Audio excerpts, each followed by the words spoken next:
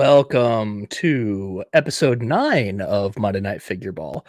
I'm your host, Wilbon, and I've got a couple of pretty cool guests that were kind enough to grace us with their presence tonight. We got Fig Fury What's up? and the Zoo Boy. What's up? Thanks for coming on, guys. I appreciate it. Thanks for having us. Yeah, it's good to have you on. We're getting in early. Yeah, we're a little early tonight. We all got to our battle stations around 8:00 ish, and I was like, you know what? I've got all the links and stuff ready to go. Let's just jump on and go ahead and get it started. So, how's everybody been? Great. Good. No complaints. Yeah. Very happy with Figureland recently too. Right. So much good stuff coming after I don't know, what was it, 2 months of drought? And it's Nate said this on stream. It's not just Black Series, it's many companies. So it kind of sucks a little bit because they all hit at once. Right.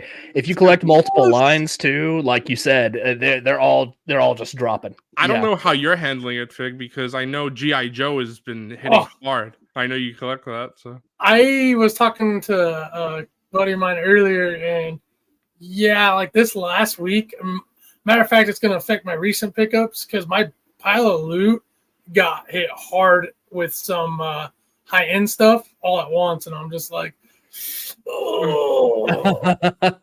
So, I mean, I can't complain because they're awesome stuff. I wanted it, and I'm glad that they weren't any delays. It's just, yeah, you guys know how it is. That pocketbook, as Dex says, man, it goes quick when you're pre-ordering figs and collect multiple lines. So yeah, why can't there just be steady releases throughout the year? You know, it's not just figures; it's everything.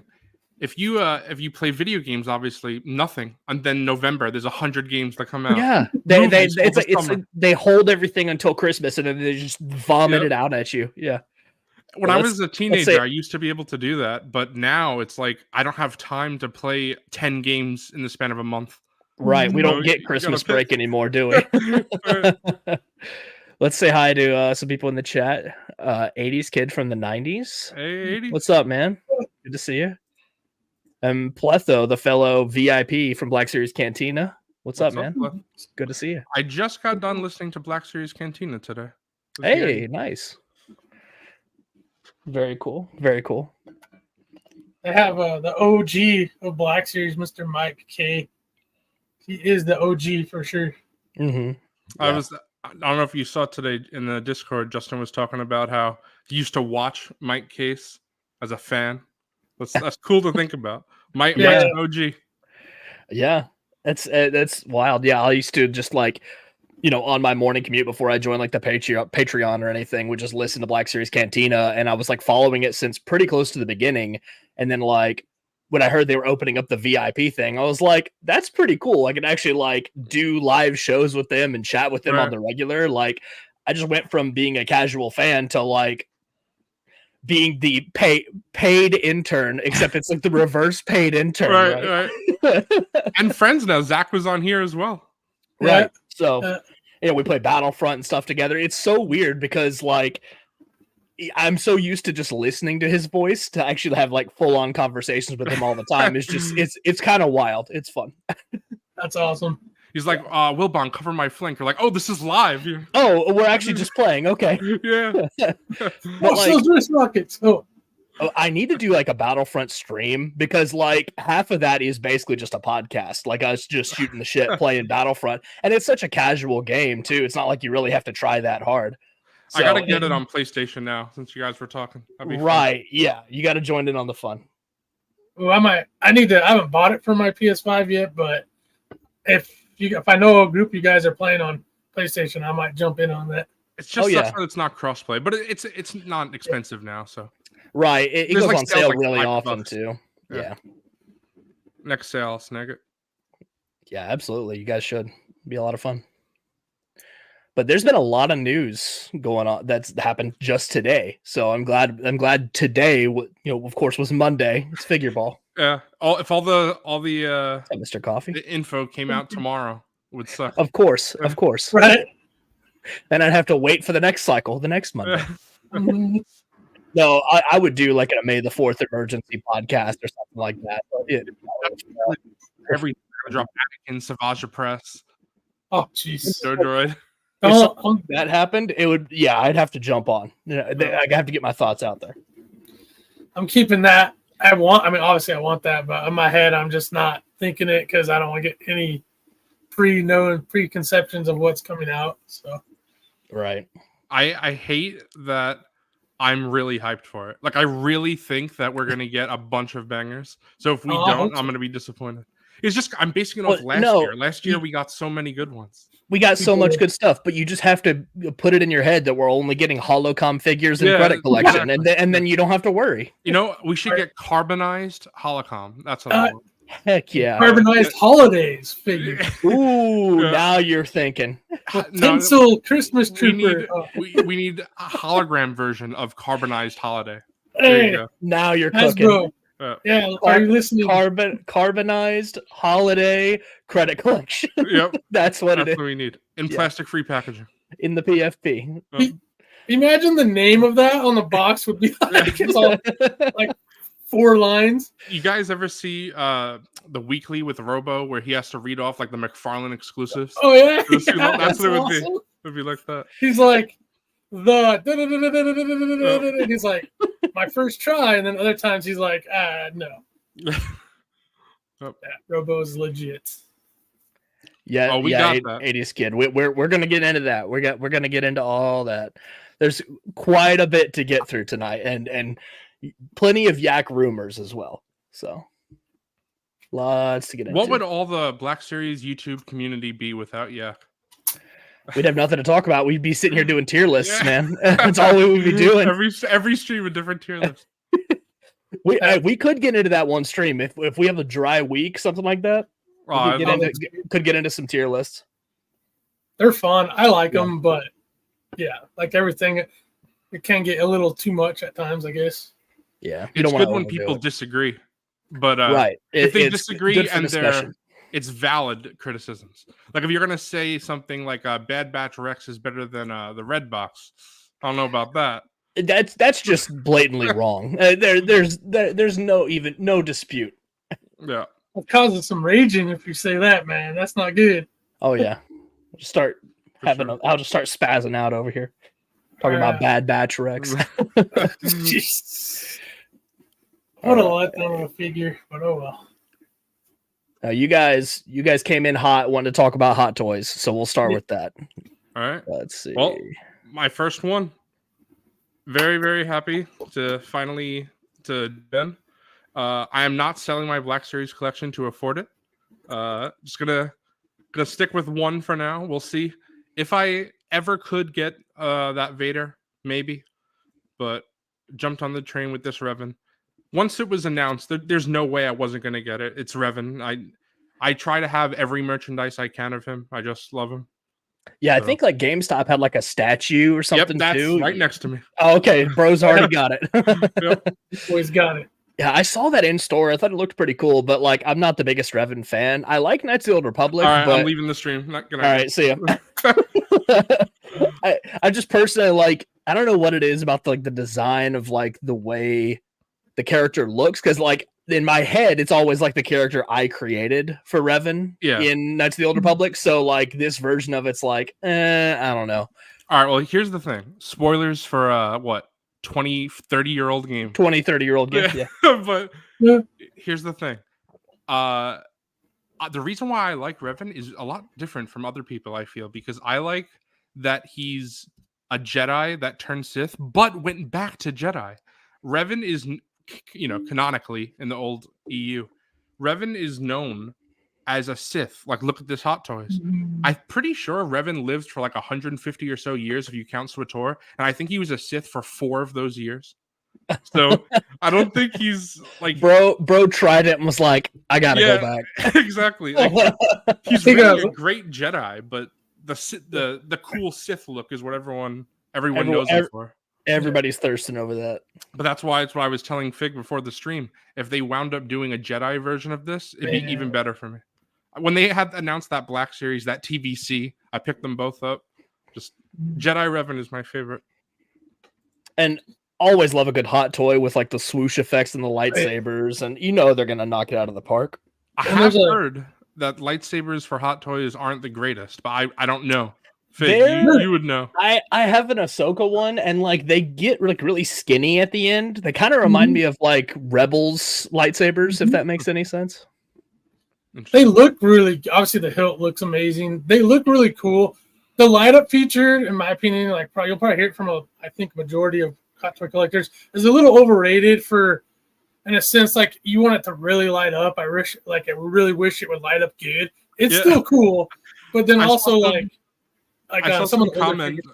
Sorry. Some of the older figures, it was a pain because they put a battery pack in the arm and you had to switch the arm, and so like popping off this arm on a $300 hot toy is like one of the most stressful things I've ever done as a collector, because it doesn't come off easy. Even when at least when I heated it, it's still a pain. I'm like, I don't want to pop it, but they've gone away from that.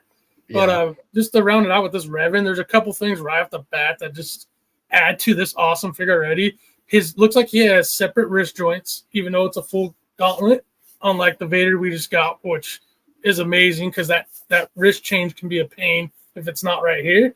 And then 2, if you read the details, his cloak and his cape have wiring in it, which all my previous I did not see that. all my previous hot toys don't have that. So it's gonna be great. Vader doesn't have a wire? Nope. Oh, that kind of sucks. Yeah. They went all out. Nice. Yeah.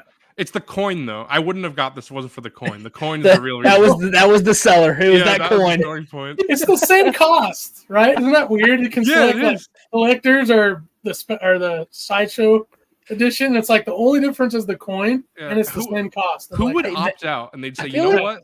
I want the figure, but not that coin. I don't need the coin. Do it. Yeah. It's the same price, but I can't do it. I don't want it. I want it. So I'm a figure collector, not a coin collector. What's the deal? Is the gold coin is the exclusive or the red one? Like, which is the one that we'll get for ordering from Sideshow? Because this says event exclusive. Do you get both? Maybe you get both. I'm not sure. I think one of them was region, like a different. Oh, yeah, see this gold one. It says 4 selected markets, but then the other one says event exclusive. So I don't know. Yeah. When I figured in mine, there was only the 2 options: no coin or a coin. They're just screwing with you now. Mr. Coffee says the gold is exclusive. So then what the hell is the red one? That's the event, I guess. Event exclusive. What event? We got Revan. That's the exclusive. That's the event. That's the event. Oh, I see Wookieeson's comment. Where's my Hondo hot toy? Don't tempt me. I can't get more than 1, 2. I can't do it. I can barely handle the Black Series disease that I have. I don't need another affliction. You guys know I was supposed to be done. I don't know if you know my story with hot toys. I have my last one is supposed to be coming out any month now. It's Clone Wars Obi-Wan, and I'm like, I'm done. Nope, I'm done. And then I see this, and I'm just like, ye bastards. If they make other Nice Old Republic ones, would you get them? I really love KOTOR. It's one of my favorite games of all time in general. For the Xbox, I'd be tempted by a Malik. That would just look so cool. Mm-hmm. With obviously the removable jaw piece, whatever. Yeah, and I'm not really much of a hot toy collector. I only have one, so like it has to be a big deal for me to get one. I have Mandalorian Ahsoka. Nice. Oh yeah, as you said before with the lightsabers, right? Yeah. But to answer the question, I'd have to think about it. I mean, right now I say no, but then the pictures will come out. Right. All right. Let's get into. He looks so good. One. He looks great. Let's see. I got to pull up the other one now. It was easier to swap last time. Hang on. Window. There we go. It tempted me, but I can't do it. I can't do 2 of them. There's no way. Especially they're coming out around the same time. That's a heavy hit to the wallet. Right. I mean, it looks super cool, but it's just I just can't do it. I'll take this in Black Series though. 100%. Oh hell yeah! Give me this in Black Series, absolutely. I'll throw down for another Star Killer for this. I'll take. Yeah, I don't remember if this is the exact. I think if I'm correct, this is what Star Killer wears in the Hoth DLC. It's not actually the dark side ending of the original game, if I remember correctly. Yeah, I always think of like the cover of Force Unleashed 2 when I see this armor. So I think you're right, Zooboy. Yeah, so I would take that one too, and his Tatooine armor, and his light side armor. I'll take any version of Star Killer, right? I mean, regardless, he just looks sick. Like even Yeah, if like, right. even if you put the game aside and like you don't even care about the game, like even if it's just like a Sith guy, he just looks awesome. It could be Darth whoever, and I'm like, yeah, give me that. That looks I cool. will say I agree with what Mr. Coffee is saying here about the pleather suit holding up with time. That's a good point. I've seen people talk about that, and the weird thing is, I didn't get it. If it was classic Indiana Jones, I think I would have jumped on it. But I saw that the old man Indy from the new movie, they actually used leather for the jacket. Oh, so wow. I wonder why they didn't use leather for this. I mean, it's a premium collectible anyway. People are spending hundreds of dollars. I feel like putting leather in there would have been much better for the long-term health of this figure.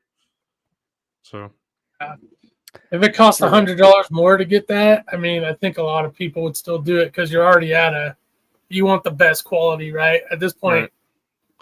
Right. And that's the thing is that Revan, like, especially, I didn't even know you said wired cape. That'll hold up over time. This, you don't really know how long. Starts decaying in your head. Right. You just don't know. Does look very cool, though. It looks awesome. I had to pass as well. I really like it, but it's not Hot Toys worthy to me. The body of this with like the dark rubber reminds me of like, you remember the hyper real Darth Vader, like the rubbery crap, like that piece of junk. Like I feel like it was like the leather of it or the rubber overlay was like falling apart as I was opening the figure.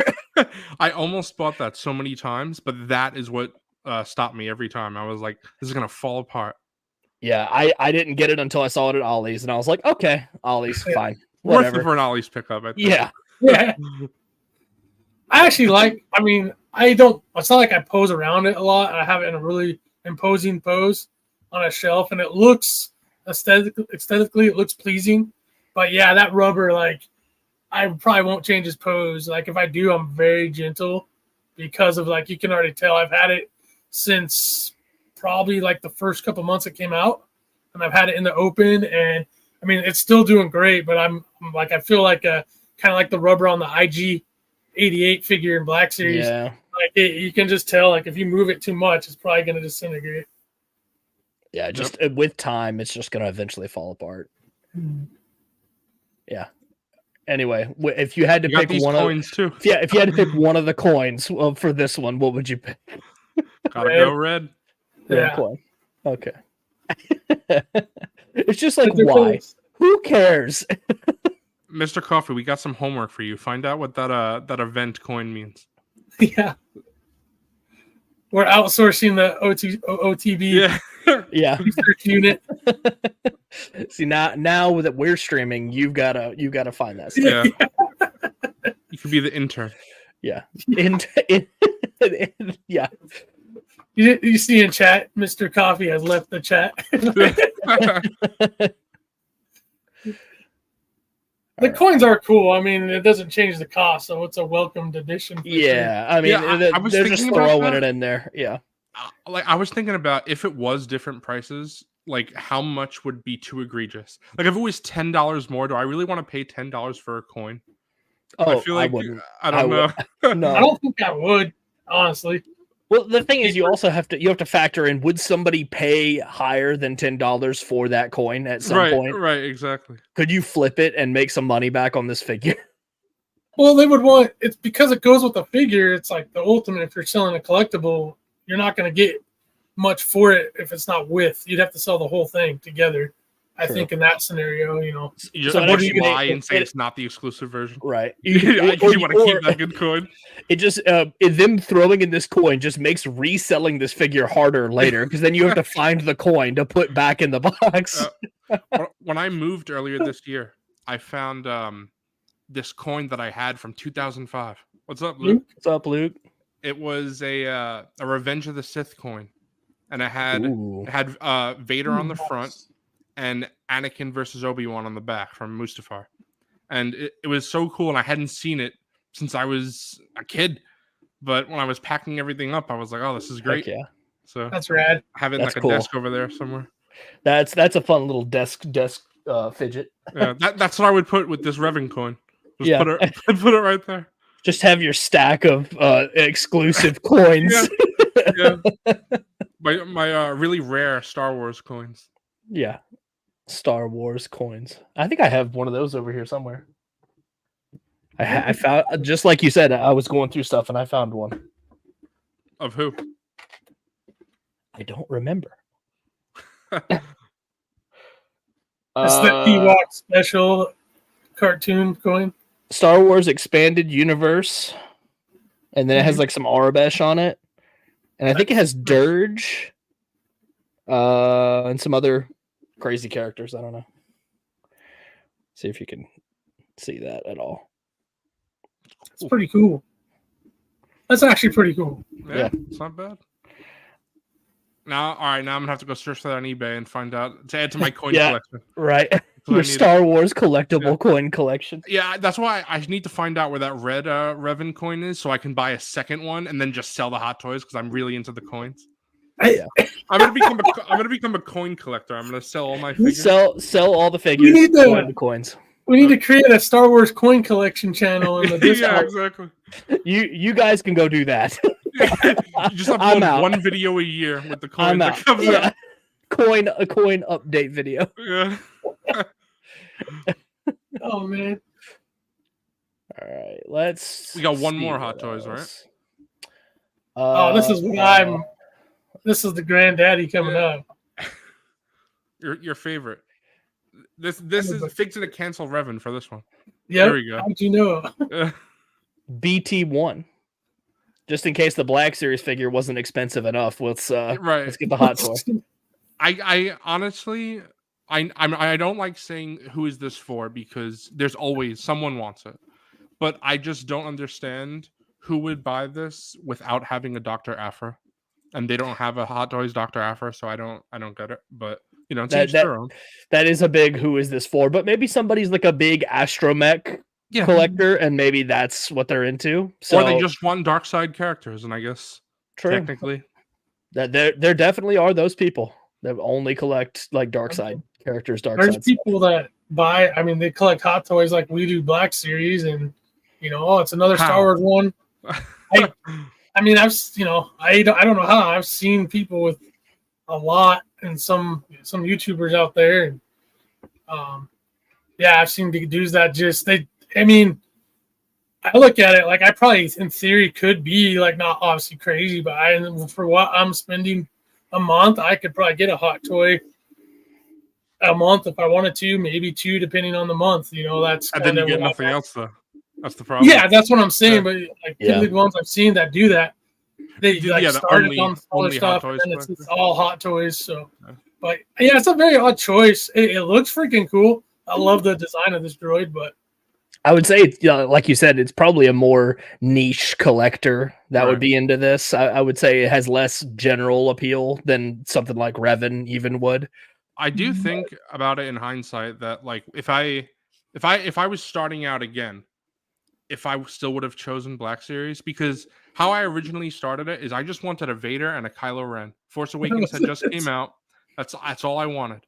And I was everybody only wants a taste, and then after that, you're in. I was like, oh, look, the Disney Elite series, that looks cool. I might pick that. And then I don't remember. I think what made me decide is Kylo Ren had just come out with that exclusive set that was him with, you know what I'm talking about? The Force Awakens set which came with Darth Vader's mask, the First Order, like a flag. Yeah. So that was released, and I was like, I think this is what's swaying me. So I got that. I got my Vader at the same time. Those were my first two.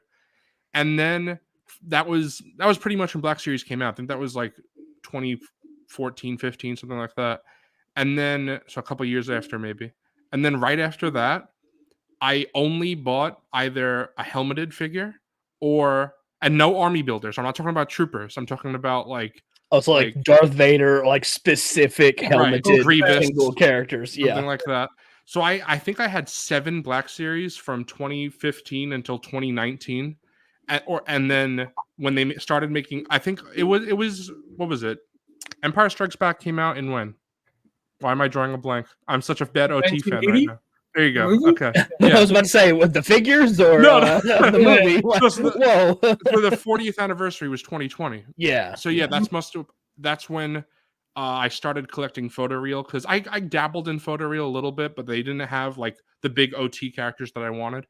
And then when the OT guys came out in Empire Strikes Back, I was like, all right, I can be a proper collector now. So I collected the line the whole time, but it's just I hated the non-photoreal. I couldn't do it. There was just the likenesses were so bad. Yeah.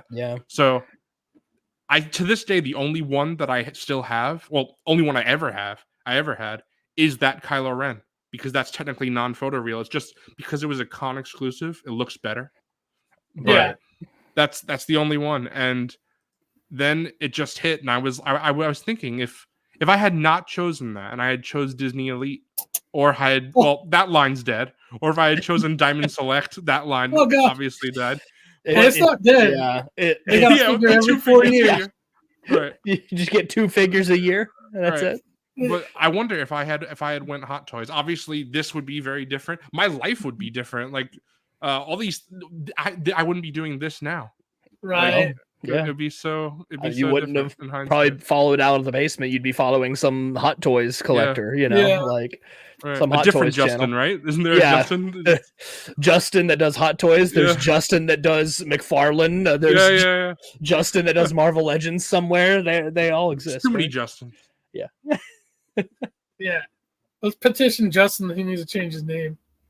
I like it though, because it's like Black Series. I mean, it's designed for that, right? It's a step up of like kid toys. Yeah. But it's not. It allows you to have a collection like this instead of 10 I'd say figures. It's like a happy medium. It's like it's definitely an adult collector line, or it's like at least like a teenager collector line, I guess. It's like it's a medium between like, okay, you have way too much disposable income, like Hot Toys, versus like, okay, you're collecting baby toys. Like this is like the middle ground where it's like there's some room there, but I prefer the 6-inch scale anyway, just in general. And even if you want to say even 6-inch scale, people will say, "Oh, switch to imports full time." All right, where's my Jorah Sabaoth? Import? Yeah. Where's my Mara Jade? My Revan even. Yeah. Right. So there's so many. Yeah. You can't do it. So Black Series is the deepest collection of 6-inch Star Wars figures, and it's the most accessible because they're all like around $25 to $30 generally when they come out. So you kind of get the best of both worlds in a way. Like, do they miss? Yeah, they're gonna miss sometimes. There's gonna be some bad figures, but it is what it is. Well, it's like Black Series Cantina, Out of the Basement. Lots of guys say, where else am I going to get a 1/12 scale Moma Nadon? It's just not happening anywhere else. Not even 1/12 scale. Where am I getting another Moma Nadon? Period. That's not a 3 3/4 inch. That's it just doesn't exist. Scale. They're not making a Hot Toys Hammerhead. It's not happening. I mean, you can even go like more famous, like Darth Maul. Like, where else are you going to get Clone Wars Season 7 Darth Maul? Right. We haven't or Battlefront 2 Darth Maul. Nope. Like, that's just not happening. Right. So it's too limiting, and it's more expensive and harder to get. So either way, you're better off just going Black Series if you like 6-inch scale. Right. And I also feel like I've almost pulled the trigger on the new Mafex Mando and the new SH Figure Arts Vader, and I want it, but like in the back of my head, I'm just thinking, this isn't the last Mando they'll make. This isn't the last Vader. There'll always be another one. I feel like when the Mando movie comes out, there'll be a Mafex that surpasses that. I rarely feel that way in Black Series, and when I do, I'm more so excited that, oh, this is a worthy update. Like the Balin Skull Mercenary stuff doesn't really happen in Black Series. That's a rare occurrence.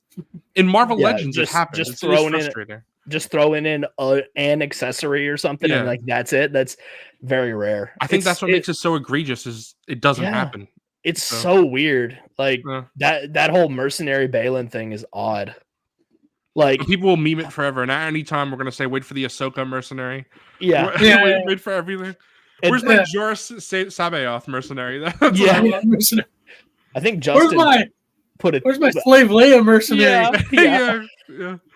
I think Justin put it well when he said it sets a bad precedent. Like it leaves collectors like almost like instead of being excited for this Ahsoka that's been pipelined, the Peridia one, it's got me thinking. Kind of cringing. Like, okay, should I expect this Ahsoka to be shit and not come with the cloak?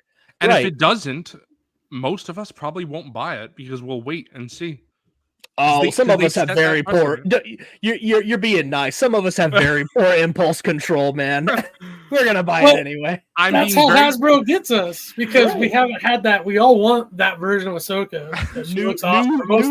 New thing, must buy. Yeah. Listen, Wilbon, that's why I specifically said some of us. I didn't say myself because I don't know if I can hold out myself.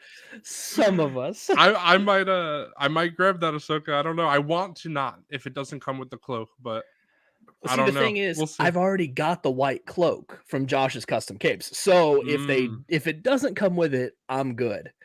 But I can understand most collectors being very turned off if it doesn't have it. And the thing is also is I feel like if I do get it though, and then they release the other version, I probably won't want it then.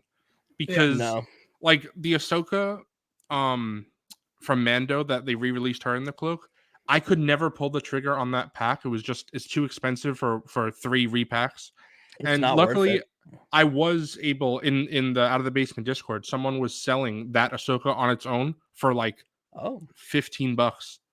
So I grabbed it at a great deal and I was able to get it. But if that didn't happen, I just wouldn't have it because there was no way I was ever going to buy that set. Right. Like already owning Mando Ahsoka. So yeah, I feel like the same thing would happen here. If I get that and then they release a version with the cloak, if it's on its own, okay. But if it's a 3-pack, with Grogu again and Mando or something. Well, I guess Mando wasn't in that show, but it's not even like Sabine with her cloak. Mando, Sabine with like the training helmet or something. Yeah, that would be cool if we got like the training version of Sabine where she's got like the helmet on and like doing her exercises. That would be I think Landspeeder Luke did a custom of that, if I remember. Yeah. It looks really good. Weren't we supposed to be talking about this hot toy? It's very easy to get off topic. It's very Island Journey Sabine. That's what I play. Exactly. All right, let's move on. Yeah, I guess not much to say about that droid. Not worth the money, I don't think. Who's it for? Oh, they all Yak also, I guess, confirmed this guy's coming too. I didn't see that. I guess that makes more sense now. Okay. Yeah. If you get these two together, then it's worth it. But that's still, what is that? That's over 400, right? For the two. Yeah, I mean that Hot Toys. It is what it is. Okay, I'm gonna throw this at you. Let's say that's what 450 for both on the low end, because typically around 250 each for a hot toy.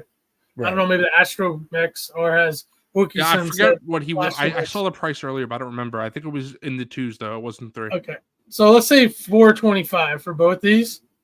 That's how much the AT-RT and Clone Pilot and Hot Toys was. That's how much it is. Yeah. Wow. Like, I'm like, would you rather have? I'd rather have the AT-RT than this shit. Yeah. I'm like, it's almost and you know what else? Price. That's the Black Series prices for these go for what, 100 each now. Yeah. So, honestly, if you really want those characters, this is probably better value than Black. Yeah, Series. you might as well get that versus. Yeah, you might as well get the Hot Toy versus the Black Series for those at this point. But I would like them, but not at that price. Those are perfect archive candidates because I wasn't reading the comics at the time. I've since dabbled in those Dr. Aphra comics, so would be cool to have them, but not at that price, not even close. I always keep an eye out when I'm at a local con because like sometimes the vendors don't really keep up with like the market value of these figures. Like keeping an eye on 000 or like that Astromech droid, just like. Because I'm not even a huge fan like of the comics in general. I just know that they're pricey, and so if I see one at a good value, I'd scoop it up anyway. But Anyway, honestly, it's like Slave Leia as well. I probably don't want her as much as most people because the way I have my job as Palace Display, I'm using Bush Leia. So I don't really have a place for her anyway. I could move Bush Leia to a bounty hunter shelf, something like that. But I don't need her, and I would like her. But even if I saw her at like $50, I don't think I'd grab her because it's still that figure is really bad. The figure sucks. Yeah, it just like they need a new one, or I don't really care. I feel like I paid around $50 for mine, and it was not worth it. I ended up doing a head swap on it with the Yavin ceremony Leia. Yeah. It looks a lot better after doing that, but it's still not great. But I mean, you don't have a choice.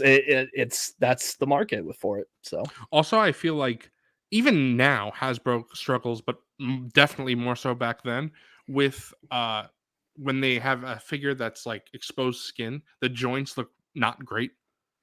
And but back then they look even worse. And so like her knees and elbows, they look really bad. Those double jointed elbows and knees look awful. Looks like a bad animatronic. Like it really does. She really does look robotic. Yeah. All right. Moving on. Now we know this is Monday Night Figureball. Yes, we got my boy Kiati. We got some more images of his box, and I guess a few more just images of the figure itself, and it looks decent. The box is really funny though. Like this pose is so weird for a Jedi. It just confirms that he is a evil mastermind. Exactly, because that's not a Jedi pose. This is what we've been talking about. Kiati is an evil son of a bitch. Like he just is, and he's the part of the reason the Jedi fell. Yeah, I will say it's the majority reason the Jedi fell. Yeah, he's the reason Yoda went off to go check on the damn Wookiees. If it wasn't for him, yeah. Like, what about the attack on the attack on the Wookiees? Who cares about the damn Wookiees? Okay, they're probably all right. They probably don't need Yoda. Okay, they could figure it out. Yep. Conspiracy confirmed. Yeah. Kiati was in with the Separatists all along. He wasn't smart enough to be in with Palpatine. He was just in with the droids. He does look great, though, I will say. Yeah, the figure does look fantastic. I know we've seen pics before, but seeing these higher res promo pics, he looks fantastic. It makes me very excited for. I'll say when, because I don't believe that we're never going to get them. I do believe we'll get Shakti and Luminar at some point.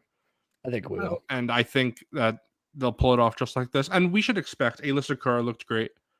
She's awesome. The second we get an Ayla and a Kiati, I fully expect us to get like the notable Jedi, the notable background Jedi character. And even Plo Koon and Kit Fisto, I know it's a lot of reuse, but their heads look great. They look great, yeah. So that's why I don't know if you guys have seen me talk about this before, but a lot of people talk about like the start of the Galaxy era is when Black Series changed.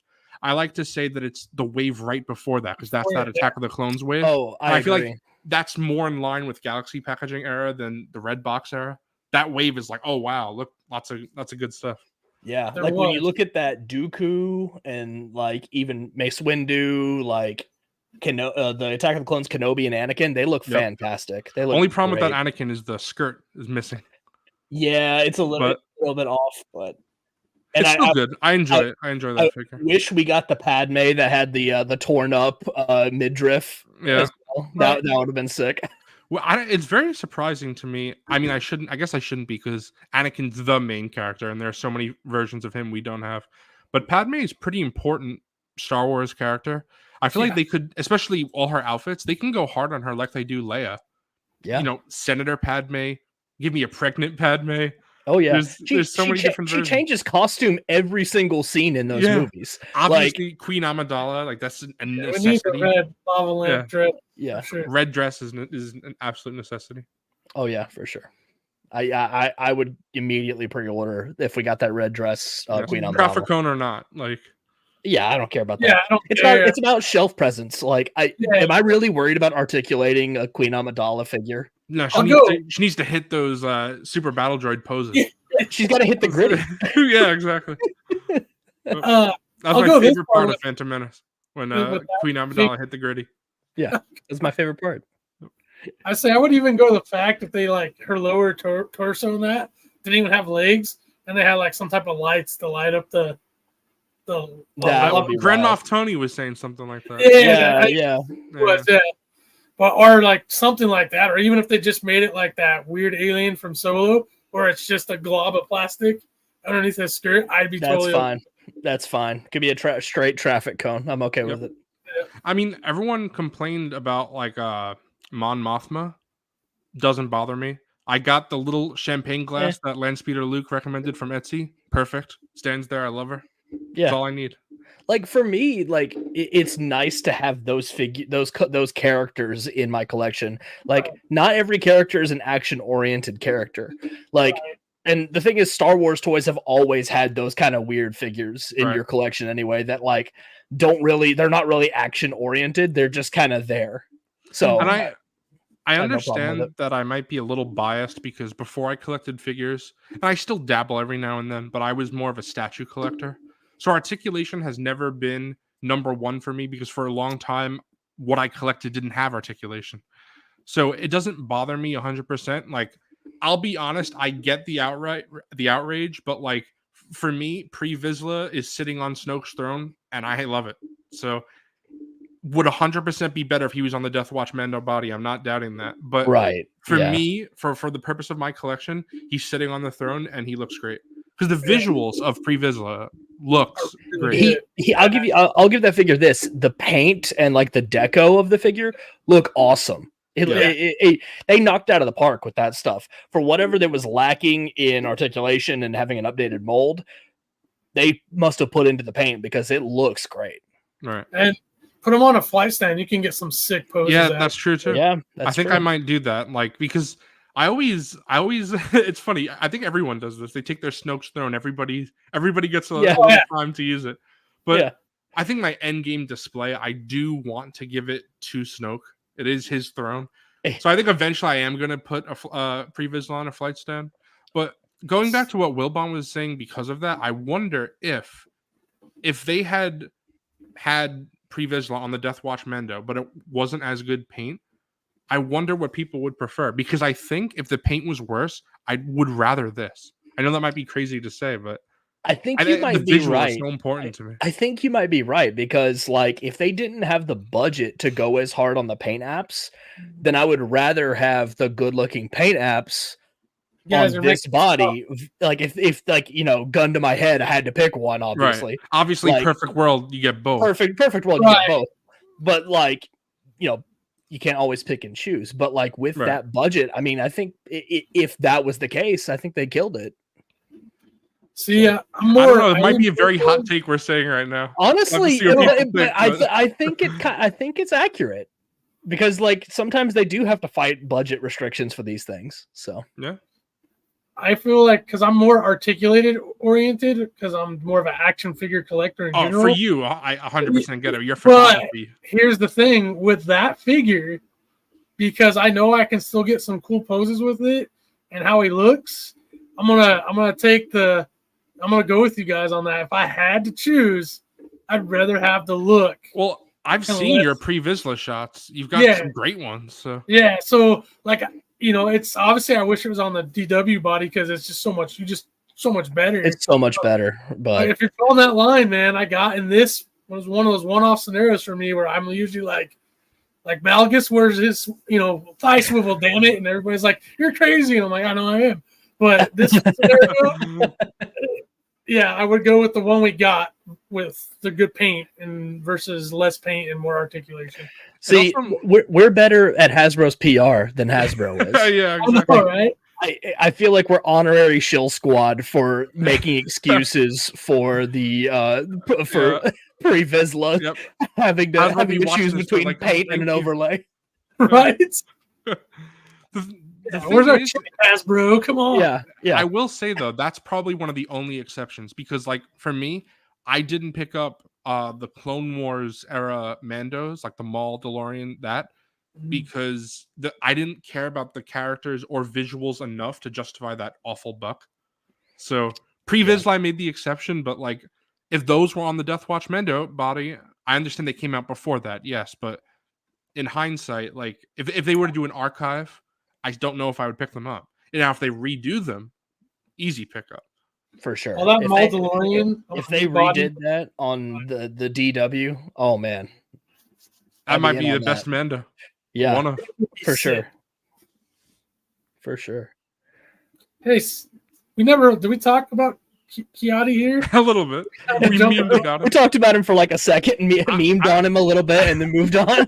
I'm curious if he has like a full ponytail instead of this little like. We haven't really seen the back of his head. I know. Yeah, because he has a little bit of hair up top, but I'm pretty sure. I don't know. Am I crazy? Does he not have a ponytail? I don't. Maybe not in the movies. I don't know. I know he has it in 2D Clone Wars. Yeah. Oh, now you know what?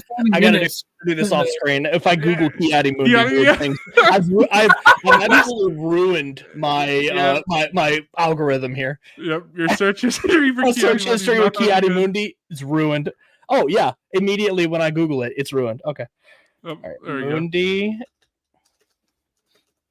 back of head. Even if you said Kiadi Mundi hair, you might not get what you want. Oh, with my algorithm, no. Yeah, I see him. Okay, so I guess his big bulbous head is blocking it in the second. His giant dick head is blocking it. So that first shot of him looks pretty bad. It looks like he has like a tumor, just an insane tumor. He's got just a growth right here. Is that first shot from Phantom Menace or Attack of the Clones? So. I think it's Attack of the Clones. Yeah, because the third one is a press release shot from Revenge of the Sith, right? I'm pretty sure that's what that is. Like they gave him this like terrible eyeshadow or whatever. You know what? That's the beginning of Sith eyes. That's it right there. He watched Rick and Morty. Yep. All right, that's a good comment. Well, I didn't realize that was the prequel meme subreddit. Nice. Oh yeah, that place is the best. Yep. Yeah, well, I appreciate the new sculpt for him too. Yeah, he's head to toe new, right? I don't think there's a bit of reuse on him at all. When he was first announced, pipelined, I was thinking, oh, so even if they do it on the Plo Koon or Kit Fisto body, I'll take it. But putting the sin in Wookiee sin. Seeing a brand new sculpt for him though, this is what's necessary for someone like him. And again, Ayla needed a new sculpt. Mostly, I know there's a little bit of reuse on here. Yeah, Shakti and Luminar obviously need new sculpts. I think Ayla has those Holdo legs. So of course, I mean that's totally fine. I think they're the improved Holdo legs too. They are. Yeah. Yeah, and I'm fine with it. Who was the bounty hunter? I can't think of her name. Aura Singh? Aura Singh. Yeah. Yeah, so she had the traditional, or did they remake it? I need to look at her. Does she have the better version? I think it's the better version. I'm not 100%. I think. But yeah, it's like Mara Jade. Her body has lots of reuse, but I love that figure.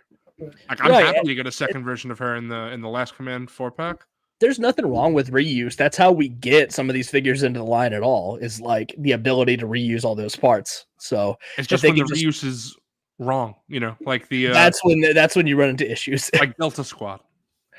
Man, it's that might be one of the biggest disappointments in the whole line. I'm glad we got those, but could you imagine if they did a totally new Republic Commando body? Especially because the Republic Commandos are showing up in Bad Batch every episode now. So they could have justified it by making another Republic Commando. They could have gotten their mileage out of those bodies. They could have made a Gregor on that body. Yeah. It was easily justifiable. The thing that sucks is that I will defend that body sometimes because I do believe that if it wasn't for this reuse, we would not have gotten it. And I'd rather have them like this than not at all. Yeah. But it still sucks, and I still would much prefer to have them not be so thin. But given the option, we just need somebody to We just need somebody to remake the Republic Commando game so we could get totally new sculpts like we got for Malik and Bastila.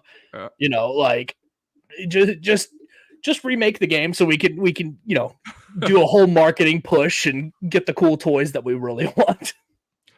I agree with Wookieson here as well, or his black suit look from Clone Wars.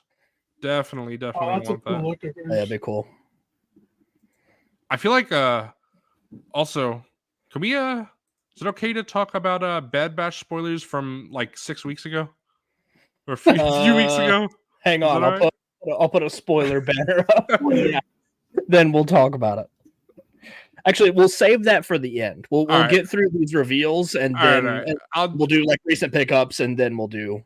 I'll just say then there's a certain Clone Wars character that appeared that I would very much like that new look for that character in Black Series. I concur. All right, so when that Bad Batch spoilers thing is up, then it's time. Okay. All right, let's jump back into some more reveals. We got the R5D4 and pit droids listed and up for pre-order, revealed and listed for pre-order all at once. And it had these crazy jet boosters with R5D4 that was totally unexpected. I don't think anybody saw that shit coming. I certainly didn't. Yeah, that was cool. It was a cool surprise. 100%. Sure. Are you guys in on this? Yep. I already pre-ordered it. It's very weird though because I have conflicted feelings about this set. On one hand, I love it, but on the other hand, I am kind of peeved that the pit droids are still different from that original pit droid, because I know Justin said that he's going to put these in his Phantom Menace display, but I know there's something wrong with my brain, but I can't do it. These are like, I know, like these are specifically the Mando droids. I can't put it on my Phantom Menace display, so I want to do it, but I still need that Phantom Menace pit droid now. And I feel like the tan one is close enough. Like the close. the lighter colored one is close enough to me. I like that orange color. It's cool. And the thing is also is it bugs, like, don't get me wrong, I love that we're getting the BD droid, and I think I would prefer that over a third pit droid. But at the same time, since they are so specific to Peli Motto's droids, and this is obviously a Peli Motto set, I want that third pit droid from her. So hopefully they'll do a 2-pack with Peli and that third pit droid. That's what I'm thinking. Maybe. Yeah, maybe they'll do Peli plus the pit droid for like $30-something bucks or whatever. And that'll be an easy pickup for me. Yeah. I'll take any pit droid. I'll take like 6 of them. Just skin these in all different colors. So many repaints. Or they're saving Pelimoto for the N1 Starfighter, and Pelimoto is a tier. Yeah. Oh. I feel like we'll see with the upcoming TVC HasLab. But the way the Marvel Legends team talked about Giant Man, it seemed to me like they're trying not to do figures as tiers anymore because they don't want to lock things behind. And I think people get mad when figures are tiers, but like they also want that in a weird way. The thing is that people it's don't so understand. Conflicting. Like you have the problem with the Rancor, which I backed. I really wanted it, but they were accounting the tiers into that price. So when they didn't reach it, it's the same price. With Giant Man, if they didn't reach the final tiers, in fact, if I remember correctly, I don't think they reached the final tier of Giant Man. I'm not positive. Yeah, I don't think it made it. They're not figures. They're just like faces and stuff. So it's okay. But if you miss out on a figure, it sucks. And you know what?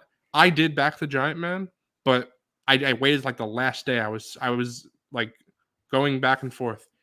The Wasp and regular size, like 6-inch size Giant Man, that was a 2-pack that was just released. Those were obviously, they would have been tiers if it was that. But it sucks because if you didn't want a giant man in your collection, you don't have a classic Wasp, you don't have a classic Giant Man normal sized.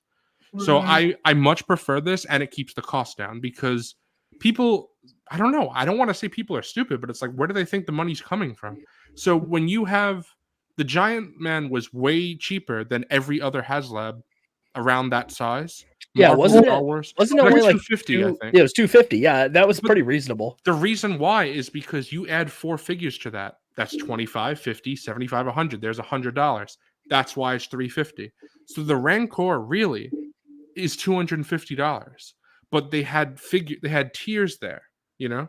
Now maybe they it was a tried to little build less them in. because I don't think they would charge $25 for cardboard. I'd hope Cardboard and bones. Yeah. Yeah. That's what we're talking about. Hey, now. Yeah. But generally Hey, look, speaking, I think the bones would have been cool with the Rancor too. Oh, yeah, Like 100%. I think everybody only hyper fixates on just the cardboard and just the bones, but it's like a part of the whole. It's Right. it's just a piece of the set. Yep. It's like getting mad at like if you bought the N1 Starfighter, it's like getting mad at like an accessory that came with it. It's like, well, yeah, it's a part of it. Like Right. you're not just displaying that. And or like the stand. It's I don't why know. I'll 100% if this is truly the way Hasbro is going, and even if they don't do this for TVC, we'll see, we'll see what happens in the Figs future. playing in the chat. Even if it doesn't happen this way for TVC, I'm interested to see what the next Marvel Legends HasLab if they'll do this, because I much prefer tiers not being locked behind, or sorry, figures not being locked behind tiers, because at the end of the day, if I want it, it'll cost me the same amount of money as if it was a tier. If I don't want it, now I'm saving money. And it doesn't just go for me, that goes for anybody. You're not losing anything by them, because people will say, oh, but now you have to pay for it. You had to pay for it before. It was just already in the price. Yeah. Figures aren't free. Hasbro's not in the business of giving us free figures. Yeah, they don't give us stuff. No, you got to pay for it. They're a business. Yeah. So, if we did get that Ula, that would have been $25 added to the price. That's why it's $350 if it was a tier, And then they threw in Malakili at the very, very end. Like could you imagine if we got all that? We would have. He'd be on all our collections here with not just our collection. I feel like I he'd even be have our a backdrops right now. Oh shit! I on my desk. I even have a spot like right here. That's like a Rancor-sized hole. It's such a shame. Goes to Rancor. I just don't understand, because I feel like, I know it's anecdotal evidence, of course, but I feel like every collector I talk to that's heavily involved into this community backed the Rancor. So I'm like, who the hell didn't back? Who didn't back it? Or people are lying. One of the two. Oh, there you go. There was a big. I mean, you guys, if you were around, especially like with the Out of the Basement guys when they were covering it, there was I don't know how many people, a loud voice against it because of the tiers. There's so many YouTubers like speaking. Don't buy this. I don't get it. I've never cared about tiers ever. Like, I don't understand why the tiers would prevent you from backing it. Like that should just be viewed as a bonus. Right. Like you should, like, when I was backing the Ghost, for example, I was like hopeful that we would get the tiers, but like I was still excited for the Ghost regardless of what figures I was going to get. I was still going to put my Ahsoka figures in it. You know what, Wilbon? I'm going to be honest. The Ghost is a ship. You put things inside the ship. You can't even see them when you put them in the ship. Right. So if you want to be technical, and I am the biggest Rebels fan. So happy we're getting the full crew. I backed that. But I'm 100% with you. I would have backed that even if it didn't come with the Rebels crew. Yeah. It would suck, but like, will we ever get over this? It's ship, like 3 years. No, we're until the next real Black Series HasLab. Yeah, the community will never get over. Yeah, this. I feel like everyone talks about it all the time. We have PTSD, guys. Yeah. That's why we keep talking about it. Like if you were there that night, it was happening. Like in the Out of the Basement Discord, like there was like 30 I wish I was. I wasn't as involved in the community at that point. Ever used this? There was like 30 people in there, and people. It was like, because of that experience, it still was an awesome time and fun. And but yeah, it was such a big staple to this. Like as a Black Series collector, it was such a big event. First one, the hype was real. I know people that weren't even backing it were still like in the Discord, like, you know how it is. The community gets involved, and of course there was gonna be chatter regardless. There were gonna be people talking about it, and then then it starts going backwards. Oh, that was awful. I remember that's watching why that. Canceling. Yeah, that's why it didn't back, because if like I'm pretty sure more people canceled than like there were people left at the end. It just and it sucks. And I know like people say, oh, what they could have extended it. They extended the G.I. Joe. But I assume that's got to be a Lucasfilm thing that like they own G.I. Joe. So There's that too. there are so many things, Corellian. It was at Christmas time. Yep. It was there was 3 the Ghostbusters, the G.I. Joe. And the Ghostbusters one was insanely popular. Like how many backers did that get? Like 20-some thousand or something? Like, the Ghostbusters bananas. They always stun me every time that those things release and they fund very quickly. I'm like, great for Super Ghostbusters fan. I'm a Ghostbusters fan. I have the whole crew of the Plasma series on my shelf, but they're the 6-inch figures. I don't really care about the, prop replicas. Right. I feel like they're a very quiet fan base. Yeah, but like when you go to cons, there's always like people that go all out with Ghostbusters. And that's like even that's still. cool. It is cool to see. But yeah, 100%. Like you and Corellian were saying, they're just not quite as obnoxious as Star Wars fans online. Right. But 3 HasLabs at once. Obviously, the problems with the Rancor that we've already talked about. But even I understand it's probably a Lucasfilm thing. But I feel like if Lucasfilm just told them and say, hey, just extend the campaign or maybe start the campaign a little later, you might want to run it when Book of Boba Fett is airing. Right. It would have backed. It would have backed for sure. There's so many things that they change one thing. Like if Malakili was offered day one, yep, there's if another it wasn't thing. tacked on at the end, I think that would have been enough. I would have pushed it. I think if we had seen a render of Malakili day one, and if the actual reveal of the Rancor wasn't just a picture, it was like the actual painted prototype, right? Like the Ghost was, like we actually saw it day one. Yeah, and it backed. The campaign was really like the. Speaking of that, it's a very good point. The campaign was like really shoddy from Hasbro. Like the few times they talked about it on their streams, it was like, or was it twice that they talked? I don't remember, but it wasn't enough. Like, it was very lackluster. It was like they're just like, here's a Rancor. I don't know. It just compared to everything else HasLab wise that Hasbro's done, it was very mediocre. And I mean, all that stuff I think is a factor.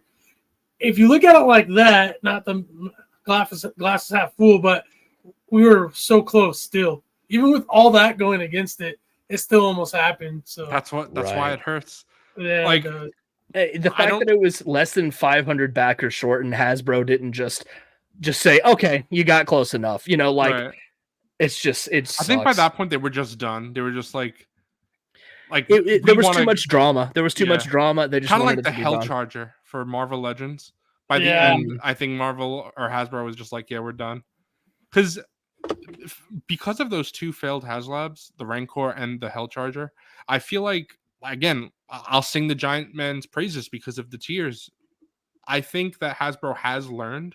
So I feel like if they do another Black Series HasLab, I feel like it could succeed.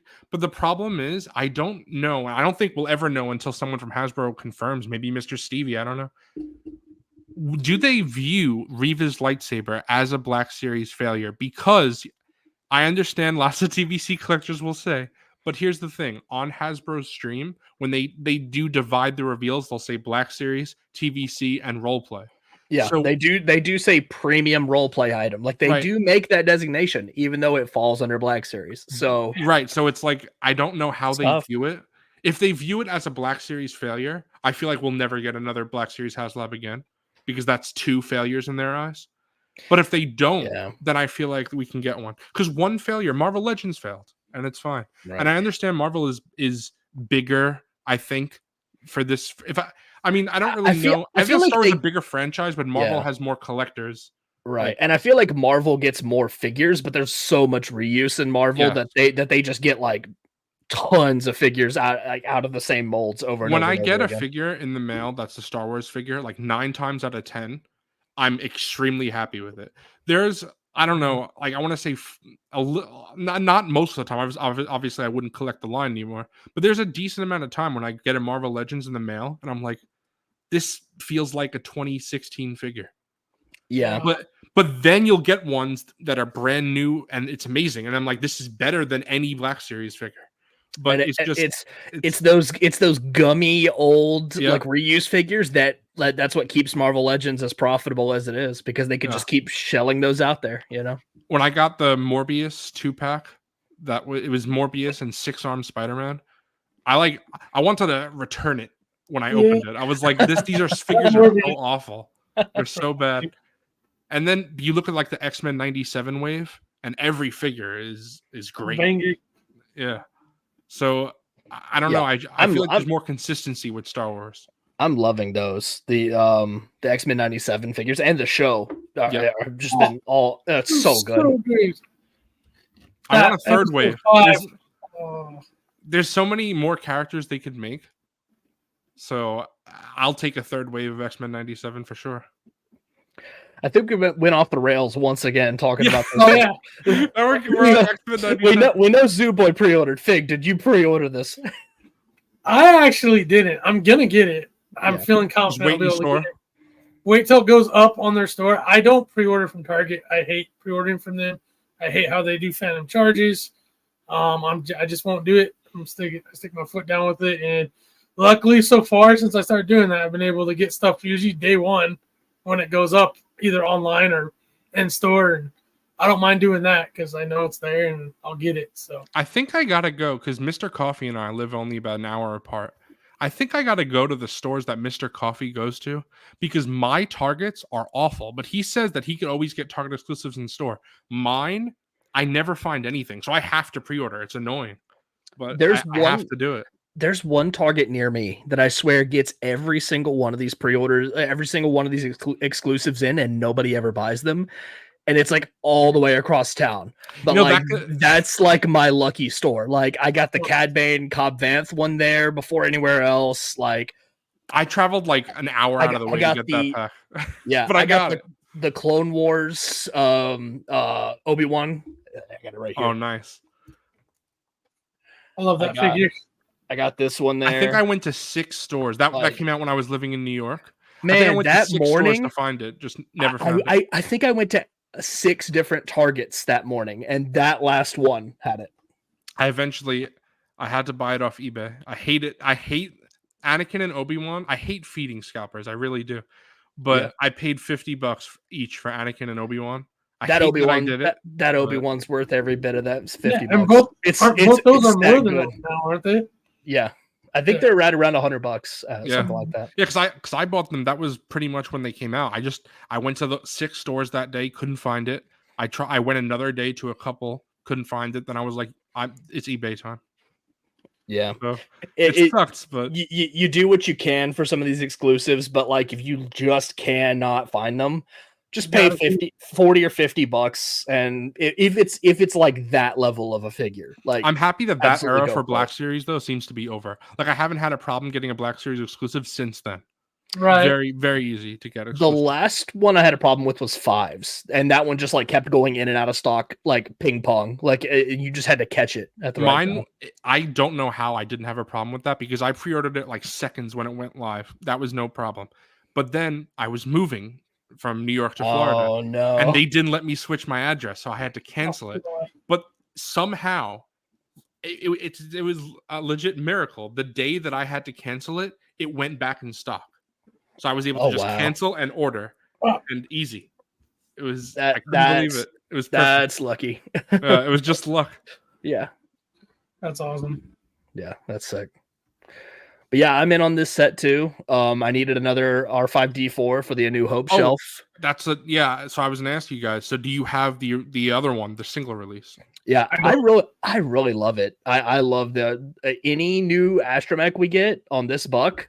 I'm buying it. I've already pre-ordered the Grief Karga droid. Like, I just think they're so cool. Like, I don't know what it was. Like, I didn't love the astromech unit, like the old R2 or whatever. I don't own any of them. I hated them. I never bought them. They were way too small. But like these, since they're properly scaled, they're reasonably priced. Like every new one they put out, I'm gonna buy it. What's the piece that this one doesn't have? So it doesn't seem to have the I think Nate was talking about it. It doesn't have the bad motivator part that like pops out of A New Hope. Makes me want the single release now. I want both. That one tiny little accessory. They And got you. it's like you said, because this is such a Mando specific pack. Like I was gonna do what Justin's plan, put this on my New Hope shelf, put the pit droids with Phantom Menace. But since they're so specific, I feel like I might just put these all on my Mando shelf and now get the single release to put on my New Hope shelf. I might do that. The thing is, that Mando shelf is getting crowded. It that is. Mando shelf, like you can't see it because it's directly behind me. Yeah, but like that's mine it too. is without a doubt the most crowded shelf, like right there. Yep. Like it's just stuffed with figures. Like it can't take much more. It's gonna have to become 2 shelves at that point. And the thing is, I don't want to do that. Like I don't want to have 2 Mando shelves. So I hate that. Like when sometimes there are things like I reach my limit for that. Like the way I have my Billies set up, I'm like, this is the shelf I've allotted for this era, this movie, whatever. If it overfills, I'm just like, I got to take things off the shelf because I don't want to dedicate another shelf to that. Right. See, that's tough. Like I have a whole thing right here of figures that are not on display. And every time I pull open a drawer, I'm like, oh, why can I not display this? But then I look at the shelf and I'm like, well, there's just no room. Yep. So yeah, I can tell you, I've had this set up for 4, maybe 5 years. I can't believe it's been that long. 2019, 2020 was when I actually got a room for my figures, and I've changed it more times than I want to, and it's a pain. But like I've literally done it. I've rearranged the whole room to free up 1 or 2 shelves, and I'll go a couple months and get it how I like it. And next thing you know, I'm like, crap, I need more room. Need more room. I mean, I'm an addict probably, but it's just like, well, that's like, that's what these shows are. It's just a support group for all of us that deal with the collecting, the figgy collecting addiction. Yep. So, I don't know if we got into this a little bit last time, Fig, but we'll go away from the news for a second because let me see. Boom. All right, so you said you got into collecting around like 2019, 2020, but did you like collect? Most of us, I'm sure, did collect figures when we were young, but like, what were you into when you were younger? Me or Zooboy? We'll start with you, Fig. I actually got back into this in 2013. That was a day, like second month of the Black Series. The R2 was my first Black Series. Oh, okay. I've been in deep. It started with just Black Series, and I went to Marvel Legends, like a madman. I was putting together BAFs. I got really heavy into that to where almost I had more Legends than I did Black Series. Wow. And then that's what really drove my photography. Actually, I got into articulate comic book art and all that stuff, and just did a lot more action scenes because they're more real world based, which is a lot easier to do than specific Star Wars like backgrounds and stuff are way harder to come up with. Anyway, so that kind of was how I got really addicted to it, and it turned into a giant room full of stuff. And I've since dwindled my Marvel Legends down a lot, and I've got into other lines, but Black Series and Star Wars is definitely my biggest. But before that, as a kid, I was born in '79, so like I saw Empire Strikes Back in the theater, but I was really little, so I have like a faint memory of going to see it. But I mean, I think 2 at the time, so that was like in a drive through. But I think for a lot of Star Wars fans, Star Wars has just always been a part of our lives. It's like, do we even really remember the first time we saw Star Wars? Yeah. Like, at least for me, I don't. I don't have a specific memory of seeing my first ever Star Wars anything. It's just always been a constant presence. You know what's weird? I agree. It wasn't like that for me, and yet I still don't remember when it was. I remember before Star Wars, but I can't piece when that happened because. For me, I remember my cousin, he was super into Star Wars and just wasn't my thing. I'm like, I like Indiana Jones. I don't really like sci-fi is what I said. Yeah, I'm wrong. But at the time, you just didn't know what you didn't know. Right. I'm like, yeah, sci-fi is not my thing. And I know I had to have been, well, let's see. This was before Revenge of the Sith, so I had to have been under 10 because I was born 95. So this was before I think it was in between. I think Attack of the Clones had released. So it was in between 2002 and 2005. And my cousin Steven, finally, he was like, all right, we're going to sit down. You're going to watch Star Wars. But I have no recollection of this. I just remember that like I didn't see Star Wars. I remember he showed them to me, but I don't remember the actual event of watching them. And then all of a sudden, Star Wars became my favorite franchise, still is. But there was like my whole childhood, there were so many other things that I was into from, I was an infant up until I was like 9 years old. I didn't collect Star Wars, didn't really care. And then like right around Revenge of the Sith, I got into it. I saw Revenge of the Sith in theaters with my dad. Heck yeah, Bionicles. Just super, super into it then. That's why I have no nostalgia for packaging, except for that 2005 Revenge of the Sith line. Oh, Give me that packaging in Black Series. I got some right here. Yep, that's my line. That's my line. Ooh, I would hit so good in 6-inch. Yeah, give me Anakin and Obi-Wan like duel. The day we ever get those in 6-inch, it's over. I feel like I have to buy 2 of them because I have to keep that easily, dude. I don't keep one of those on card, but I have to do it for that. I have a wall of some that of figures that I do keep on card. Like that's why I can just grab from above my desk like that. But like I would make so much room if they released a bunch of those figures on card like that. It's an excuse for a new Grievous too. I don't think it'll happen, but it could. Yeah, it'll never happen, but it would be great. But yeah, my figures I played with as a kid were obviously from that era. You have G.I. Joe, the 3.75 were huge. I got into that was the original Star Wars, Kenner Star Wars figures. I remember a moment, my first Star Wars figure was from my grandma on my dad's side. And like as a little kid, I recognized who the main character is, Luke Skywalker, Return of the Jedi, black suit, Luke Skywalker. That's all I thought Star Wars was. That's all I wanted. And she got me a Gamorrean guard, and I remember like throwing it on the ground because I don't want this. Yeah, this isn't Luke. Yeah, I just have that. Yeah, I mean, kids, right? That's awesome. Yeah, that's pretty much like what got me started as a kid. I played with all those, and then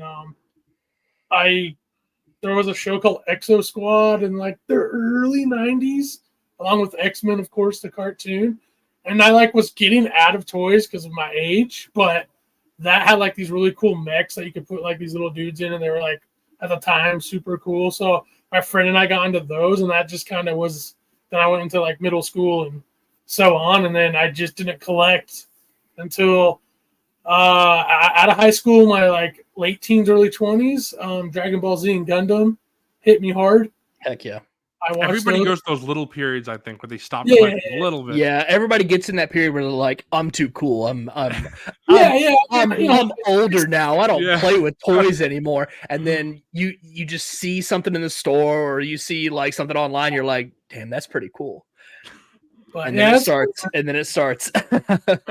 Yeah, I mean that's exactly it. So and I played video games a lot too. Like that was what I transitioned to through high school and my early 20s. Is I loved video games. So, but that's pretty much it. I gave you the full rundown, and then I was away from it completely. I got rid of most of my old collectibles, all my old toys, sold at a garage sale, just a video gamer. And then I met my wife, and like our first year or 2 years together at that point was 2013. And I always joke with her that this is her fault because she encouraged me to get that R2 for my computer desk. I knew nothing about 6-inch figures or blame her. It's her fault. It's her fault. But that's pretty much it. I mean, and then it's probably the longest hobby I've been in since then, and I don't see me stopping anytime soon. Thankfully, right? I like it. And the community, like the amount of people I've met doing this who are like-minded, cool people like you guys is like a huge plus. It's awesome to be able to find people who like that, have a similar interest, and be able to talk to them. So, heck yeah. Yeah, I would have fallen out of this probably at some point if I hadn't made friends in this community, because like just having people to talk about it with, like, and send stuff online and like, oh, did you see this news? Or doing these sorts of shows, like, keeping it a social thing too. Like I would have maybe picked one up every now and then, I guess, but like I would not be going in as hard probably as I do now, like going to cons, like doing these meetups, like, just being involved in the community, I think made me excited, much more excited to be in, be into the line. I mean, I'm a perfect example of what you're saying right now, because I've just started doing this, streaming with people, and I'm having an absolute blast. Like, this is so fun, and it's not something that I ever thought that I would do. Not like I was against it, I never thought about it. And then just being involved in like all these communities, it's really nice to see positivity, especially because I don't know about you guys, but before I found like, I don't even know what this is, because it's not just the Out of the Basement community. It's not just the Black Series Cantina community. It's like all these little communities put together. But before I found this like bubble, it was just constant negativity. It was really depressing, because I was so excited, and I would go on Reddit and I would see, and people are like, "This shitty figure, I hate this," and I'm just like, I love it. This clone sucks. Yeah, exactly. I'm just like, everybody. I don't know if Mr. Coffee is still here, but he talks about the Black Series subreddit all the time. They just complain constantly, and I get constructive criticism, I do, but it's not constructive. It's just depressing. It made me not want to be there. And then how I started this and how I found Out of the Basement initially, they were the first ones, is they did videos on the Rancor that were positive and everybody was negative. And I was like, finally, like, I backed this and I feel like I'm an idiot, but I want it. So I'm not going to like change my mind based on what other people think. But at the same time, I was like, why does everyone think this sucks? And I love it. And then I saw, oh, wait, there is a big portion of the community that likes it. It's just I didn't find it. So the positivity is my favorite thing, because generally speaking, I'm a very positive, optimistic person. I always try to look for the good. So seeing constant negativity is just at best it's just annoying, and at worst it's depressing. So to not be surrounded by that, it's very nice. And it's very nice that every time there's a reveal, that generally speaking most of us get excited. Yeah. So right. I have no complaints.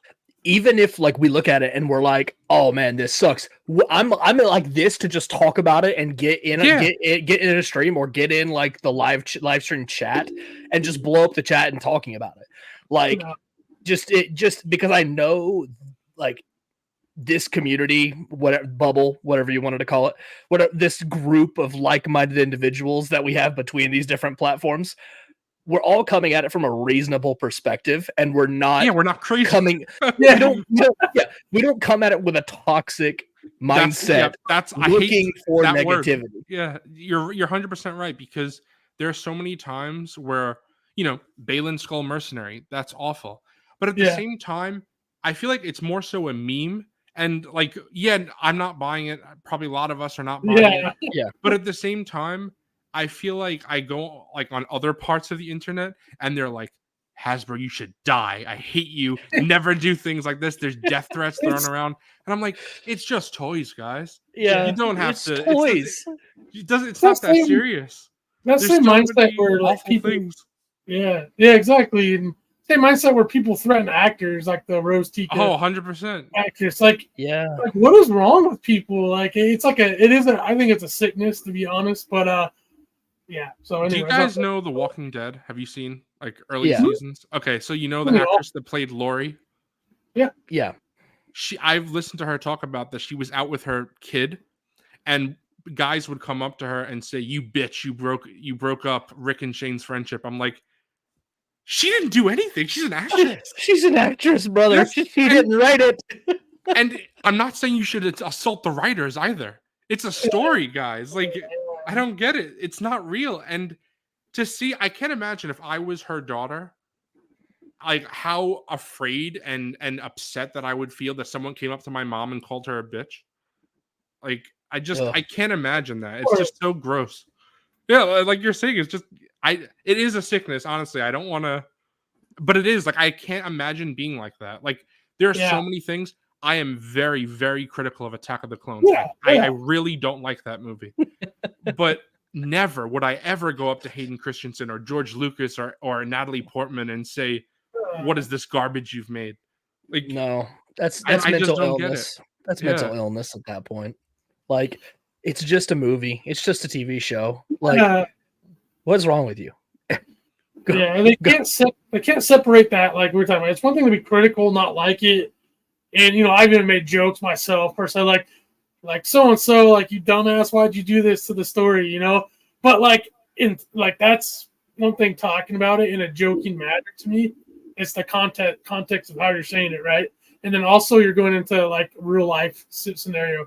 Like I'm not gonna actually physically harm or physically threat or verbally threat somebody Right.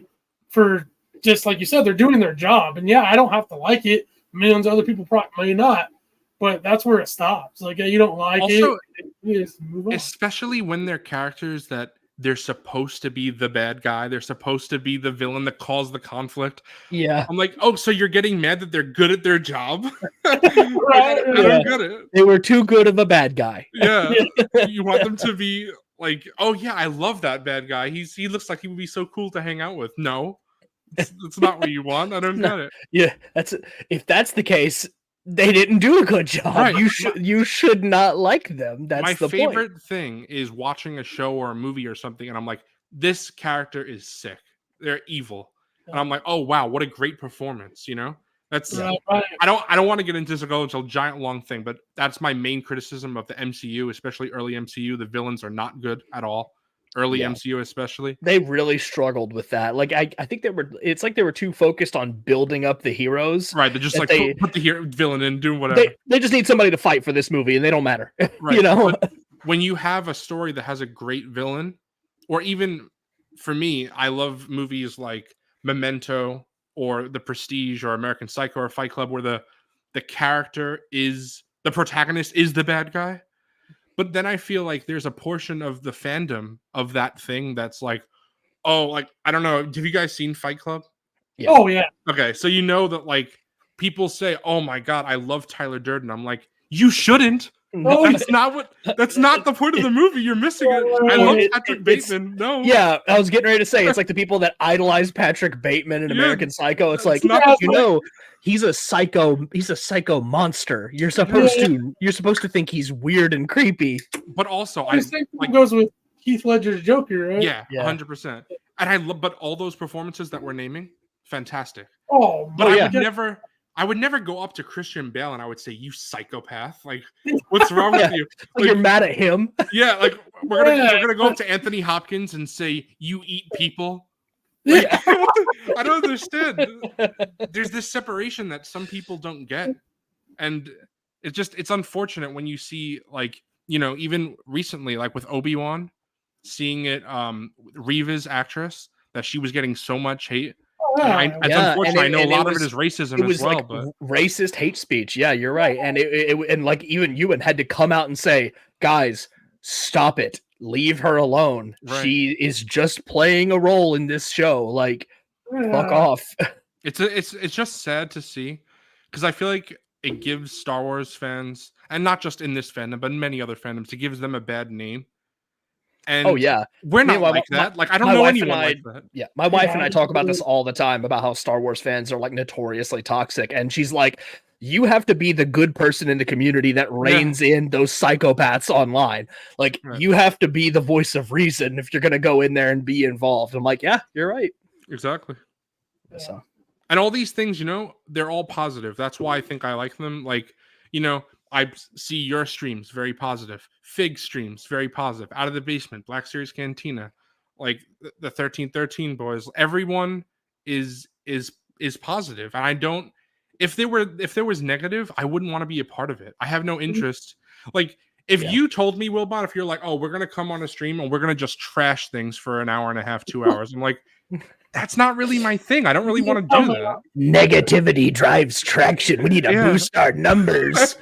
I feel like when I make my No. own channel, like I can't do that. Like I know, like even again, I'm not blaming them at all, but even like when like Nate and Justin will do like clickbaity like thumbnails, Mhm. like I get it 100%. I'm not like shaming them for it Yeah. at all. But like I feel like I couldn't do that because I just don't want negativity on my channel, platform, anything. It's just like I've said before, there's so much negativity in the world. This is my fun toy collecting hobby. It's not serious. It's Oh, okay. yeah. I've never gone into doing any sort of show like this with the intention that I'm like trying to play with the algorithm and boost my channel. Like I just wanted a space to talk about toys and talk about what I like. And even to talk about what I don't like, but more often than not, talk about what I do like. And like you said, even if it's stuff that you don't like, it's never in that toxic manner. No, I've talked about this numerous times, especially with Wookieson. He'll know. I talk about how I don't particularly enjoy the sequel trilogy, yet constantly you'll see me defending it because there's a selection of people who just hate it like it killed their entire family, kicked their dog, everything. It's like you have to. It's like you end up having to argue in favor for it because they work overtime to hate on it. It's hold on, let's rein you back to reality a little bit. Right. They're just movies. Like, and look at the timing of that too. What is if we're speaking of The Last Jedi? What is that? 2018. Yeah, or 17. People are still obsessing about it. Yeah, it's like, oh my gosh, like it is what it is. Like obviously, there's a lot of people that didn't like it. There's a lot of people that did like it. It divided the fan base. Well, here we are. It's like just move on. Like if you don't like something, just leave it be. Let the people like it, enjoy it. I had this conversation with my wife earlier today that like, if there's she's a big Taylor Swift fan and she just dropped a new album and like some people don't particularly like it, but I'm like, it's like The Last Jedi. If you don't like it, just move on. Wait for the next thing to come out. And it's like, okay, that sucked. Whatever. Whatever the next thing is, I might be into that. Right. And I'm with your wife. I'm a Taylor Swift fan as well. Hey, Zoo Boy's a Swiftie. It's really annoying to see people hate her for being successful, I guess. And it's like there are reasons to hate people. But it's just I feel like with certain people there's a threshold there that it's not reasonable, Obviously, like I'm not going to get into like political things, of course, but those you're like, okay, this affects serious matters. For something like music, a game, it's not that big a deal. And the problem is people make it a big deal though. They're like, this is the most serious thing. The fact that Balin's skull is short, this is worse than anything. This is what Trump and Biden need to talk about, why Balin is small. That's the issue they need to solve. Oh god. That will change my vote. This is like this reminds me of Zach talking about how a new Anakin mold would bring peace in the Middle East. Yeah, exactly. I know he's kidding, but from the way some people talk, you would think they're serious about it. Exactly. Like probably my most wanted thing in Black Series right now is to finish the key Jedi and Sith that we don't have. So I would say like Shakti, Luminara, Savage Press. No, he's not really a Sith, but Darth Bane, Darth Plagueis. The Sith triumvirate with Nihilus, or we have Nihilus, but Scion and Kreia. So Jason Solo, it's just all ones like that complement what I already have. If we don't get any of the ones I just said, it'll suck, but I'll be okay.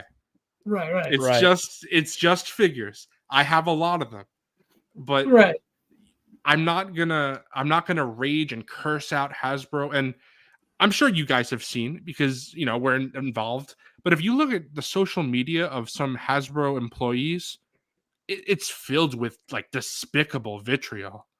Kyle Katarn, yes, but yes, I've been banging on that Kyle Katarn drum. 100%. I need a Kyle, and I was just playing Dark Forces, the remake recently. It's such a good remake as compared to recent ones that have come out. Yes, and it's faithful to the not to change subjects.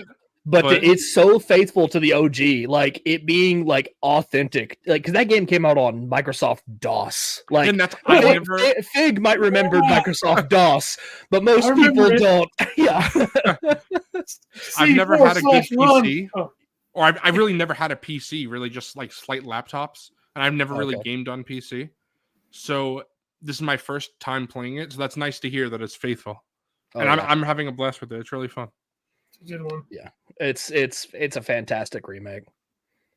The other thing that I wanted to say, just side note to go back to what you were saying. Yeah. When Fig was talking about how people still complain about Last Jedi so long ago. I don't know. I know Fig, you said you were a gamer. I don't know if you guys have played The Last of Us or The Last of Us Part 2? I've bought that game probably 3 times and I still haven't played it. I'm so bad. I bought it on PS3, I bought it on PS4, and I think I got the remake or something. On PS5, I played downloaded the demo for it or something on PS5. But anyway, I've tried, and I one day eventually I'll play Last of Us. Yeah. Well, I won't like dwell on it, but Last of Us Part 2 is very divisive. It's my personal favorite game of all time. I love it. There is a subreddit out there called Last of Us r/Last of Us 2, and people will go to that thinking it's about discussion of the game, but it's not 2 as in this is about the second game. It's 2 as in this is the second subreddit about The Last of Us. Oh no. And all they do, you already know what it's going to be. Yeah, I already know it's going to be bad. Is just trash on the game. The game came out in 2020. That's 4 years ago now. Why? And still, every day, people go on that subreddit and just trash it. And I get it. If you don't like it, it's a very divisive game. Like I said, I personally love it. But just move on. If I don't like something, I move on. I don't think I've ever dedicated time talking about things I don't like. If I don't like it, I just go on in my life. That's it. I think somebody in the Out of the Basement Discord said this the other day, and forgive me if you guys, if it was one of you guys or one of you all know who said this, but somebody said it's unemployed behavior. It's you have nothing else going on but to go every single day of your life on Reddit, on Twitter, on Instagram, Facebook, just to yell at a piece of media that came out 5+ years ago at this point, and 4 years ago at this point. Like, this is why I don't read comments really anymore that's not within like this bubble of a community, because it's just so negative. Like, I'll look at Reddit, I'll look at Twitter, Instagram for like news about like figures and stuff, but I'll see the news. Okay, cool. Then I'll go out and then I'll go to the Discords and see what people are saying, you know, because I know people will hate on those other things, and I don't want to hear that. Even if it's worthy of hate, at least it's not a toxic manner, as you've said. Right. And I know if there's a big piece of news that dropped, that Out of the Basement Discord is going to be popping off with about the figure anyway. Memeing, you know, just shit posting in general. It's always fun. Yeah, I can't wait for May 4th if they finally reveal Kiati, because I know that there's going to be constant deletions. Because you're going to be going ham, I think. I have an arsenal on. I have a folder on my desktop of just like Kiati filth. Yeah, just Kiati fodder at this point. Like, it's just a mess of things in there. As soon as Kiati comes out, that folder's getting deleted. I'm gonna scrub my search history. The folder's getting deleted. It'll be. I'll purge it from my life. But until then, every chance I get, someone will go into your computer and be like, "Man, this guy's really into Kiati Mundi. Like, what's the deal here?" I apologize also to new members of that Discord that they have no idea about the bit, and they just get assaulted, and they're like, "What did I just see?" We're gonna, because like 2 boys will fill a mod in there. It's gonna be like one of those spam bots like hit every channel. This will be Wilmon with Kiati Mundi. I have the Kiati pass. I get to stay because I'll probably end up deleting my own posts. It's so funny. It's so funny that like obviously like it's a joke and you delete it after, but it's funny to see how lighthearted and fun that is.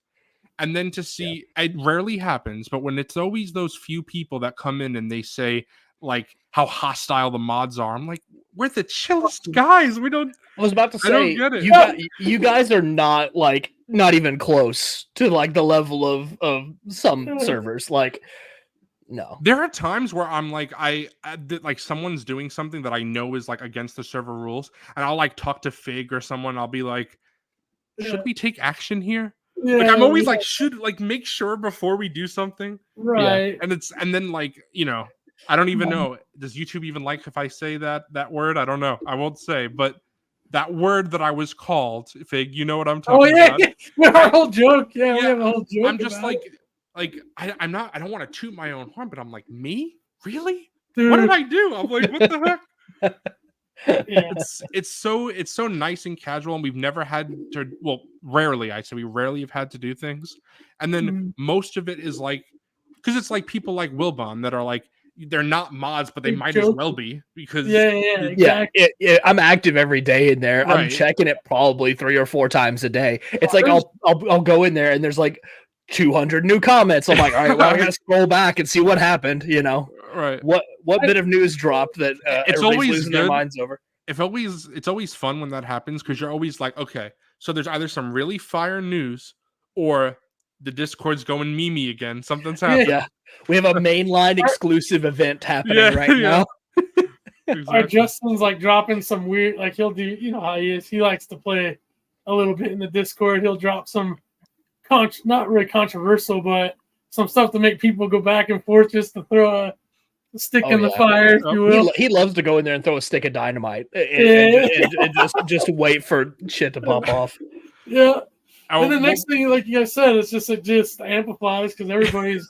It's so much. Oh yeah, It's fun, but when Wookieson said this, that's what Justin told me when he first made me a mod. He said that he originally wasn't going to make any more mods, but then he offered you, and then you turned it down, and then I guess I filled that spot. after having previous experience moderating a multiple thousand people Discord server, which I have left, and I was like, I can't do this anymore. This is crazy. Yeah, I don't blame. I'm glad I'm not. That having that responsibility over like 5,000 people in a Discord server is like it's too much. It's a pain. There are some times where we'll talk about it in the mod section. We'll say like sometimes the server feels a little too big. That there are some like people that are like, what's a nice word to say? I don't know. You know what I mean. I know where you're going. So I feel like anymore, like if it ever reaches like 5,000 people, I feel like it would be crazy. Like This is very true, Wookie-san. Yep, that is very true. But I still like to keep things like PG-13-ish if I can help it. I Because didn't like realize. even still, you never know because it says 18 plus, but like. Yeah. Do you Yeah, remember? well, you should just still for the sake of the YouTube channel, because I know they're not like mature content, obviously, but like you should still keep That's it for like, Out of the Basement relatively. OnlyFans that's coming. That's right. Yeah. Did you? That's why I made a mistake. I didn't even realize. Do you remember? I don't know if you guys, either of you saw, because it was so quick, but I posted a Savage Press pic with Maul. I think I did see this. I And could see that. that pic was way more explicit than I realized when I posted. There were things there that I did not notice until after I posted it. And I'm like, oh, I wouldn't have done that if I knew. Everybody's like, oh, that's why Zoo Boy wants a Savage. Not but no, yeah. I mean, that's the thing is like, with that too, it's hard because you got like when you're with like-minded people, if you will, you tend to think most of us have a similar sense of humor, you know. So like some things can be lighthearted about. It really makes it hard to mod from that point of view.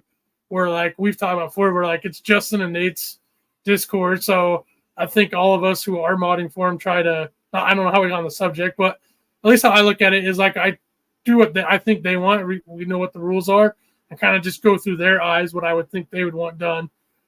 Which pretty much aligns with my own thought, anyways. But there's something where I would be like, just an example, or hypothetically, where I'm like, I don't think it's a big deal, but because they do, then I'm gonna do it because it's their Discord, right? Like, yeah, I agree, 100%. It can be tough from that because, like, I don't know, we've had some weird stuff happen at Discord, but in the grand scheme of things, it's like so chill, and that's why. Also, reason that's why I'm still a mod, or I haven't, because it's like very rare do we have to be those type of users in there to have to enforce. And every time, like, I know I'm biased, but I feel like every time it was justified easily. Yeah. People that were being like really bad. Yeah, super trolling or super spamming or just literally causing havoc just to be what. So right. Yeah. But that was a fun stuff. I feel like modding a server like this is like akin, because it's not your server, but you have to act in like instead of them, of Nate and Justin, is like akin to being a referee in like a sporting event. Yeah. Because like you tend to, it's kind of like sometimes you're like, should I just let them play? Should I throw the flag? Should I just let them keep doing it a little bit longer and then come in and clean it all up? Yeah, you're out. No, or should I come in and make the bad call early and then ruin the fun? It's just like how you pay Zach and Mike and do work. Yeah, that's Fig and me. Fig and I were the first basement battalion members. Pay the membership fee. Yeah. We paid Justin and Nate to do work for them. Yeah. So you guys were early backers, so you got modship on the on the Discord server. Okay, I see how it works. Exactly.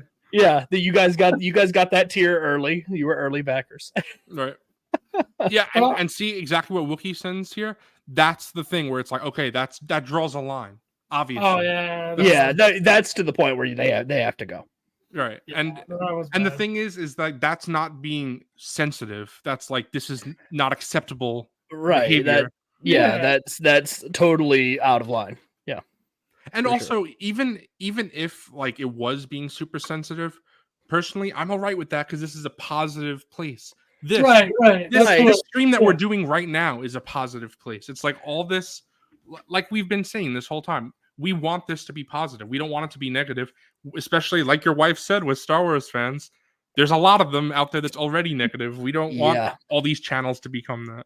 Right. And I also like the policy about like, the typical Kathleen Kennedy talk, like is not allowed because it's an endless cycle of a conversation just going nowhere because like she's not going anywhere. Us whining about it doesn't change anything.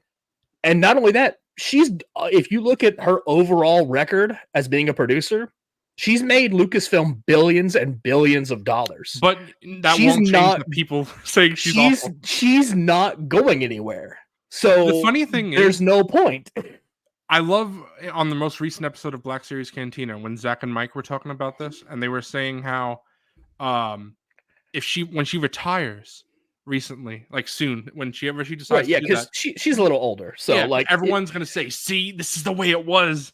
You guys don't know she was actually fired. Oh my god! Get ready for all those clickbait videos. And also, like Mike fired for real, right? Rage eyes. Yeah, but it's just like Mike was saying, where people will say that though having her not be part of Star Wars anymore, oh my god, Star Wars is saved.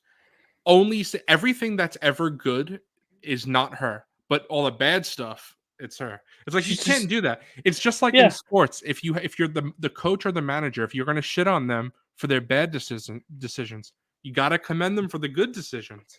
Right. It has to work both ways. Yeah. And also blame all the people that person has hired too. So Dave Filoni, you got to blame him too. You got to blame Jon Favreau because Kathleen Kennedy hired those people to work on Star Wars. So it's like, Gareth Edwards, you got to get mad at him. He worked on Rogue One. Ron Howard, who did Solo, you got to get mad at Him. So like, it's just there's no point. People make mistakes and not everything is going to hit all the time.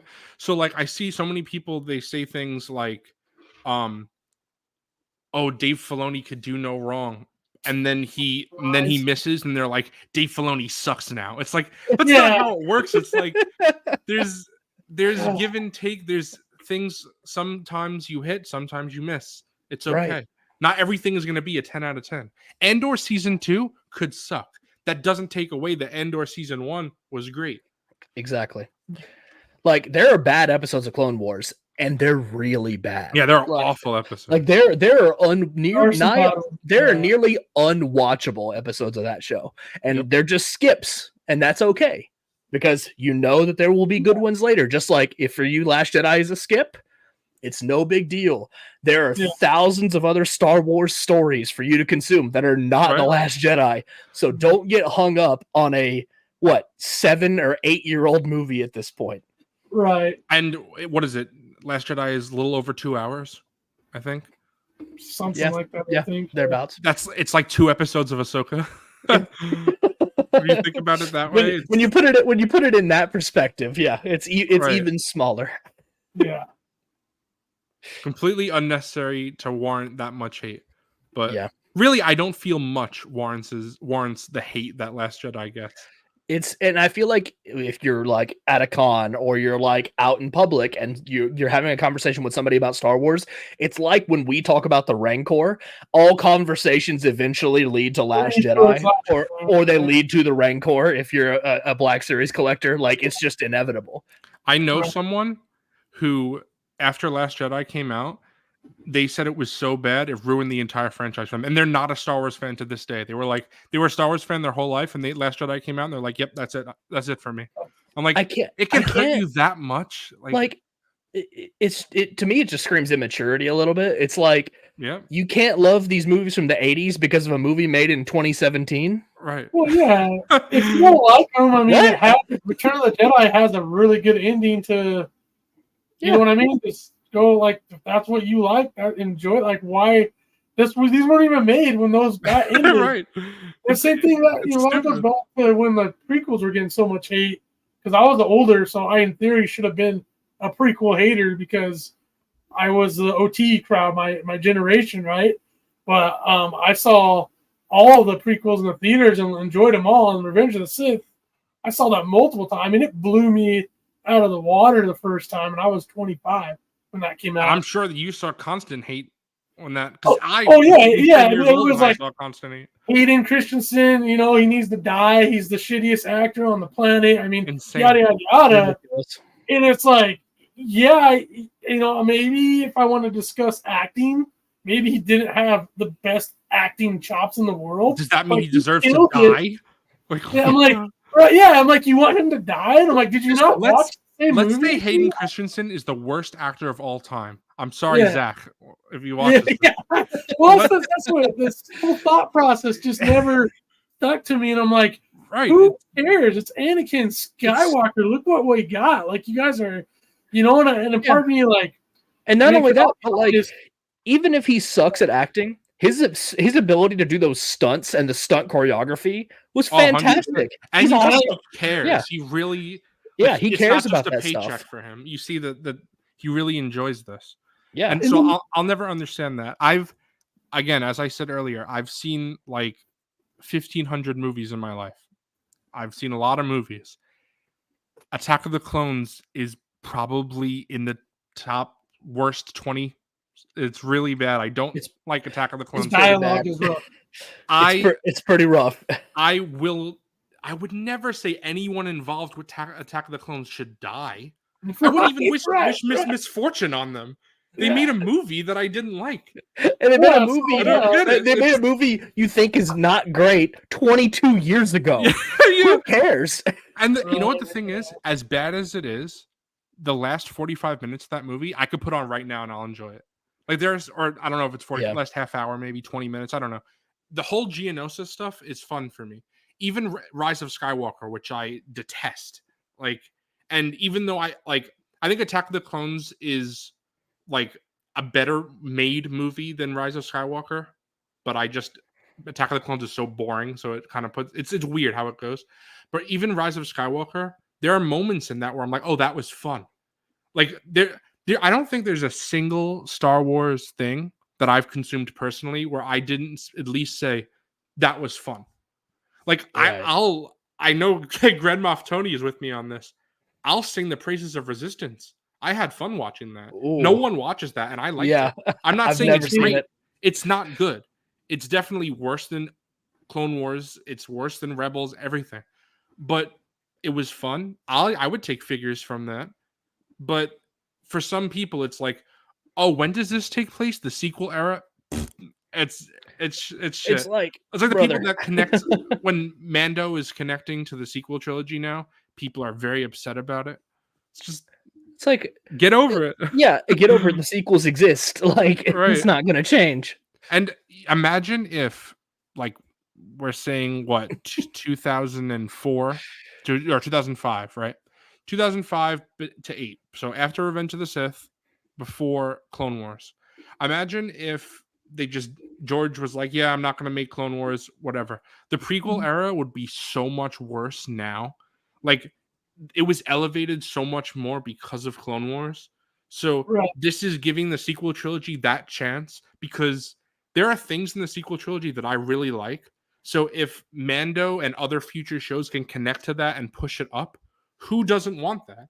Why would you want things to I don't remain know. I worse? don't know why you wouldn't want it to like at least make sense story wise and connect in that way. Right. Like they want it to be completely disconnected and not have anything to do with it just because they hate it that much. Yep. It's like, get over it. It's all the same story. And I know my case will 100% agree. I don't know, Wilbon, how into it you were, or Fig, I guess you either. But the EU, which I love, has lots of garbage. Lots. It sucks. It's like honestly, the overwhelming majority of EU stories suck. There are, and that's okay. Here. Yeah, like Knights of the Republic, great. You know, even I'm a big fan of the post Return of the Jedi era, but there's lots of garbage there. There's plenty of it. Yeah. And I mean, and they even borrowed from some of it for the sequels, like the Dark Empire storyline. And I hate the Emperor coming back in the EU. When Disney said they were going to wipe the canon, I was like, that's the best thing. And then they did it again. And then they did it anyway. So suddenly it sucks, but it's right. I move on. 80s kid has a good point. Can I was get back to the rumors. I was just going to say. This discussion has been fantastic, but we should get in some of that stuff. Time to talk about figures. Let's rein it back in. Back to the figgies. All right. We got yaks. Yeah, let's pull it back up. I got to figure out how to do it. You know, every time that we do that, Fig, I think does that guy still watch? Is he just? I know, right? He's just so pissed every time. But yeah, what did you guys think of this Mando? The blue Mando number 80,000. What did you think? Cool. I picked it up for pre-order. Kind of wish that it wasn't just blue. Wish that we got some other ones, but I know they're likely coming. But I'm tired of it, but not tired enough to not buy it. Like, it's that middle ground. Like, I'm reaching my breaking point with these blue Mandos, exactly. But the thing is, this one's cool. Like, I love the white stripe across the top. I think the blue. I feel like the blue for this one and the Fleet Commander are a little sharper than the other ones are. Mm-hmm. Maybe it's just the shade of blue looks cool. Also, I'm a fan of no removable helmet, because I don't know if you guys have what is it, the Fleet Commander. The helmet doesn't stay on for me at all. It doesn't. It's just so loose. And then you deal with the whole side of like the helmet being either too big, too small, too loose, or like possible warping too. That's another thing that could be a problem, especially since we don't have PFP anymore. Like the plastic bubble isn't great for like dealing with the warping issues. So I'm all for this for these helmeted characters.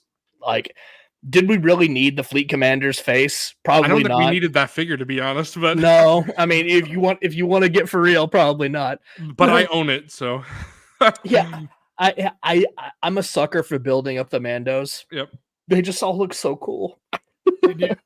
I honestly, when that came in the mail and I opened it, I'm like, why did I spend money on this?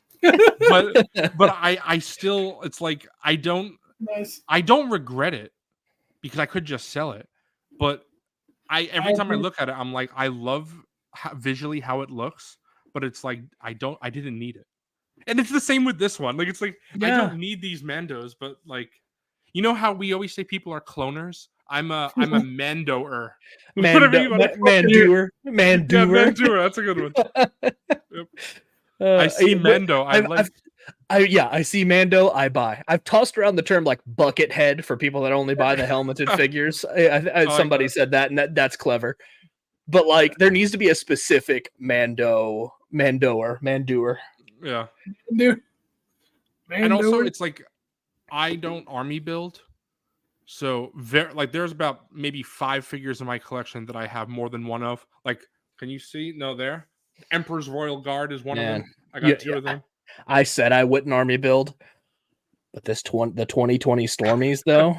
This was this is getting into recent pickups already, but like this was $15, and I was like, that's a great well, that's why I'm happy I have the Star Killer set, because even though I did an army build, now that I have an extra 2, I'm like, I have 3 stormtroopers now, so it's good.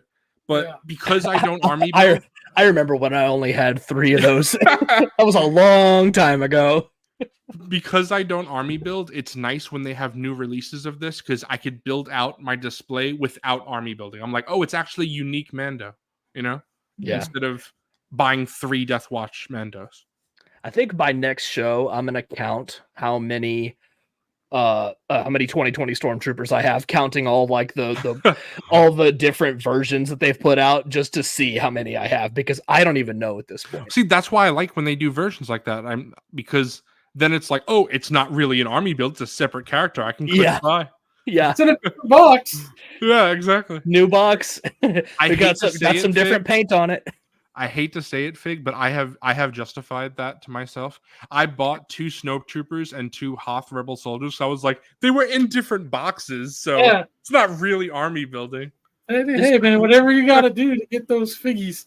This one guy in my area has had a listing on Facebook Marketplace for months of like 6 of the Hoth Rebel soldiers, and he only wants like $70 for it, and it's so tempting. Like, and you could make so many different variations. Yeah, and he even has like all the variations already lined up like in the listing, and I'm like, oh, it's so tempting. But $70, I mean, it's literally like $10 a figure at that point. See, like the only problem I have with that is great on the money, but it's still a space problem. That's the main reason I don't army build. My Empire shelf is so crowded. I would have no room for it. I would have to do a whole Hoth setup somewhere. Like I would have to have a whole Hoth shelf at that point. It's why, like, the few times, like I said, I did army build. Like I have 2 Rebel soldiers, 2 Hoth Rebel soldiers, 2 Snowtroopers. It's because I have one on my Empire shelf and one on my my Empire Strikes Back shelf, like Imperial Empire, and then Empire Strikes Back. And then I have one on my Empire Strikes Back shelf again for the Rebel, and then one on my Rebellion shelf. So it's like, that's how I justify it. Yeah. I can't fill my Empire Strikes Back shelf with like 6 of those. As cool as it would be, I just don't have the room. Yeah. Space is a problem. Yeah. Having risers saved that shelf for me. Like otherwise it would have been impossible. That's why, like, when I've been doing these streams, a lot of people have said they want to see my collection. And would love to do that, but I'm gonna look into getting a 3D printer soon, and then I'm gonna print Luke's risers, because right now it's like this looks great, but this is a third of my collection, because I only have 1 row, so things aren't blocking each other. So I have like bins and bins of figures to my left right now that aren't on the shelf. So I can't really do a collection video because 2/3 of my collection aren't on display. So I gotta get those risers so I can display everything.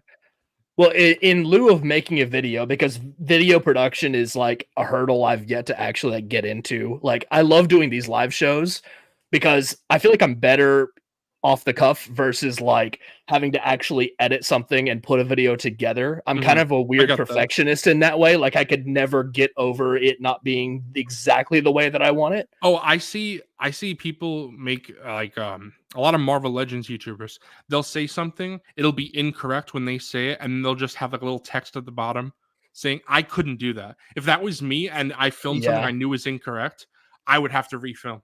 I would have to scrap the whole thing. Yeah, right. Like, I couldn't do it. Yeah. So like if you ever come back on, if you ever decide you want to come back on the show again, I would love and you have made progress, you've gotten your 3D printer, like we could do a slideshow of your collection. That would be cool. Or in lieu of actually like producing a whole video, you could go through a whole slideshow and just talk about it. And I specifically moved my desk because I have my desk under my window, but then what you just see my door. So I moved my desk so now you can see my display behind me. A much more interesting background than a door. Yeah, absolutely. It's way more fun to like be able to like, oh yeah, you know, this is this shelf, and actually like have something interesting going on behind you versus just like a blank wall. Right. Like and sometimes when I'm like doing a Zoom call or something for work, like I'll go upstairs so I don't have the wall of figures behind me because that might be a little Very bit too distracting. Right. That's funny. Yeah. That's true. Yeah. Sometimes it might be a little bit too much visual stimulus for whoever I'm talking to. But are you in on this one too, Fig, or not? Oh yeah, if I can find him in store or when he goes up to order, I will get him. I do think he's the best looking so far, from what I can tell, at least from the pictures. And they mentioned it with Out of the Basement stream, but the belt looks to be new, which is really cool. Just those little details like that. If you're gonna have similar troopers that have like different pouches and stuff, kind of like clones, I always like that. It just adds a little. Still looks pretty much the same, but little minute differences. It's like maybe it's that white stripe, but just something about this particular Mando just looks a lot cooler. I don't know, maybe it's just that one pop of color, and I like the silver on the jetpack. The silver on the jetpack, the silver on like the visor right here. That looks cool too. And I don't know. Two blues too. One's a little lighter, one's darker. Right. It's like a two-tone. I don't know if it's meant to, if this is accurate, so it may be, and then that's my problem with the source material. But I don't like how a lot of these more recent Mandos either come with 0 or only 1 holster. I would prefer 2. Yeah, I'm not a fan of that too. But I don't know, like that I don't know, maybe this guy really only did have 1 holster. I don't know. We have to go check the footage. Yeah. You gotta go check the tape. Gotta check the tape. But I'm in for this. I threw a pre-order on it. I might. But I was gonna say it's that limit that you're saying. It's like we're on the cusp of like I don't know how many more blue Mandos I would buy, but I bought this, but it's getting close. I think this would be the final blue Mando. Like I like the female Night Owl. I'm in on that one. I haven't ordered it yet, but I do want to get it. But like this one is, I think, the last blue Mando for me. Like I think I'm topped out here. Mm-hmm. It's how many do they have? It's let's see. It's Axe Woves. We get the Fleet Commander, Oscar Reeves. Fleet Commander. The Privateer, the Death Watch, the Privateer now, and the Night Owl. Is that it? 7? Yeah, that's still a lot. Yeah, that's a whole crew. Yeah, I said Oscar Reeves. And of course, our Bo. Yeah, that was the first one. Okay. Yeah, Bo, Casca. Yeah, okay. Poor Wookiee Sin.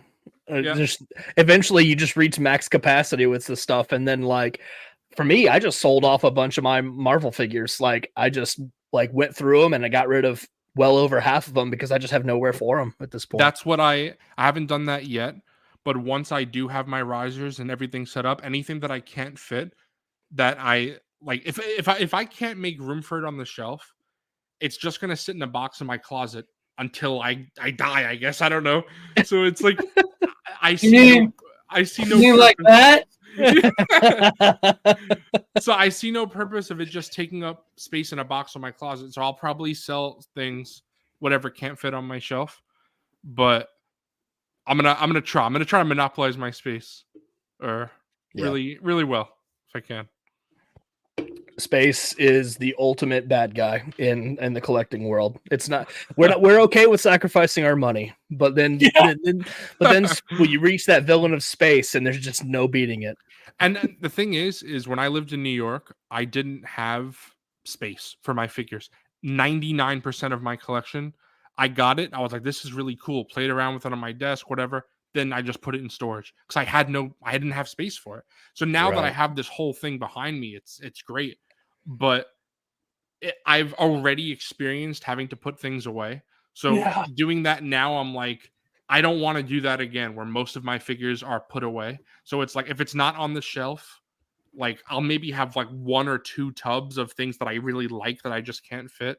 But I'll count right now. 1, 2, 3, 4, 5, 6, 7, 8, 9, 10, 11, 12, 13, 14, 15 tubs of figures in my room. Wow. So that needs to go. Yeah, I've got, I'll see if I can point my camera. I've got a gigantic tub, 3 tubs over there that are just full. They're just full of Lego and figures. Like it's just massive, just like the amount that I don't have room for. Like, Yep. you know, and I managed to get all like the boxed figures up out of storage, and they're on the wall. And then it's like, okay, I've got like this thing for figures that I actually like have bought recently, and it's a pretty nice organizer. But then there's just like that is like just eating up a corner of this room. Have you guys ever done an estimation on how many figures you have, if you had to guess? Yes. I did a couple of years ago, but I'm scared to do it now. I think last time I did it, which I think was 2022, so not that long ago, it would just reached 1,000. Wow. So Whoa. I counted the ones I have on my shelf like a couple weeks ago. I had like 260 on the shelf behind me, and that's not counting what I have in storage. But yeah, so you think that you have the majority still in storage, or majority is still on your shelf? I think it's about half and half. Okay. And I've gotten rid of a bunch of stuff too, so that's not factoring into it at this point. See, that's the problem, because I collect 4 main lines. I collect Star Wars Black Series, Marvel Legends, DC Multiverse, and NECA Horror. So those 4, plus you guys have seen, I also have like random assorted figures, like my video game shelf and stuff like that. Right. So those 4 lines, it's like Black Series, I think, is 400 or 350 of that 1,000, and then I think Marvel that's Legends, about what I have for Black Series is about like 450 or so. Yeah, if I were to guess. It's crazy to think about these numbers that we're saying right now. Like, how much money have we spent? I don't want to know. I don't want to know. If God forbid there are regular people watching right now. Yeah, they're like, what is wrong with you guys? They're like, you guys. See, this is why we needed a support group, because we all have an addiction. Yeah. Right. And the funny thing is, I don't know how you guys are about this, but for literally almost every line that I collected, I was like, oh, I'm only going to buy Batman. Oh, I'm only going to buy MCU. I'm not going to buy Marvel Comics. I'll just buy the main characters of Star Wars. Then I have Mandalorian Fleet Commander. It's like every single time I'm like, I try to bargain. I'm like, I'm not going to go full into this line. That's why my TVC shelf, I am putting a hard stop. Right now, I have 15 figures on there, and I have like 5 on pre-order, so 20.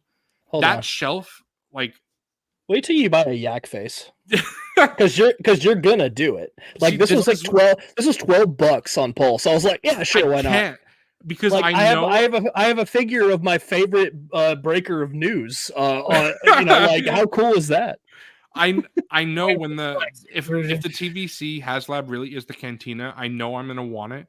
But I'm thinking, I've been trying to justify to myself to not get it. I'm like, you have no space. You're not a TVC collector. You can't do this. So it's like, I'm already preparing my mental gymnastics for this, because I know. So I'm gonna do the opposite. I know we're not gonna get this sort of thing in 6-inch. So when it's something like this, it's a special occasion, and like I'll go all out for it, because like I doubt I'm ever gonna get a Snuva. Right. In 6-inch, as awesome as that would be, it's probably never going to happen. But I would love to put this guy in a Cantina. Yeah, that would be cool. But where are you putting your ghost? So I've decided I'm getting a coffee table, and it's going to go like right in the middle of the room. That was legit my idea. Yeah, well. It's going to be the centerpiece of the collection. It's going to be a dead center. But as far as the Cantina goes, I don't know. Yeah, that's the problem. I mean, I do have a shelf up here that I could clear off of Micro Galaxy Squadron, and it would probably fit up there, assuming it's about the same size. I have a whole shelf of Micro Galaxy that could just go in a box, and I wouldn't. Yeah, that'll just take up the whole thing and stuff. Yeah, it's fine. It's just why I think that, like, I try to for something, anything that's not those main 4 lines, I'm like, I try to go easy on. Like, there have been a bunch of Sonic the Hedgehog figures that have come out recently that I thought were pretty cool. But I'm like, okay, I put the Sonic figures I want on the shelf. If I buy more Sonic figures, I'm going to look at them, say that's cool, and put it in a box. Because the video game shelf is full now. Like, maybe if something really cool comes out, I could swap something. But it's like, there's no room for any more Sonic figures. So, right. And I like Sonic, but I wouldn't call myself a huge Sonic fan. So it's like, things like that, it's like, you got to stop. And it's like, that's something I have a big problem with. So I'm trying to rein it in. Like, the Godzilla figures, like, I have a whole like shelf on a detail for that, but the SH Monster Arts are just too expensive. I'm like, They're pricey. I can't fund this properly. It's like it's too much money. It's not worth for my. I love Godzilla, but my love for Godzilla is not like exponential to the price it costs. It's too much. So I decided to stop that. I'm selling my SH Monster Arts instead. I showed this on like Psycho Emerald stream, but it's like the Haya toys. They're cheaper and bigger. See, that's it's cool. Like, yeah, those are cool. See, I just you showing decided those off was bad because like you're a bad influence. I can't be looking at that stuff. It's too cool. That's the thing. It's like I feel like when you're someone like us, like that we all collect many different things, it's hard to like draw that line. Like for Justin, I know he branches out a little bit, but he's mainly Star Wars, so it's easy for him. Easier. I feel like I venture into one-offs. Like I don't dive into whole lines generally. Yeah. Like I'll it's like going to fish at a certain pond you don't normally go fish at, and then it's like you go catch something there. It's like, oh, that was pretty cool, but like I'm not gonna make that like my main focus, if that makes any sense. Right. Yeah. Like, and I dip my toes. I have like 1 or 2 Joes, and I absolutely love this Snow Job. Snow Job's so bad, dude. He's so awesome. It's such a good figure, and he's been a desk buddy since I got him. Like he hasn't gone on a shelf. He probably will never go on a shelf. He'll probably just stay right here the whole time. Until he goes into a box, he'll be a desk buddy. Yeah, desk and then box. Yeah. I have a few Joes, and it's like again, like you, I just wanted to dabble a little bit. And I only have like 10 or so now, but I feel like that's still more than what I wanted. I just wanted a little dabble. So I feel like when I do like my mass sales of things, I'm going to sell most of my Joes because it's just something I wanted to dabble a little bit. Like I like Snake Eyes as a design, as a character. Absolutely, so I got him. Yeah. But like I have like, look at this. Like, yeah, I love that too. Who doesn't want Timber? Like, and like I have him in like a very neutral, like laying down pose. I have him like tilting his head sideways, looking at a porg. Like, I just play with him. I just play with them on my desk. They're just little desk buddies. But like, I like to dabble in lines. That's another thing. I don't really talk about this, so you guys might not even know this. But from my name, the Zoo Boy, might have a little inkling. Big animal guy. I collect lots of animal figures. None of them, 0, are on display right now because I just don't have room. They're all in boxes, and I don't want that to be the case. Like I've been collecting animal figures. Like when you were asking Fig earlier about like how he started collecting, that's how I started collecting. I've been collecting animal figures since I was 3, 4, like very early. Nice. And I have so many, and I want to make at least like one area to collect them. So that's why I got to get rid of some stuff because, like, I don't know how you guys like design your room, but my room is almost at the limit of like I could maybe buy one more shelf, but that's it. Like, there's no room for other shelves. Yeah, I just made a space because I ordered a 3D printer, another 3D printer. I'm giving my old one to a buddy, but like that space was like the last hope for another shelf in this room. Like, otherwise it's dead. But like that space is now for the printer. So like I just filled my last big space here with a shelf I bought like a couple weeks ago. I was building it while listening to the Lazy Sunday live stream. But like my room's pretty much at capacity now for shelves. Yep. Yeah, I'd have to go into the closet. I should with all my. That's where I could put a shelf in there, but that's pretty much it. I'm maxed. Yeah, you could do what Matt Bryant does, where he like turned that shelf, that closet into his shelves. Cool. I like that. Like I really like that his setup for that. That's pretty cool. I have a pretty I don't want to be sexist, but I feel like I have a pretty big closet for a guy, and I don't. I mean, it's pretty normal. I said, guys, I only have one shirt. So, right. Yeah, right. You don't need room for clothes. It's like what I want to do right now. That closet is still filled with boxes that I have still yet to unpack, even though I moved here in August. So, hey man, I don't blame you. I still got tubs over here, and I've been at this place for like a year and a half or so now. I got tubs sitting over there. Like, there's just nowhere for that stuff. I know I gotta unpack before this August. I'm like, I can't be living a year in this house and not. I gotta do that. Yeah. But once I unpack all that stuff, my closet will be pretty like big, and I don't have anything in it. So I think that's where I'm gonna put my 3D printer because it's just like it seems like the perfect size, and I'll just print out of my closet. There you go. And I just sprung for the Bamboo Labs P1P. But how much is that? I paid $5.99 for it. It's a little expensive, but after my experience with the Ender 3, I wanted something that like had a lot of the kinks worked out for me because it had a lot of maintenance problems. Did you have? I don't know if this would make a difference, but I know like I was talking to Luke about it once that one of the more recent Enders, it has like an auto leveling bed that a lot of the other ones didn't have. Did yours have that? It did not. No. So I wonder if like I gotta see because I've heard, like you said, so much stuff about like the Ender. It's like there's so many problems, but I don't know if I want to spend that much on a 3D printer, especially like right out of the gate.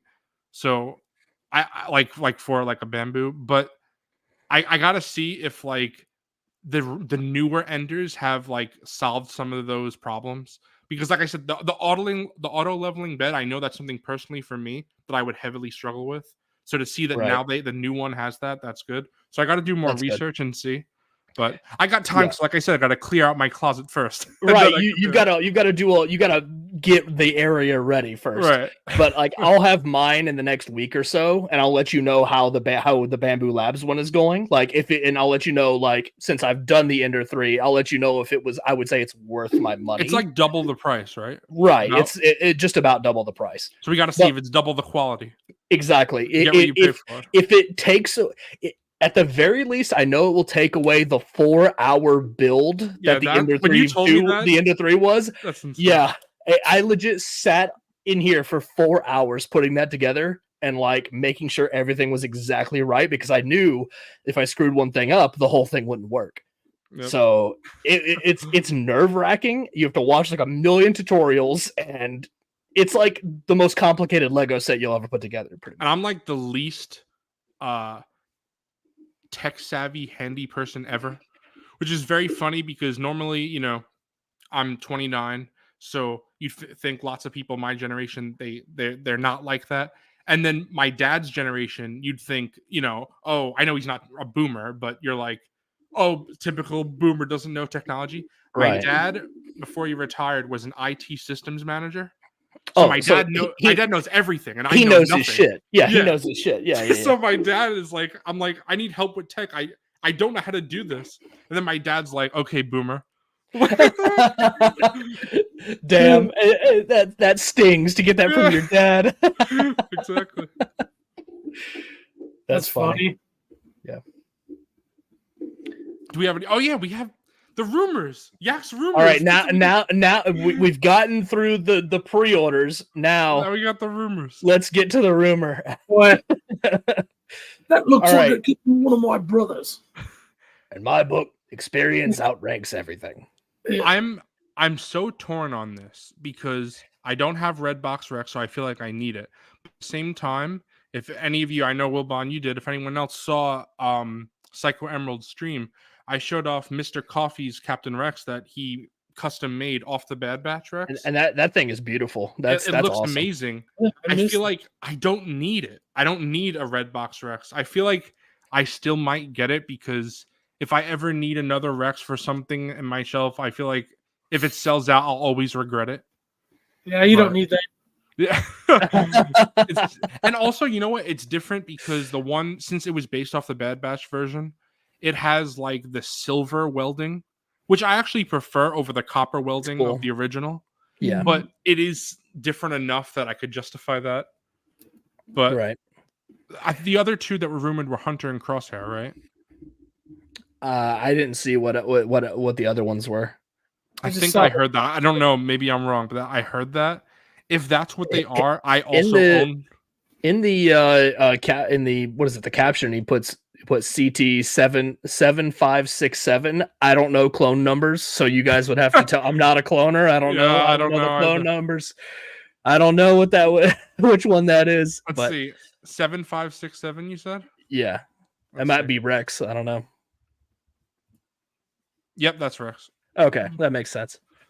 Okay, so But yeah, I think it would be great for people that don't have 59 Rex though, if that's what this is. wow, so we're maybe the wrong three talking about this because all of us have some version of this, and it's not that exciting. I bought Rex at ICC Con last year. Like, I pulled the trigger on it. It was a little overpriced, but either way, I love the figure. I'm glad I got it, and I've already forgotten how much I spent on it, so it doesn't really matter. Exactly. I spent so much at ICC Con last year. Like, I had to take trips to the car. Like, I had so much stuff. Like, I couldn't keep walking around at the con. I had to go take trips back so I could keep shopping. Dude, it's gonna be crazy this year. That's all figures, yeah. And I bought like the snow speeder. Like, I have every vehicle now thanks to that, except for the TIE Fighter. That's the one thing I missed. It's great. The TIE Fighter is so good. I treat myself this year for my birthday. I was like, that's what I'm buying. I'm buying myself the TIE Fighter for my birthday, so I bought it. Yeah. And it's so good. And you think the snow speeder is big, but it's nothing compared to the TIE Fighter. It's crazy. There's a local shop that has routinely 50% off sales because they have so much inventory. They're trying to move it, and marked down, it's $100. And I've thought about buying the TIE Fighter many times. Would you say for $100 it's worth it? I paid $200 for mine, and I would say it's easily worth $200, honestly. So. Okay, so what you're saying is next time I'm there, just go ahead and do it. Yeah, I mean, I'm not disappointed with it in any way. So yeah, ICC is going to be hyped this year. I say, yeah, it's really cool. I mean, it's massive. So, like, in my opinion, because it's size, for whatever reason, you don't get what I think you could if it was like, let's say if you just had it like with a few other things in a room versus like when you have a lot of figures, for me, it gets lost upon because I've had it in the same, I used to have it hanging from the ceiling. That's wild. Yeah. I feel like I would be so scared. Well, mine fell. No. I was using 30-pound fishing tests. Anyways. Oh my God. Oh, wow. Like, if you really want it, then $100 is not a bad price for it. I'll put it that way. Okay. I will say though that like the $200 I paid, like that was my limit. Like I had tried to get this a couple years ago and I couldn't find it for less than $250 and I didn't do it. But $200, I was like, I'll do that. And the same thing, the snow speeder, I think I paid $170 for that. And I think that was the limit because I knew my limit for the TIE Fighter was $200. I was like, I can't say my limit for the snow speeder is the same when it's smaller. So right. I did get them at like the limit that I wanted to get them for. But it makes me think that like if I was getting vehicles back when they came out, I feel like I would have pre-ordered them. Look at Fig. Where did he go? There's just a TIE Fighter there now. Yeah, it's like as big as your head. I just wanted to. How did you pull the wings off so easily? This is my second one. You have two? I have two. So I keep it. I never fully assembled it because I wanted to keep this one like to use for pictures or diorama. Oh yeah, like diorama. Yeah. So that's cool. But just because like Wilbon's talking about it, and I had this easy access. My fully assembled one is that way, but like the interior is really cool. Look at that. That's sick. I love it. It looks so good. Look at all that detail in there too. It was. Did you have a problem though, Fig, putting the pilot in? It took me like 45 minutes. Hard. Yeah, and getting two in there is especially the first order ones because their articulation is garbage. Yep. Yeah. But once you get it in there, it looks so cool. Like, and then it even has that back window. So like if you shine cool pilots in there, it looks really cool. I just wish, like, don't get me wrong, I love it, but I just wish there was also an Imperial version. Oh yeah. If it was Imperial, people. I mean, that would. Yeah. I wish they would do one of like those. You know how they did the E-wing where it was like made to order. Why can't they do Black Series vehicles the same way? Oh, like 100%. Like I would pay $200 for like an Imperial TIE fighter like that, like via Pulse. Yeah, for sure. I don't know why they don't, because I get why they don't do it mass produced now because no one bought them. But Yeah. something like that, and they could do very easily. They could say if we don't reach a certain number of orders, it doesn't go into production. Kind of like a Kickstarter, you know? Yeah, right. So like a mini HasLab, basically. Yeah, it's like you just straight up from the gate say this is what it is. There are no tiers. You get the TIE fighter and a pilot, and that's it. You just be honest with people and explain exactly what they're getting. And and they could say like, right, we need 3,000 people to buy it in order for it to go in production. Yeah, and don't worry about the tiers. Don't build that into the price. Just be honest with people and say this is what you get. You don't get any more, no more, no less. Some people don't have the space, or they just don't want it. So it's like it's not for everyone. Like it's probably top like 5 Black Series item I own. It's hard. I know it's hard to compare a vehicle and a figure, but just like for its presence. Yeah, but it's just, I understand some people just don't want that. They just want figures. So I get it. It's not for everyone. So, I mean, it's definitely some like space is definitely a factor with that thing too, because like I already have a pretty limited amount of room. I'd have to like really move some things around or put some things in storage if I wanted to display it properly. So Fig, that's pretty much. I can't. Like look at that. Like it just sits on a tub, but like that's what it would do for me too. It would be over here, like on a table. I can't show you because it's in front of me, but mine is basically like that too. It's just on the floor, like on the tub. Like you can't put that on a shelf. It's not happening. You can kind of get a size because that's the snow speeder above it. Yeah, that's not small. And then you have a Hot Toys Mandalorian. Yeah, that's true. Scale and like Justin, the same thing. You always see his just sitting. Yeah, in the corner. It just has its own corner in his room. It's just because it's so massive. But like, what else do you do with it? Like, and that's what I was saying. Like, it's amazing. The detail's really cool. I love it. But it's like one of those things where it's almost too big for my space, so I don't give it. Half the time, I don't even think about it in my collection because it literally just sits there, and I can't readjust. I can't change it up in a display. So it's a masterpiece, but it's also a disaster piece. Right. It's one of those things where it was like it's a cool experiment, but it's not really something practical they can keep doing in the line at that scale. Right. So, I do think if you have your chance of getting one, I'm a Zoo Boy. It's awesome, and like if you're a really big Star Wars fan, the fact that we have a TIE fighter in 1/12 scale is like awesome. It's worth it. Yeah. And like I said, even though I would prefer an Imperial version, it doesn't bother me in the slightest that it's first order. I don't even think about it. And I love that it's the 2-man TIE fighter too. Like that's so cool. And like you can kind of see some weathering on the red too. Yeah. So even though it's not true, that red really pops. It looks really cool. Back then, you got so much more weathering on figures and stuff like that. Like, if you look at that versus the snow speeder, where it has like nearly zero paint on it, like that thing is literally just like a gray hunk of plastic, honestly. Except like in the interiors, like there's paint on the in like the cabin on like the bells and whistles inside, but like on the outside of that thing, it's like it's gray. It's just cool. It's cool, but kind of strange because it's like. That detail, I appreciate it, but it's really only good for people like Fig that take like photos of like the cockpit and stuff like that. But like otherwise, it's like that's closed. Yeah, I wish I had gotten a lot more of those paint apps on the outside anyway. Yeah, where I could actually see them. Yeah, I mean, I guess you're right. I'm just still in love with the snow speeder. I've overlooked. Like I love it. It's my favorite Black Series figure vehicle by far. Like I remember getting it and opening it, and it just blew me away. Like I was like, and then the interior is decked out, and but you're right. Like I'm looking at it, and it's very basic color. But then like the snow speeder in general is basic. It's not like it is, and it's not like it has a lot of those paint apps on it in general. But Wilbon's just raining on Fig's parade. Fig's gonna sell it now.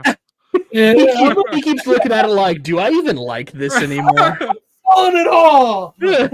I'm selling my whole collection. They released one too many Blue Mandos. I'm done. Yeah. I'm done. Or they're gonna remake Man, this guy. I was gonna retire off of him. Why? Yep. No, I bought 40 of them at Ross, and now it's worthless. Side note: I actually bought Oh, 5 of them at Ross for $3. But hey, That's if I could go back in time, I would have. yeah. I'm like and I've done some custom work with some and made some custom figures, and I have a couple. I have 2 regular on displays for different setups. Oh, But yeah, that's like people are like, isn't that kind of like scalping? I'm like, well, no, I actually bought. You're using them. Yeah, I'm using them, and I'm like, Right. I'm sorry, but when they're at Ross or Ollie's, the scalping thing to me goes out the window because like Scalping to me is when it first comes out. Yeah. But anyways, it's like that mindset where people get like we were just joking about. It's like, who cares? You get the figure. You go on eBay because you send for 40, 50 bucks, and 10 years later, who cares? Yeah, it ended up at Ross or Ollie's for a reason. It's because Right. nobody bought it. Like, and that's at that point, it's fair game. Like, Right. And I bet there are a bunch of people like me. Nate and Justin were talking about the other day on their stream. I didn't watch Clone Wars as it aired. I waited till I was an adult. I didn't either. Yeah. So when Rex came out, even though I was collecting Black Series, I'm like, I don't really even know who this is. I saw him in that 2008 movie that I thought was awful in theaters, and that's it. So it's like I didn't care. Now I think I saw Clone Wars. I don't remember. We'd have to look. It's when it came out on Disney Plus. That's when I finally watched it. Yeah, and same. so I was an adult. So I'm like, oh, this is what everyone likes. This is great. So then I went back and I got like, not Fox.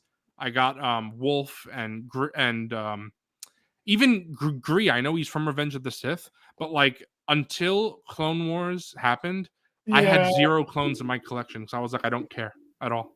I was the anti-cloner. Yeah, you were the anti-cloner. You were the dreaded cantina patron. Yeah. No, I didn't care anything about Clone Wars. I only had the ones that were like in Revenge of the Sith because I'm super nostalgic for that one. That one came out when I was 12, and I was like, that was probably the moment from childhood that I was like the most into Star Wars. I would say is like with that Revenge of the Sith time, like from all the marketing to like I'm super nostalgic for even that packaging. Like I'll talk about this every stream probably. That Revenge of the Sith packaging. If we ever get that in Black Series, it's over for me. I will buy every single one of them they put out and 2 of them. So you're not nostalgic for that fic. What? For the Revenge of the Sith, are you nostalgic for it? Because it's like no, but I think it looks awesome, and that's my favorite Star Wars movie. Yeah. Packaging looks phenomenal. Like I wish I was collecting during then because I would have bought them all. Because I wish I saved one of the boxes as a kid. I was like, oh, this is trash. I still say this is trash, but when it came out, there was a local store that was like getting rid of everything they had, and they had a bunch of Revenge of the Sith stuff. So I was like, and it was 80% off. So I was like, yeah, give me Lava Reflection, Obi-Wan Kenobi, and I got my Hayden figure signed this past year. Oh, that's great. Because I don't only collect on what's nostalgic to me. If I think it looks cool, or like even more recently, like I'll go back. Like if it looks cool or something. At ICC, I got this bad boy signed by the Emperor. Oh, that's so cool, man. Like, you got to get that in a shield or something. It's just chilling. It's been on my list of figures to get in protection, but he's just chilling. So. That's all. That's definitely on the list. They actually even have Revenge of the Sith branded figure shields from back in the day. That's cool. Like I said, it kind of has to be because it's such a unique packaging. Right. It's that weird rounded box. Like it doesn't fit like the old Kenner cards. So that was like prime like toy hunting for me when they had like Toys R Us and everything. I was just like nowadays I can't hunt because I drive away. I go to it. There's nothing there. I'm like, I wasted my time. Like back when I was a kid, my dad would take me to Toys R Us. I'd always walk away with something.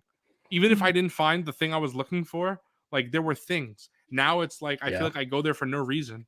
So it's like I try now to only go if I'm like going to the movie theater or something. I'm like, oh, I'll stop in at Target. I don't like go out of my way anymore because it's like if you walk away with nothing, I'm like, well, I just wasted gas. That's basically all I did. I'll occasionally have to go buy supplies for work, and like I'll end up at Target or Walmart or like Hobby Lobby or like one of these stores that has like figure adjacent things or figures, and then like I'll peek in the toy aisle. It's usually like an excuse. When I'm at Target with my wife, when I'm at Walmart, it's like, okay, I'll go check it out. But like I've kind of stopped figure hunting, like specifically going to the store to look for figures, because like you said, 99% of the time, I'm not going to find anything. Oh, and like, I'm sure the majority of us, like in the majority of people in the community, really, probably buys 90% of their stuff online. I want to say in the past year, I've maybe bought 5 figures in store. Right, unless it's a Target situation where you know it's going to be in stores. Like, and even that, like I said, my Target is not good. Right, but if you have a bad Target, like you're going to be buying it online. But Target's one of those weird situations because they do like a phantom pull on your credit card or whatever. Yeah.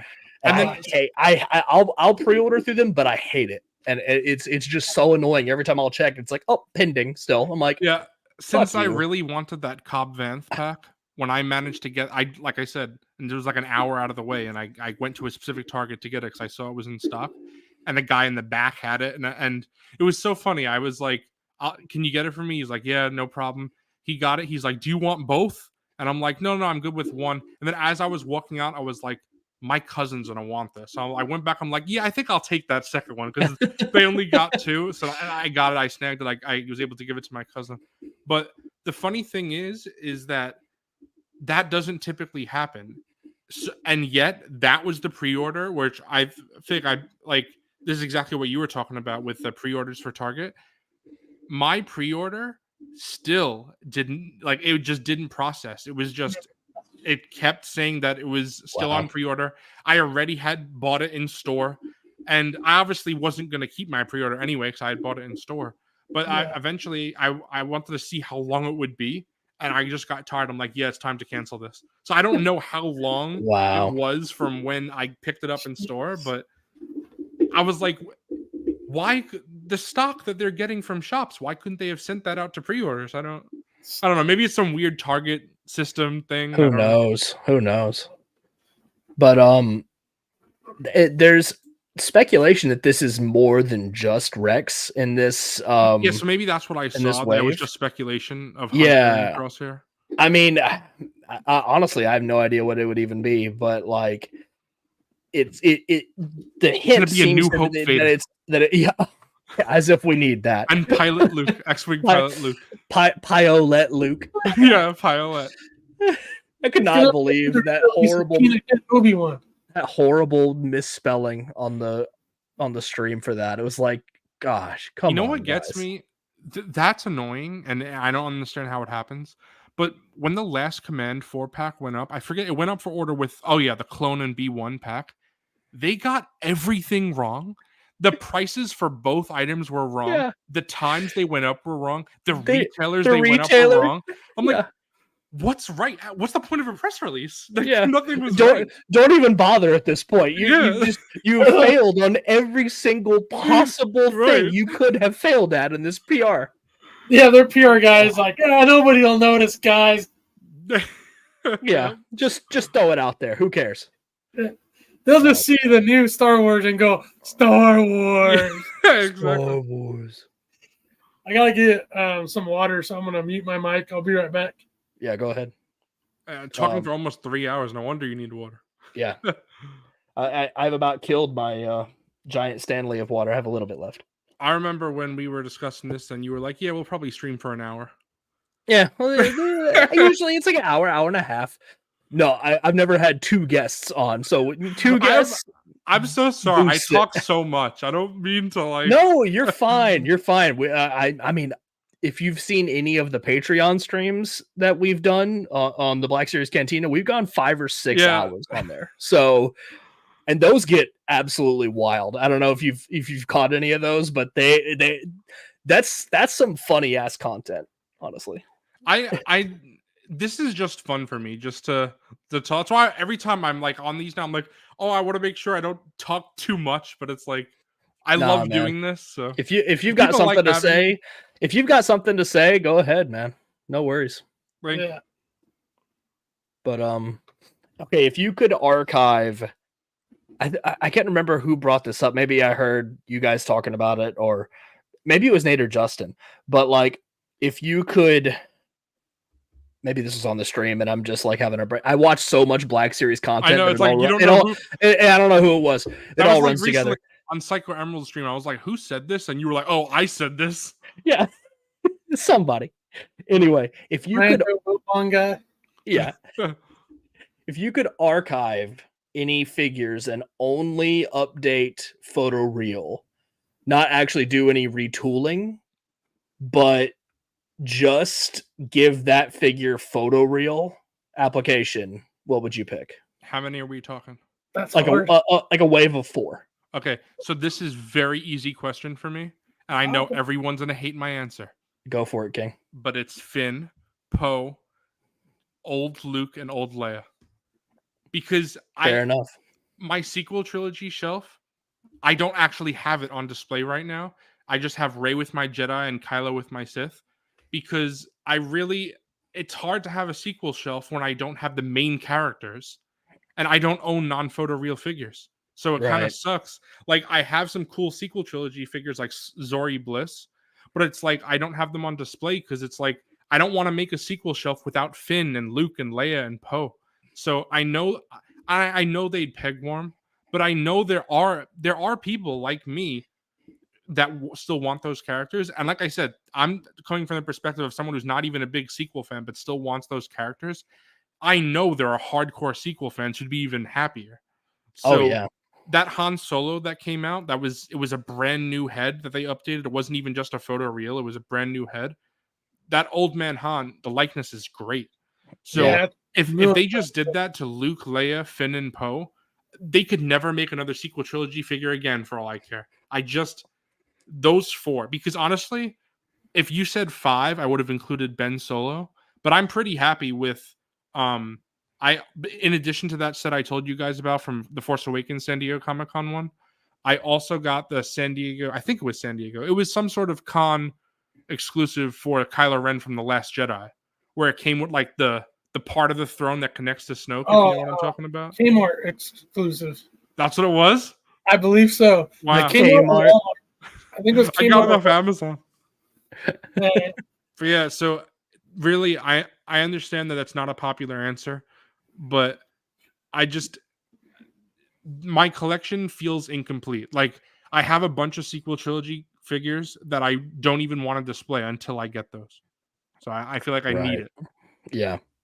It's definitely something like I completely removed. Like, I had some sequel stuff. I had a dedicated sequels area, but like I really hate that First Order Stormtrooper. It is terrible. It's so bad. I didn't even want to have it on the shelf because I only bought I think I have like 2 or 3 of them. But like the only one I really liked was the Sith Trooper, and that was like a little bit better. But like other than like having Snoke the initial one. Yeah. It didn't even go up. Like, he couldn't even hold the blaster with 2 hands. Like, it's just awful. Yeah, like he's doing this. Like, come on. Like, it was just a very rough time for the line. That release got me hard because I remember going to the midnight release thing first Friday with that first red box wave, and like Kylo and the Stormtrooper were like, I found them, and I just remember holding that Stormtrooper going, the design's so cool, and in my head I'm thinking original Stormtrooper articulation for the time was decent, and I opened out a box and the arm, and I was just like, what? Did I make an IPOA? Did I buy a Kenner figure? What is this? Yeah, what is this junk? I even tried to get my X-Acto knife and tried to cut the elbow joint deeper, and it looks so bad. Like, even with that, and it gets a little bit more traction, I guess. I don't know. It get a little bit more elbow action in there. It's just not enough. But and then I took out. I took down all my sequels except I have a Rey and a Kylo dueling on one of my shelves, and it's the Rise of Skywalker Rey and the that was one the best photo one. real Kylo Ren that I have. That's Right. it. And I'll also say that I understand that like that's a very selfish thing because I know that there are many things like 80s Kid is saying here. All these figures are hard to get now, and they're more desirable. But the thing is, I have these guys, so from a personal From a selfish person, standpoint, for what yeah, you want, all right? it's like Yeah, any of those archives. Like I it's think hard. Yeah, I think they would be good for the line, but like they should definitely archive Hunter and Crosshair. But for right. me, I got them right there, so I'm good. It's just for the health of the line, for people who didn't get it, yes, they deserve it. But for something like that, I feel like it's kind of insane if you think about it. What again, if you don't like the sequels, just think about this, even if you don't like it.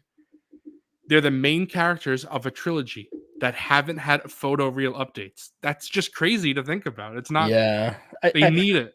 I think eventually at some point they should go back and revisit it, but like I don't know if Lucasfilm wants I to know. until that Rey movie comes out. That might be the catalyst for it. I'm hoping, and I know a lot of people meme about it and they don't like it, but I'm unironically hoping they do a Force Awakens anniversary for next year.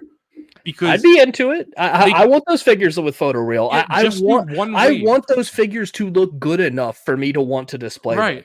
I And then want people better say- articulation for a First Order Stormtrooper. Oh, 100%. Like we you know, I'm a bigger sequel fan than most. Like, and I hate Rise of Skywalker so much. It's my least favorite Star Wars movie. But like, I love Force Awakens. I think Last Jedi is not bad. I want figures from those movies to be good enough that I want to display. Right. At Crate Luke, he'd be so good. I know Zach and Mike praise that all the time. They want it to happen. But right. I'd love it. A photo reel of Mark Hamill, the one we got, and like, so they made a deluxe version of him too that comes with more soft goods. Yeah, I've almost bought I got so that one. I like that. I liked that set where it has like the rock formation thing too. It's a cool set. Like way better than what you got originally. Even the face cell in those deluxe versions was a little better. Yeah, that's what I was saying about the Kylo Ren paint. But like, imagine like I'm with you because outside of like a Han, New Hope Han Solo, even though we got that with the Kenner card, I'd want that archived with the new photo reel with all the same accessories, the alternate hand gloves and the Stormtrooper belt. Like that would be really cool for me personally because I don't have that. I just have the original one, and he looks sad and old and used and just and he needs updated for me personally. But I was looking around when we're talking about this, and I'm like, the sequel characters, they're really with photo reel because all the characters I like we pretty much have photo reel and we've got archived already. Like Bespin Luke, even though they kind of did not agree. But they still better. I feel like the sculpt is just bad on that one. Yeah. Like you can't save that one with photo reel. Like I think it's just a bad sculpt. Have you seen some of the repaints of Poe? Like some people have done like decent jobs. Like I really would love to get like a proper likeness of Oscar Isaac on a Poe figure. Yeah. Like we never got one for Moon Knight in the MCU. No, that could have been an opportunity, like people did with Ben Mendelsohn's character. What's his name? Oh, Krennic in the MCU. Oh gosh, I couldn't tell you. I'm with the T, I think. But I feel like Krennic is another one that he's the only Rogue One character that wasn't re-released. I don't know why, and I finally broke down this year and bought it for $10 because I just wanted Krennic. That's not bad. I mean, just even if they come out with a new one in a few years, $10 is right. And what I plan to do eventually is I want to Talos. That's his name. Talos. Yeah, Talos. I want to take his head from the Marvel Legends like people did, but the thing is, I don't want to drill out the head. Because I still want to keep that head possibly for my Marvel Legends. I don't want to ruin it. Yeah. So I want to drill out the body for Krennic. I did see someone did that where you can like Dremel out the neck. Yep, that's what I saw on Reddit. And just plug in the neck joint from the Talos. I don't understand why they couldn't Hasbro had to make it difficult. All they had to do is make a new torso for Krennic, and it Yeah. could have worked. They could have Yep. just used the same head. And the thing is that again, I know it's not such a popular thing. Thanks for showing up. Yeah. I know it's not popular like enough era of a character that it's just, oh, these aren't great figures. But I feel like it doesn't matter to me. I just want updated photo real. The only one of the ones like that we were talking about, the Stormtrooper, that needs a new sculpt. The first one is Stormtrooper. I would love if they even did. I think somebody brought this up where if they like redid that trooper pack of like if like the one on Amazon, like the phase 1 clone, the phase 1 clone, the phase 2. Like clone. since we've got an update of both of those and the Imperial, like the new 2020 Stormtrooper, they could redo that whole setup and just give us one new figure and those three, and I'd buy it. I mean, yeah, and I wish those are all army builders, or you could like do like the yellow paint, just like other phase 1 clone, and just like throw in some repaints and then give us the totally new figure. I'd be in for that. Yep, I agree. And I know, like I said, they're not great figures, like just like the articulation and everything. But if you put photoreal on the other ones, I just want them to stand on my sequel shelf. So the only one that is necessary is a Stormtrooper, because all the other figures, they at least do their job. The Stormtrooper doesn't do his job. He doesn't hold his blaster. So, and the likenesses, the sculpt is good enough that photoreal would save those figures and at least make them serviceable on the shelf. Yeah. Yeah, I actually think it's a good idea for even more so for longer or bigger collectors have a bigger amount of figures. I have a lot of figures already because most of us would, even though we're not, regardless if you're a hater or it's your low caliber Star Wars for you, like which that's kind of where it is for me. Those figures are like representations of like Old Man Luke and Leia. Like they did the Han Solo, and I really like that figure. I have it display. I don't have a huge, but there's certain figures where I would buy an archive easily. And it's like, look, I think that would work. If they redid those and I'd want to put them on the shelf, I would stick them all together and give myself the scene that Disney never did, where I would have all three of those, all three of those together. Yeah. And I hate to bring it back to how get back to like the sequel trilogy or whatever, but like selfishly, I really do wish we got at least one shot of all three of them together. Like, even just one scene where they're just like catching up on old times, or like they're like, damn, this is easier when we were younger. Like even if they just if they just had a stupid line like that, like, or even like they even did it a little bit in Force Awakens where he like was like, oh, trash compactor. Like if they had all three in a scene like that, that would have been great fan service, at least enough for me. Yeah, 100%. Unfortunately, we never got it. But it just shows, like we were saying before, about how we all, even if we don't like something, we like aspects enough to put our money, and buy it. Yeah. Because, like I was saying about like the EU's bad stuff, I hate that Jason Solo is a Sith. I don't like that whole storyline making him Darth Caedus. I'd buy a Darth Caedus instantly. Yeah, I don't like that storyline, but I wouldn't even think about it. I would totally buy that. Yeah, for sure. I mean, you nailed it on the head with me. Yeah, that storyline is very weak at best, but like the fact of it being Han Solo's kid. I mean, this is before obviously Kylo Ren, but which they literally took that aspect of it. I would buy that figure in a heartbeat. I'd buy before him. Because we have Jaina Solo. Yeah. So Jason Solo's like. I mean, when we got that, I'm like, we're gonna get Jason. It's just a matter. Oh, 100%. Right. Yeah. If they do a Jason Solo 2-pack with him and Jaina, and it's the existing Jaina figure just with like better like photoreal. I know it's based off a comic, but photoreal application for the face, like they did with Mara Jade. Yeah. Easy. Like I love my Jaina, but I would easily replace that, and I wouldn't even feel bad that I'm buying her again. Yeah, same. Sure. I would love she was a really well done figure. Oh yeah, I still don't think it's awful. It's just dated, but her face isn't bad. Oh man, there's so many figures. That's what's crazy about this line is it's been going for There's over. there's so much. There's so much more. Do you guys think we'll ever get to a point in Black Series where we're looking back and we're like, man, that Glavis Ringworld Mando really needs an update at this point? Hey, I hope so. If the line is ever that good, shoot. Yeah, right? Yeah, Yeah. because I honestly don't know how they could do much better than that. Like, the It'll paint be apps like, are oh, great. Like, the tooling is fantastic. Like, and sometimes when you, at least with the other Mandalorian, I would get like a little irritated because I feel like the helmet was just a little bit too small. Oh, it 100% was. Yeah. But like, it's just the scale was just weird.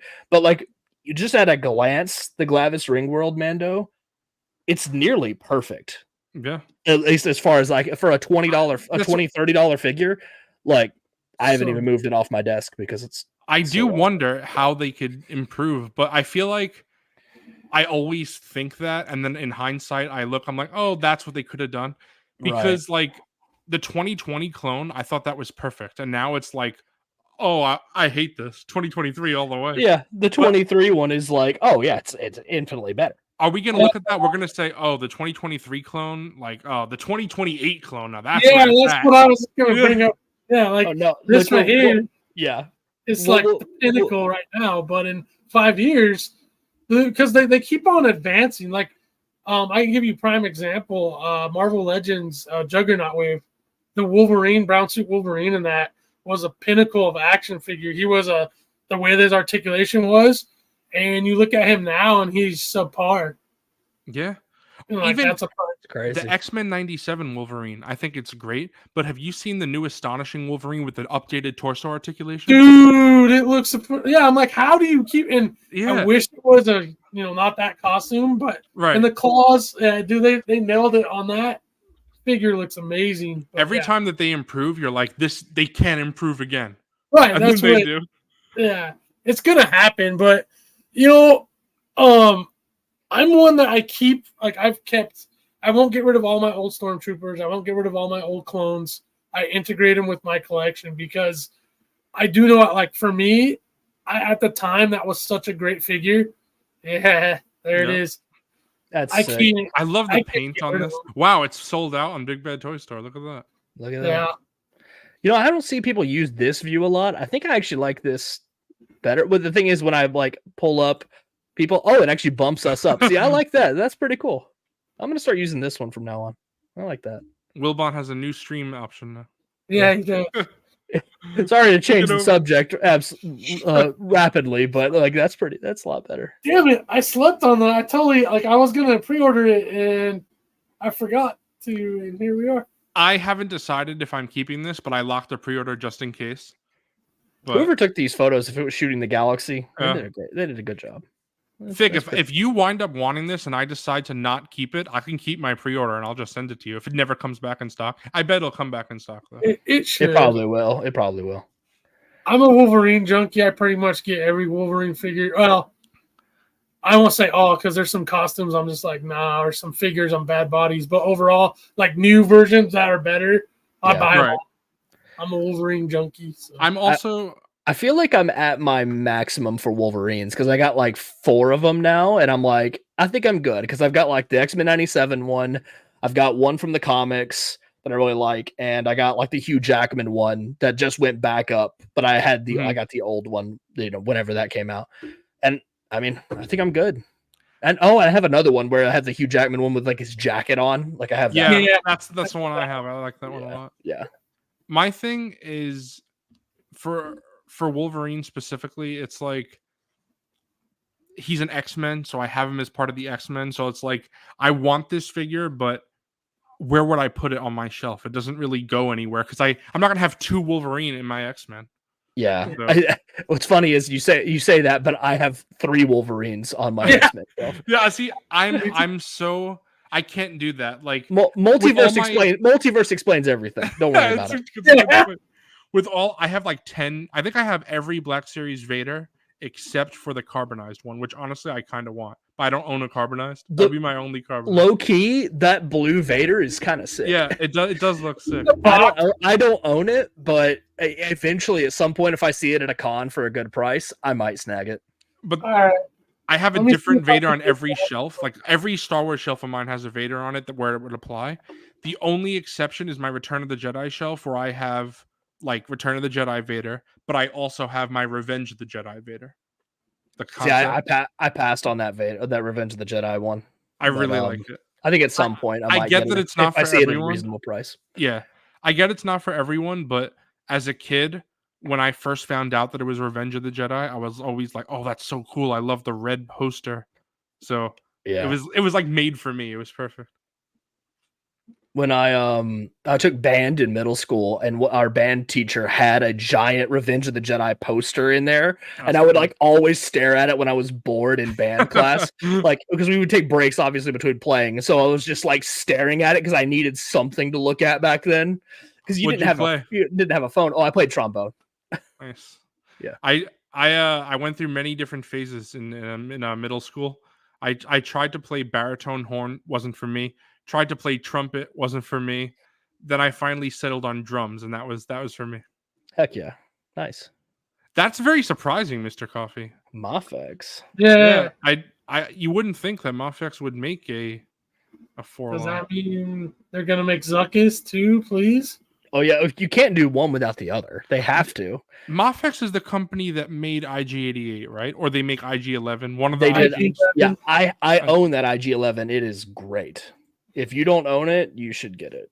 The SF one's really good too. They should. It'd be cool then if they make like the whole bounty hunters Mafex, because they have Boba. Obviously, they could just retool this IG-11 to IG-88 easily.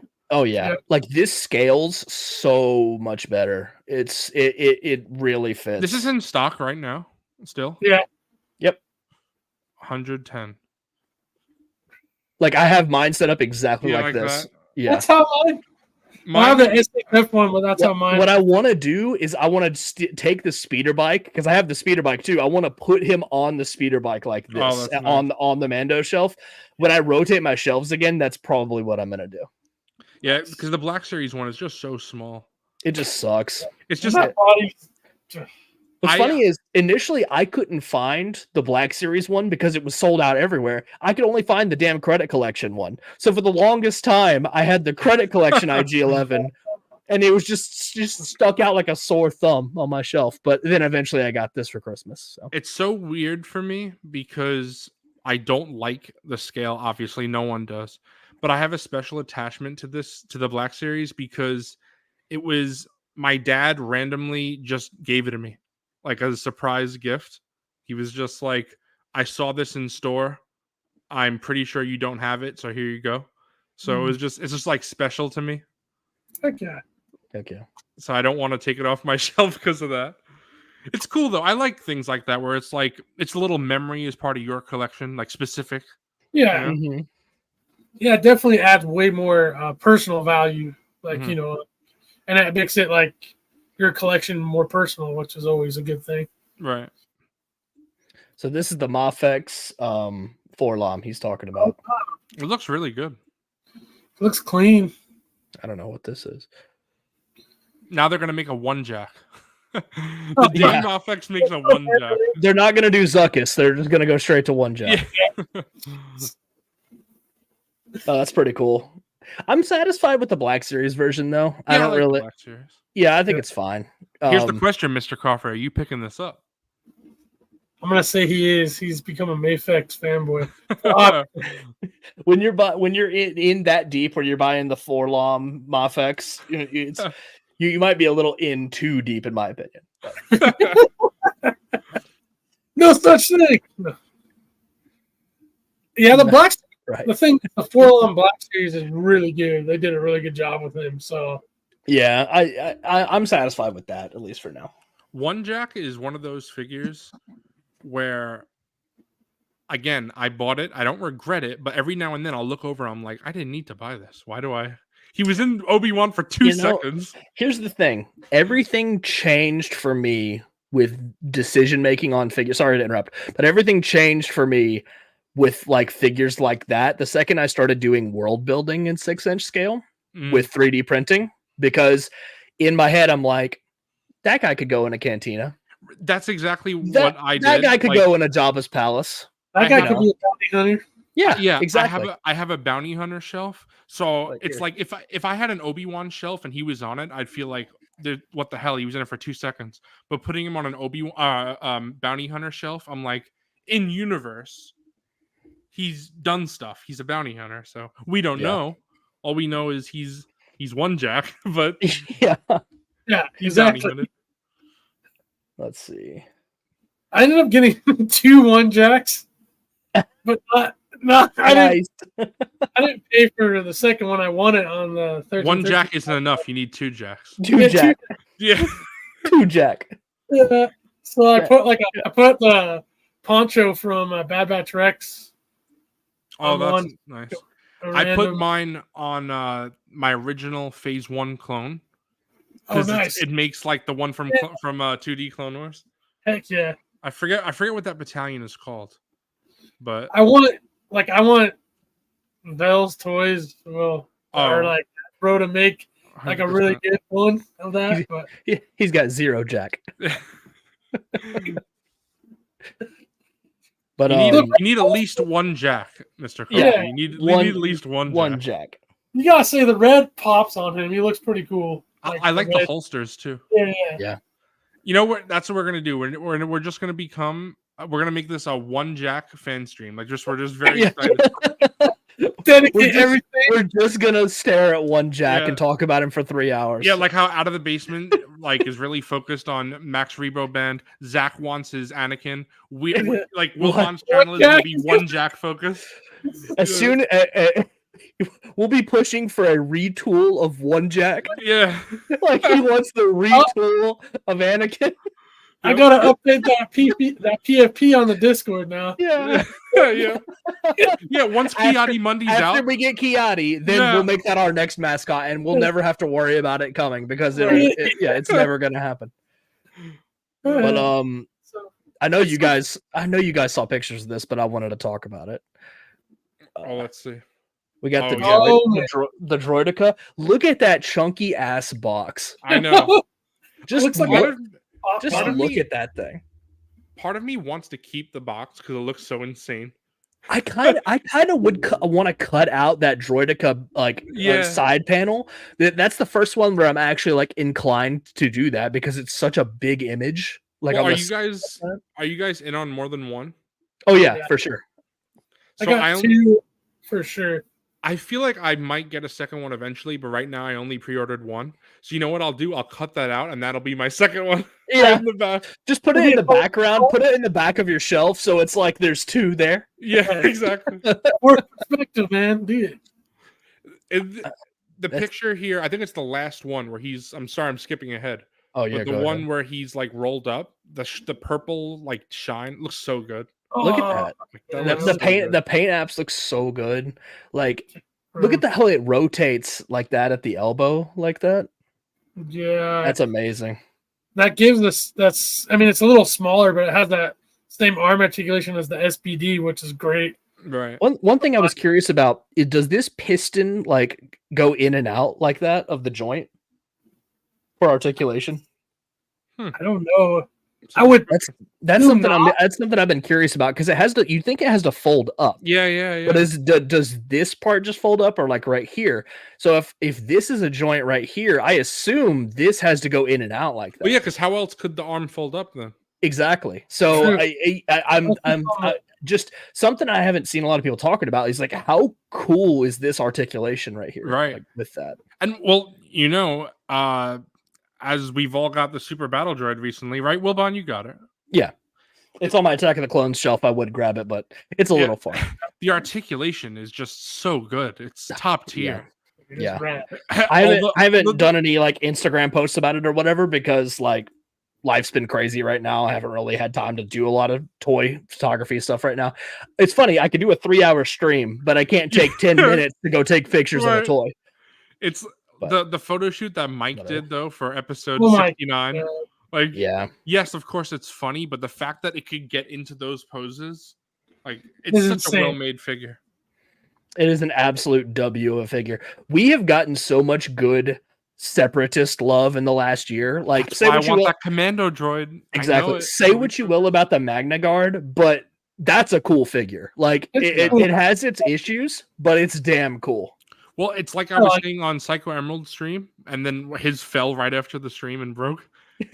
Mine has never fallen. No. My shoulder pads have never even come off. I must have the greatest Magna Guard ever.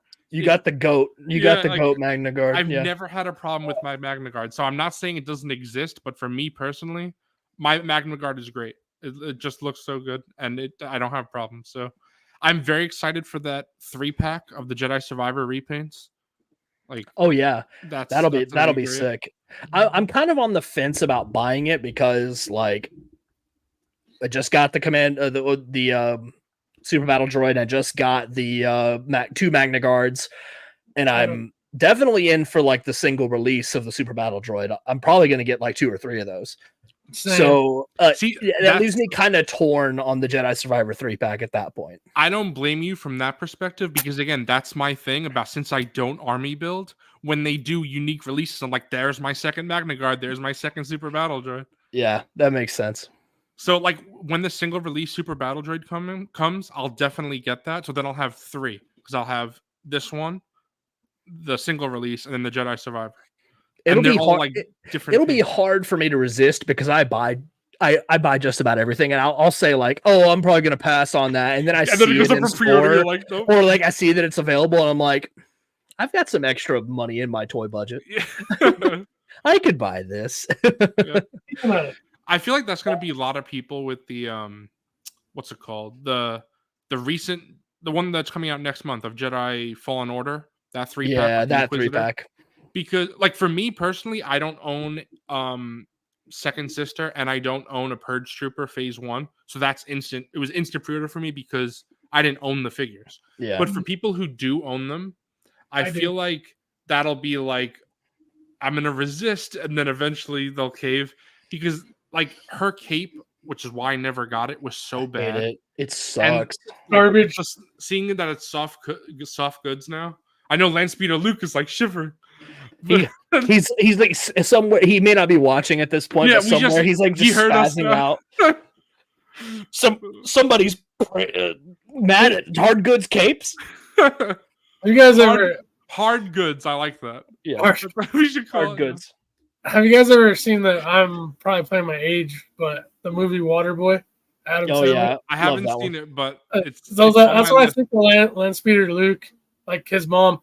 Soft goods on the devil, Bobby. Soft goods on the devil. It's like, I don't know why that's like because he's so anti.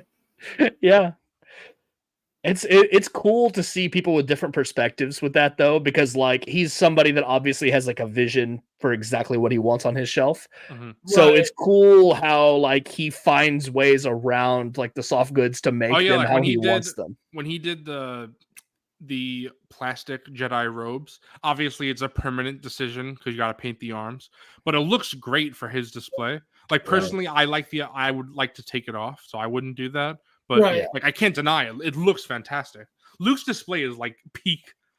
As far as like just people's individual collections, it doesn't get much better than Landspeeder Luke's. Yeah, sure. It's fantastic, but.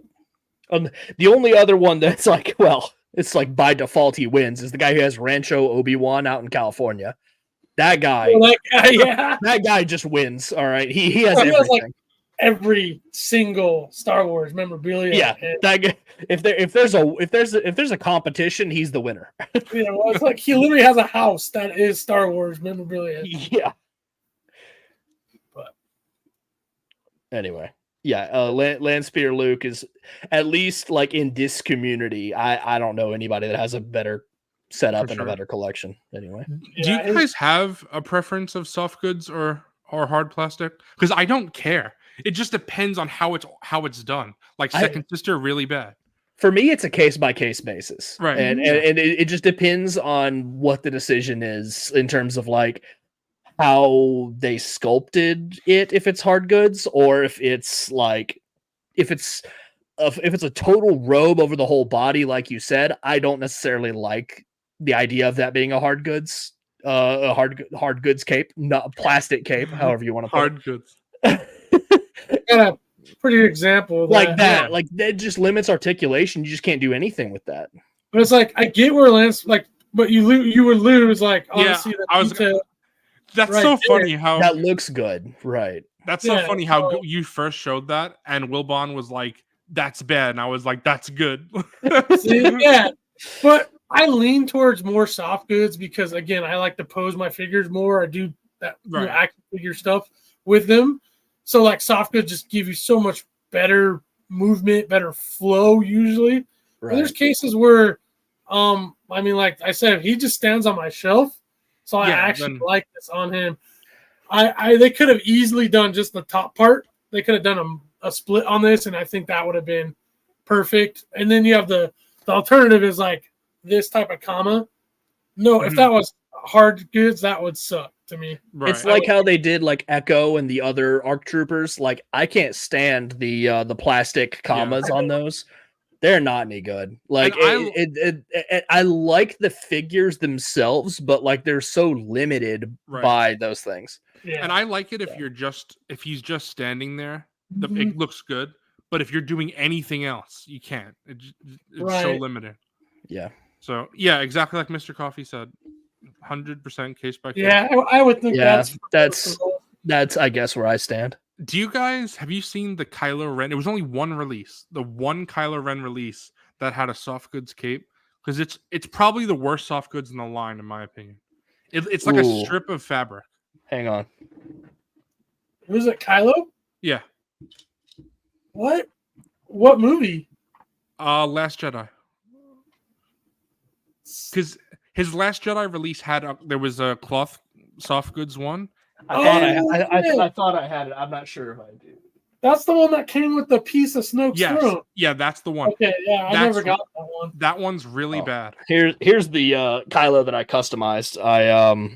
It's from the set where he like has like the snowy deco on his Yeah, Yeah, his the robes. Kmart exclusive. but I swapped the head so it's actually like he is in the movie where Yeah, he yeah. has his mask off for the fight scene.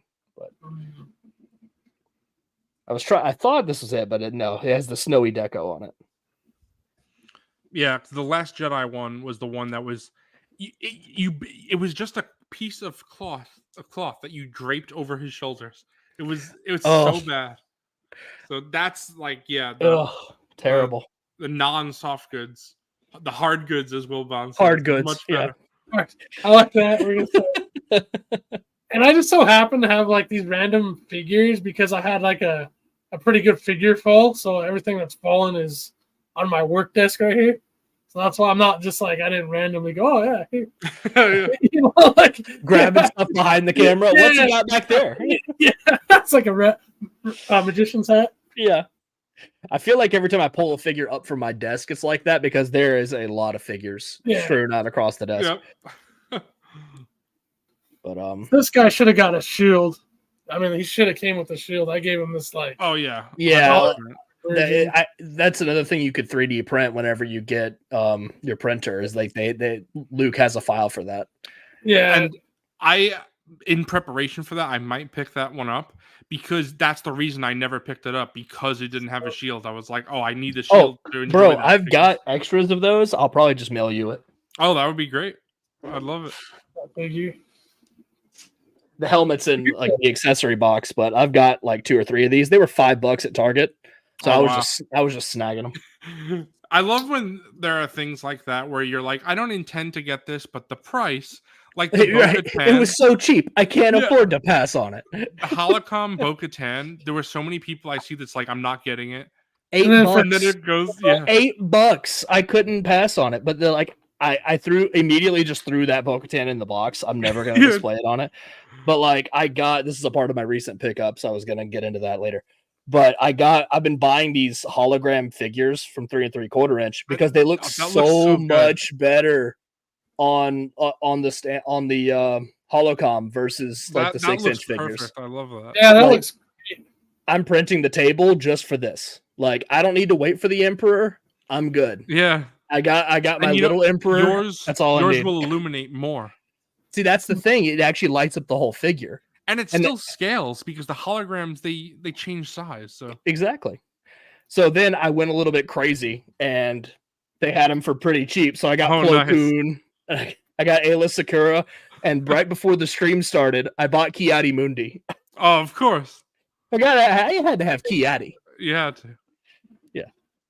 But like they're all so cheap. Like I was getting these for like $5, $6, $10 a piece. So like, why not? Do they make a Vader? I haven't looked. I might have to look for a hologram Vader next. After the stream, Wilbon just messaged us. Oh, I bought another one. Just go straight to eBay. Hold on, I might just buy it live on the stream.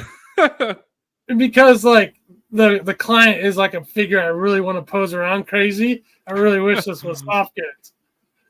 You know, it's so weird how they make some figures like that that's really just a civilian. Like it's not, and then sometimes they'll just ignore characters like that. It's like I want a Dr. Pershing. Like the Endor figures look really good. Oh, for sure. He looks like really good, but then it's like do. Yeah, and then they kill it. I don't know. I mean, $8.99. That's not bad. That's worth it. It doesn't have like a lightsaber or anything, but who cares? It's just going to be on a hologram. Yeah, this is what Luke made it for. Right. Basically, Vader and Palpatine. So maybe $8.99. I think it's worth it. Yeah. Whatever. Buy it now. You're doing it? Yeah, whatever. On stream, let's go. $9. Oh, he wants $4 shipping. Oh. Hey! See, now we went up to like $14. That's totally different. Who does he think he is? Big Bad Toy Store? Yeah, what the heck, man? I'm not paying $15. I'm not paying for modern TVC prices for that crap. Get out of here. I always see sometimes on eBay, like I'll watch something that I know like I'm not paying this price for, and then they'll send me an offer that's like $5 down, and I'm like, this is $150 item. $5 down is not doing anything for me. I'm like, okay, that's great. It's like, oh, thank you for $5 off. Wow. Right. I was trying to get another. I was trying to get another Clone Wars Mace Windu, the one with the cape, because I wanted to, because I made fists for him, so I wanted to get another one to tatter up the cloak and make him look more like that scene. And I found one on eBay. The guy wanted like $21, right? With free shipping. I'm like, that's not bad, but he said our best offer. So, and there was another guy that had one. Yeah. There's another that had one for 20. So I do 19, and it's like, no. I'm like 1950, no. 20, no. 2050, no. I'm like, why'd you put? So what was it? You know what? You had to do $20.99. Then yeah. Okay, I'll do that. Off. I hate it when they do that. It's like, just don't even put OBO then. Yeah. Like, wow. You know what I don't like? I'll go back and forth and make offers with people, but I don't like when someone will just decline. I'm like, I'm interested in buying, just make a counter. Right. They'll just straight up decline. I'm like, okay, I guess I'm not buying from you then. He said, I'm not selling to you. I don't care if you offer any more money. No. Yeah, exactly. I don't want so I didn't even know Mafex did a hologram Vader. Really? Yeah. Wow. I had no idea. What's the price on that? So this guy wants $98. He ain't getting it, but still pretty cool. I actually kind of hope Mafex does a new Vader, because like when they did the Rogue One, it was regarded as at that moment in time probably the best one. And what they've been doing recently, I bet you, I can't believe I say this, I bet you it's better than the Kenobi SHF one. See, that's why I haven't pulled the trigger on that Vader, because I'm just saying, like, could there be a better one coming? It's the same thing why I wound up not getting the Vader Hot Toys, because I couldn't make a decision between the Obi-Wan Kenobi or the Return of the Jedi one. So the decision was nothing. Yeah. Well, either way, they're both the new taller Vader. They're taller than the old one was. Yeah. So, like, either way, you're getting the new one. It's just like which like accessories or alternate head do you want? See, why they need to please both camps and have a Sebastian Shaw head and a Hayden Christensen. And just Sebastian. Just Sebastian. See, Zach gets to push Hayden on his show. I'm pushing Sebastian on mine. I've got the Sebastian Anakin Skywalker figure up here on the figure wall. Like, I'm gonna push for Sebastian It on this pains show. me that even though I tend to agree with Zach more so, it Yes. does pain me that there's no Sebastian Shaw Black Series. Like, it'd be so easy to Yeah. just include an alternate head in that Force Ghost. I don't know why It's never gonna happen because then they would acknowledge that Yeah. the pre-special edition version exists. It's so. like that Wolfman Cantina member, Laxiv Rack, I think that everybody wants. That's not in the special edition, so he's not coming. That we'll never get him. It's never gonna happen. When you turn on Disney Plus and watch Star Wars, or when you watch A New Hope, you won't. It's not Star Wars. It's A New Hope now. When you turn on A New Hope, he's not there. So I gotta ask Justin. I feel like he does it on purpose. I don't think I've ever heard Justin refer to Episode 4 as A New Hope. I think he always says Star Wars 77. I wonder if he consciously does that. As he should. Yeah. That's what it should be called. Right. I understand Star Wars is a much bigger platform now, but like that movie was called Star Wars. I don't get why that bothers so many people because like there are plenty of movies like that where like they launched off, but the first part of their franchise is just the name. It's okay. It could just be Star Wars. It's not gonna. It's people. Yeah. People get confused. Like Jaws. Like it's like it was called that. Like or Jaws, Attack of the Boat or Attack on the Boat is what we read it. Yeah. Like. Or you could do the opposite. Indiana Jones. A lot of people forget the first movie. That movie is called Raiders of the Lost Ark. It was retconned or whatever you want to call it to say Indiana Jones and the Raiders of the Lost Ark, but that's not the original title. Freaking George Lucas again, changing his movies. Yeah. It's not poetry, it rhymes. Wait, right. What was I gonna say? Oh, so we're talking about that Hot Toys Vader. It is freaking tall because all my cases I have for my Hot Toys, all the rest of them I can fit usually with their stand. I can't fit him in there. Oh, really? Stand. Oh, yeah, wow. He like, and I have to angle him in to get him in. He's a tall boy. That you have him in? Is that like a Detolf or? It's like I got them on Amazon for pretty cheap. They're like a acrylic, and they have a really nice. They're really super simple to assemble. You can get like 3 of them for like $55. Not bad. Oh wow, that's not bad. So like, I don't have an IKEA near me at all that's close, and then the Detolf is discontinued. Yeah, right. So even if you wanted one, you'd have to pay for somebody else's at this point. It's crazy. I bought furnished my room for figure stuff. I bought the Billies and the Detolf. Like a month later, they discontinued both. Yeah, I was like, they brought the Billies back, but it's like with lesser quality wood. Mm-hmm. And Justin had bought it only a few months before me. So me and him were saying like we just got in right before they degraded the quality of the wood. Yeah. I'm just rocking like the Target bookshelves, whatever, like the generic the room essential bookshelves or whatever. You know, Target. when you posted that first, when you first posted that, and I was like, oh, is that a Billy from IKEA? Because it looks just like it. Looks like they look Billy, they look identical. Yeah, it's crazy. I mean, I even have a color issue because 2 of mine are black, one's brown, and one's red on this wall. But it works. Let me see if I can. Hey, sometimes you work with what you got, and you know what? The red kind of pops too. Yeah, I actually like that. I think it kind of gives like red and black box vibes too. Yeah. So yeah, you got a Black Series collection with red and black box shelves. Yeah, that works. Yeah. I mean, that was it. Like the red one I had downstairs before I had this room, and that was like what I started my collection on when I started growing, and then. Yeah, now you guys saw what happened. But yeah, the Vader's really cool. I have. It's funny, because I usually at some point after having every hot toy I've had after having it for like a month, I'll take it back out and then I'll really get into posing and try to do a really cool picture. I haven't done with Vader because I love this figure, but because it's so centric on the light up features. Without the lights on, it looks very dull right here and on his belt. Which I'm like, I kind of wish in some ways it didn't have the light up feature so you can always see those details for being a hot toy, right? Yeah. Right. And second of all, the way his gloves change on his hands suck. I hate it. It's a pain. That's the good thing with the Revan, like you were saying. Yeah. And like they're like at the wrists, right? Yeah. I like literally fought like an hour just trying to get the lightsaber grip hand because he comes with just the waist ones.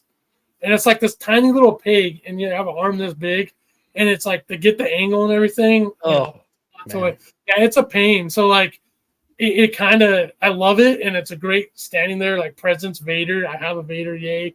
But at the same time, I'm like, man, I wish in some ways, I hate saying this, maybe I should have got the Return of the Jedi one because I don't think it has that same light up feature and the same gloves. But if it does, then it doesn't matter. See, that's why I was deciding, because as cool as the head sculpt is, and it looks amazing, since it would be my only one, I display Vader with a non-damaged helmet. That's what I'm doing. I feel like you probably if you don't want to display it battle damaged, you should probably just go Return of the Jedi then. Yeah, I would say that Sebastian Shaw head sculpt too. Hey, there you go. I would say it's personally, I think the more iconic version of the character too. Going back to, of course, 1983, it's Return of the Jedi. Right. It's like it's his Vader's redemption film. So, right.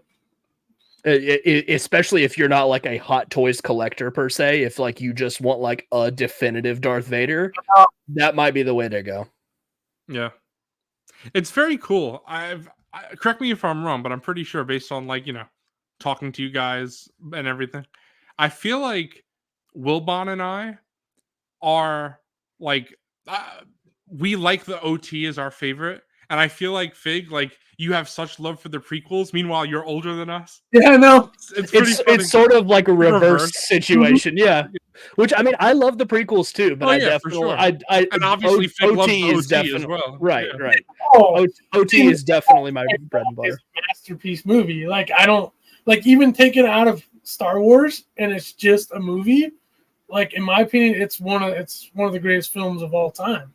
Mm-hmm. Like that's outside the stocks. It's just a great movie, and I mean it is very high. Like it's right there with Revenge of the Sith for me. It's just because, like I said, I'm very nostalgic in some things, but I'm also like Revenge of the Sith just it hit me different. I was older. I was like 25 when I saw it, right? So like as an adult, your brain processes things, and I just remember going in that movie, like we all were like, how are they going to tie this up? This is going to be nuts in a 2-hour movie. And I think about what they did compared to what we just got recently with the sequel, like how well that wrapped everything up to what we got. Right. I don't know. It just the characters, right? Like Vader was always my favorite. I mean, I love Luke too, but I always liked Vader even as a little kid. Like I know he's a bad guy, but I just thought he was cool. Looking. And then he gets his face turn at the end where he was heel the entire time up until that point. He does the classic wrestler face turn at the very end, and he has his redemption arc. Yeah, right. So now he's a good guy. It's like, oh, okay, I like Vader now. Yeah, you can excuse all the war crimes and the murders. Yeah, it's fine. You threw an old man down an elevator shaft. It's okay. Yeah, exactly. Yeah, I don't know. Like, in all honesty, 1 through 6 are just. I mean, they're the bread and butter for me. It's like I have my favorite, but you're talking like when you make a list, right? You get like 1, 2, like right. 1 through 6 are like so far from each other. It's so minuscule. They're really all my favorite. Like because if you ask me a month from now, I could be like, "Oh, Return of the Jedi is my favorite." Right. Like that's my favorite Star Wars movie. And a month after that, it could be Attack of the Clones because. There's aspects of those movies that just hit hard and all. Oh, well, yeah, that's what I was saying. Even my distaste for it, there's so many good aspects. Yeah, and right. I don't want to go into a tangent again because this will be the 3rd time this stream we go back to the sequel trilogy somehow. I apologize for Zoo Boy going off on a non-figure related tangent, but he has my permission to go off. So go off, King. Go off, King. But it's exactly what you're saying. I love how like. Revenge of the Sith, like for all the problems with the prequel trilogy, Revenge of the Sith wrapped it up in a nice way, and Rise of Skywalker was like, yeah, we don't need to wrap things up. It'll just be a mess. It's fine. It's fine. That's essentially it. Yeah. But what can you do? Yeah. Well, you know what you can do? You can do what they're currently doing, is trying to make it better through other media. Yeah. Try to tell as much backstory as possible leading up to it. Right. Give everything context. I have a question for you guys. Yeah. What figure that is pipelined like relatively recently that we know is coming are you most excited for? So the reason why I'm specifying that because I'm not counting like Ki-Adi-Mundi and I'm not counting Darth Sidious. So basically nothing that will be revealed on May 4th. Like I'm talking about things that were revealed the last few streams. All right, so our current pipeline right now, I got it pulled up really quick via the Out of the Basement Discord. We got Darth Sidious, the Jedi Survivor 3-pack, IG-12 Grogu and the Anzellan pack, the single release of the B2, Deidre Miro, Imperial Armored Commando, Ahsoka Tano Peridia, Captain Enoch and Night Trooper 2-pack, Yoda and Gree 2-pack. See, that's tough. There's a lot of there's a lot of bangers in there in the pipeline right now. I guess I should specify also even stuff that's like further out because I don't know why. I guess it's because the interesting way Hasbro is releasing it. Like Ki-Adi-Mundi will likely get in hand, I imagine, before the summer. Yeah, when they keep saying everything I've seen says spring or June. Right. Like but I think was it GameStop .ca says June on that, so but it's coming. My answer for this is actually not on your list because I forgot because it wasn't a pipeline. It's actually revealed. My answer was the Thrawn. Yeah. It's a good point. Because that's so far out. Apparently, it's not coming until January. 2025. Yeah. That's miles away. If that all of these might be out before that. Yeah, right. So I feel like Thrawn's my answer. I love Thrawn, but in general, I think Mr. Coffee was talking about this a little bit. But that Thrawn, I think it's going to be top 10 of the year. Like whatever year it releases. The likeness looks so good. Like it really did a good job with that. Like it's a much better sculpt that we've seen from the previous Imperial body. You got to account for a thick Lars Mikkelsen now. I like me a thick boy Imperial. The question is, to get figure of the year, he needs to be able to do the gritty. Yeah, exactly. That's true. That's the baseline. He's got to be able to hit the gritty. Otherwise, the SBD's got it. If he came out this year, I could see he's definitely going to be in the top 10, but I don't think he could make top 3 because you already got the Super Battle Droid and Droideka. They have to be top 3. Like the Super Battle Droid already, I'm saying in that Droideka, unless I'm disappointed, but it doesn't look like I will be. So those in-hand picks look really good. Yeah. See, so I kind of got a hot take on that.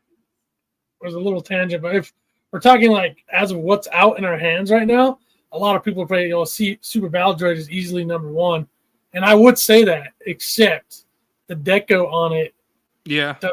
Versus Glavis Ringworld is literally perfect. That is true. But you know what? Nearly no flaws. I will say, for my personal list, I count Glavis Ringworld as a 2023 release. Oh, because I got it last year too. So it was like a December pickup for me. So I got it like January 2nd or 3rd. So it's like I'm considering that.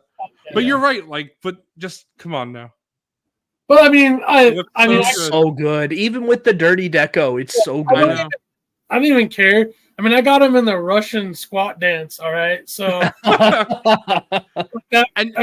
with ease, I've done it with a few other figures, but that was so easy and right there. And you've seen we were talking about Mike's pictures, and a couple others guys, and it's just plus it looks so good and it balances so good and it hits all the marks. I mean, you could say a little paint on his wrist blaster would have gone a long way with the figure. Sure. I really hope they take the paint away from the dirty deco and put it on his wrist blaster, or give him the rocket variant. I know that wasn't in the picture, but you know what I'm talking about, where he has the rocket arm thing. That would be sick. And that's a very Battlefront.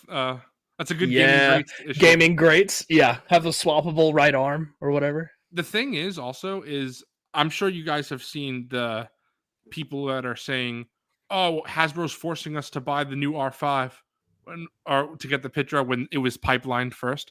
How many people you think are going to say, "Oh, we had we had to buy this 3PO, and now Hasbro's releasing a single release Super Battle Droid, even though we've known this. There's going to be some people that weren't. Also, common sense would dictate that they are going to release a Super Battle Droid later on. Like, Hasbro does not leave money on the table. Like, Starkiller is the perfect example. Like, we knew a single release Starkiller was coming. So, like, yeah, the 3-pack existed, but like, you could just wait and get the eventual single release. Like, it's gonna come out. 3-pack for Starkiller? I know Fig did. I did. So, did you guys get the single release as well? I did not. I just got the 3-pack. I did because I want Jedi, like light side, dark side version. I was gonna do that, but like for whatever reason, like I saw Starkiller in store. I had it in my hand, but funnily enough, I was like in my head when I went to the store, I was like, okay, if they have figures, I'm gonna buy one. And they had Starkiller and R5D4, and I was like, I want that new droid, baby. I want that new R5D4, and I already had a Starkiller, so I was like, I forgot, Fig, that this looks so cool. good. It looks that's amazing. Cool. I love it. Great job. I know with some people because I used the orange and black box Anakin to make him nice. Hey, well, we're getting a new Anakin, so yeah. But, you can see right here is my. It's hard to see, but right here is my dark side Starkiller with the lightning. Then all the way over here, I have my light side on my Jedi shelf. So that's why I got the 2. Nice. And he has so many accessories that even if I didn't want to do that, you could just do Force Lightning and then like a lightsaber holding. There's so many different options. Force push. Yeah. I'm gonna get another one. I just haven't found one in stores. Like and it's like one of those things. So you'd be in for 3 then. Well, yeah, because I'm in my custom, but that's like, I mean, that's just customs. I feel like are in a whole different world for me because then that becomes like an art project at that point. Like and also that's like almost a different category of collecting for me. Like when I look at it that way, it's like I have my like movie shelves where they're just kind of like standing there, and that's like my figure collection. But then I have like a Dio, which is like 3D printed stuff, and then I have like customs in there, and like I have a custom Mace Windu that I did with like a robot arm in there. Like that's like a whole different world for me. That's like art project. It's not really like a figure collection, you know. You use the alternate head Fig to make that, right? Like it's not like yeah. So it's really you only had to buy one release to make the 2. Yeah, so I get that. And that Starkiller 3-pack went on a pretty good discount too. Like it was like remember everybody 70? Thought it would sell out like immediately. Yeah, I thought it would. I was wrong. And I never saw it going to discount, and I'm like, damn, I wish I would have got it for the discount price. But like we were saying earlier in the stream, I got it when it came out, and I was so happy to have it, and I haven't looked back. So that's the thing is. Oh, go ahead. All right, I was just gonna say every now and then when I see a figure that goes on sale that I have, I'm like, oh, I kind of wish I waited. But then I realize it's like every figure, there's a chance it goes on sale or it sells out. You'll never get it again. So you don't know. So if I want it, I just put a pre-order. There are some figures where like I don't do that. But then if I miss out, I have to realize, be like, okay, like the Bad Batch season 2, I've went back on that. I want them now. Yes. Too bad. That's the thing about those exclusives is like if you don't get them when they're like available, you never know. Like you never know if they're coming back because like the way it works is like Walmart or Target will buy so many, and once all that batch has sold out, they're probably not buying any. They're probably not going to stock anymore. Right. So what were you going to say though when I interrupted you? I don't remember. My bad. Oh, it's all good. I thought it was going to come to me, but it didn't. I hate when that happens. Yep. We've been talking for we're going close to 4 hours. Okay. Dude. I know. Okay, so going back to the pipeline, like what figure I would want. Yeah, I asked you guys that question. Part of me says I really want that Yoda and Gree. That was my second one. Being a prequel, a proper prequel Yoda, and I did. I opened up the cloak of the other one that I have and gave him Grogu's lightsaber, and that's my prequel Yoda right now. Right. I didn't open up the cloak, but I did that with so he has like more of an action type pose. Yeah. With the lightsaber, but aside from like that, like a Gree, I wish it was the camo Gree, like the Revenge of the Sith Gree. Then it would be like easily number one.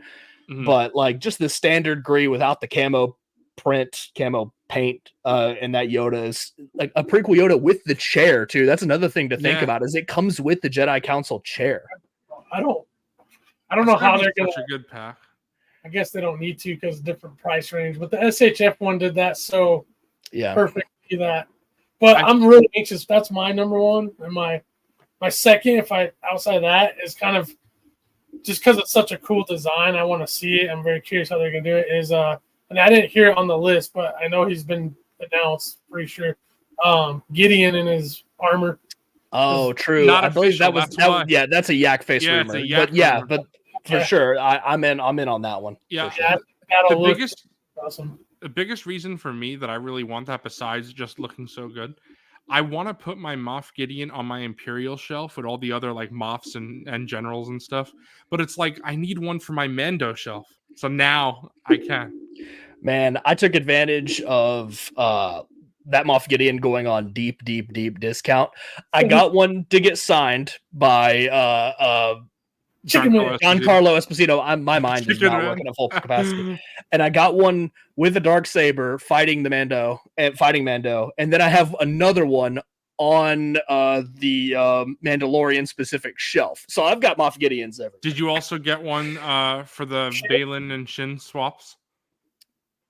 I had a credit collection one that I got for $5 from Best Buy.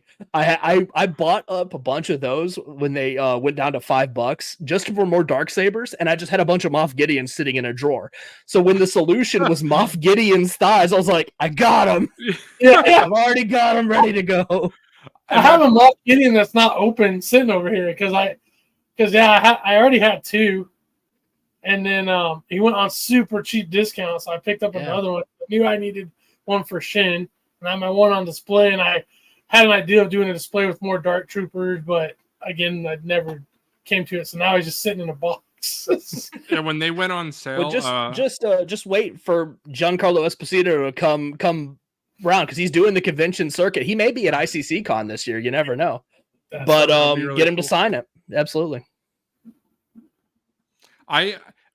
What would be? I'm not someone who's huge into like autographs and something, but I would, if I could get one signature of someone that's not extreme, because I feel like I would really like Ian McDermott, but I forget what he charged, but it was like a little over what I would want to spend. I think it was like 120 at ICC Con this past year. I feel like I would want to try.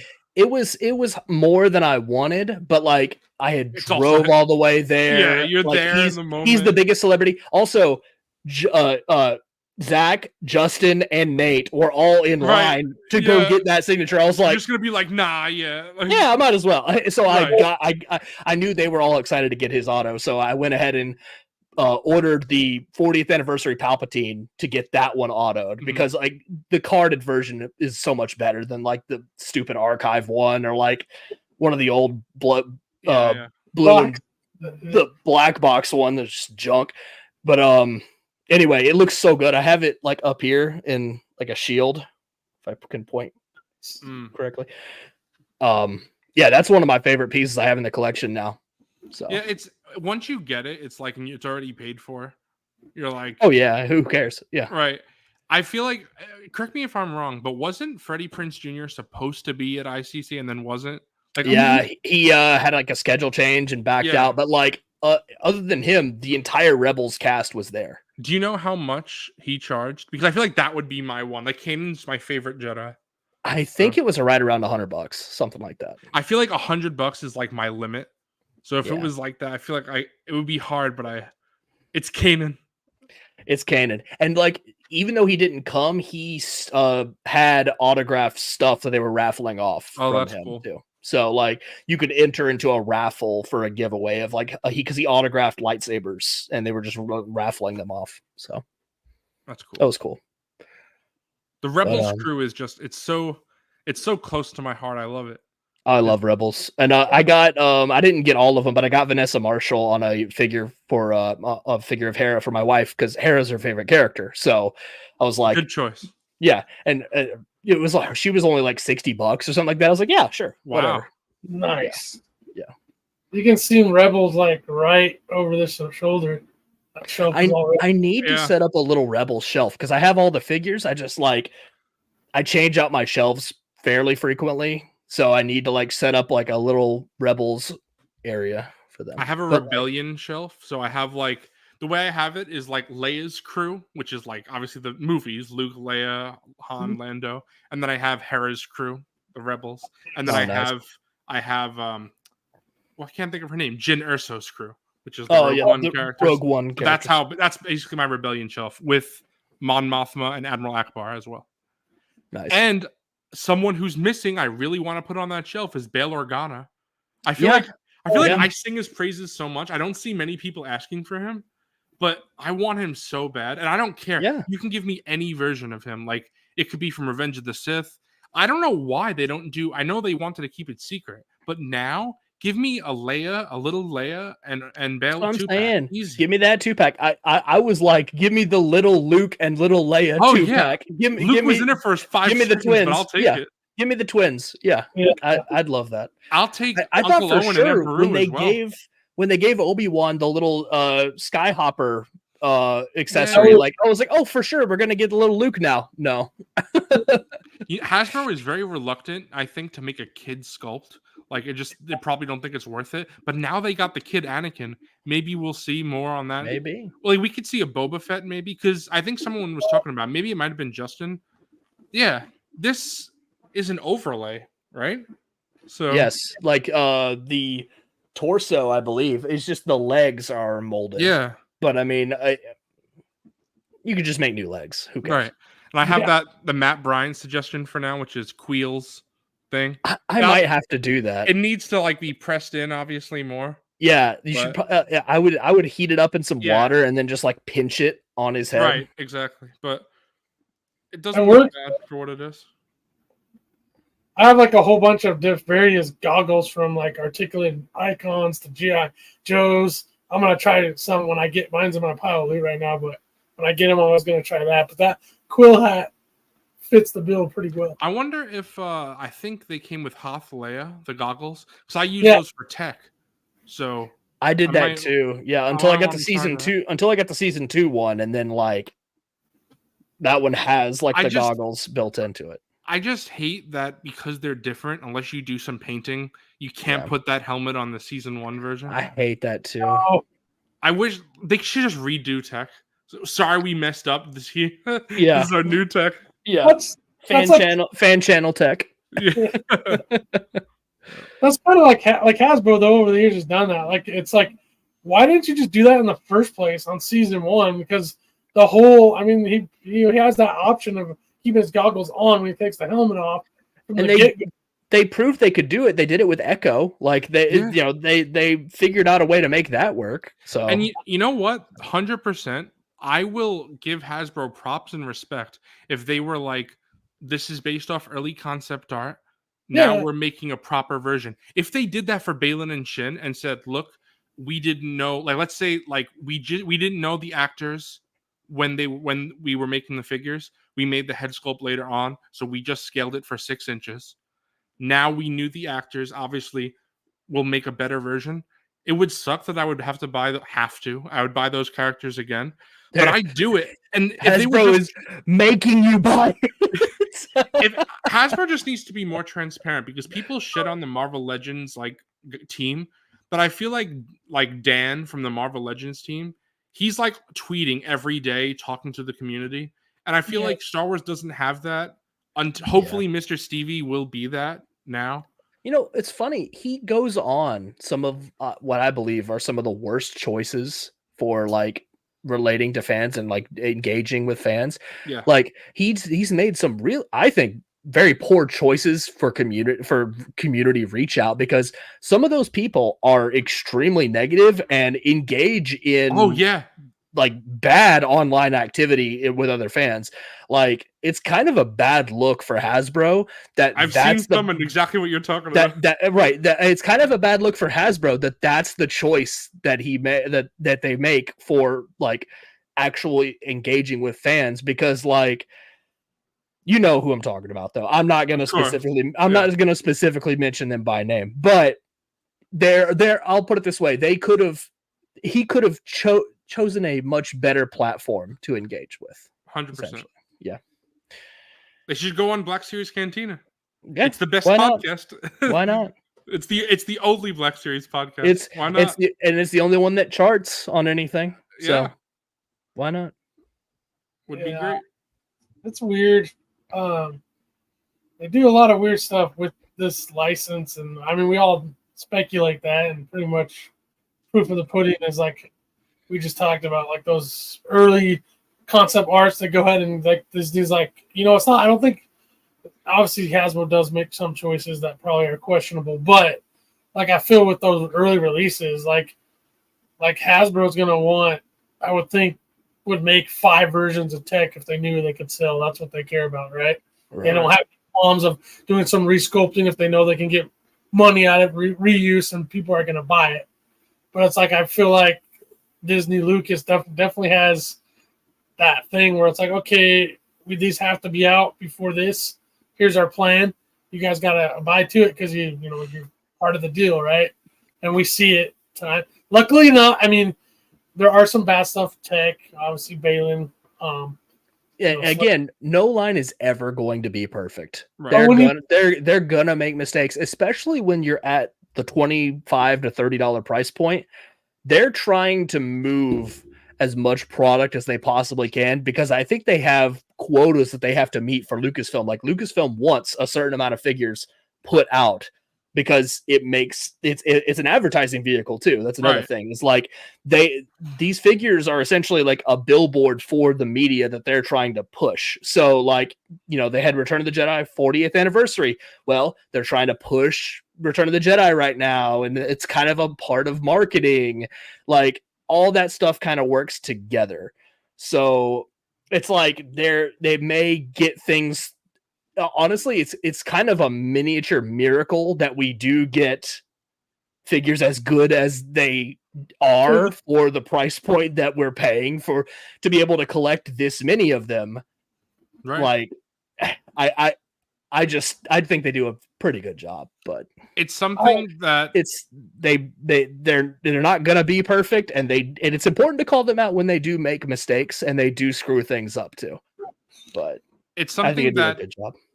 It's something that Nate and I have talked about a lot because Nate and I are obviously big fans of McFarlane's DC Multiverse. That line has so many issues.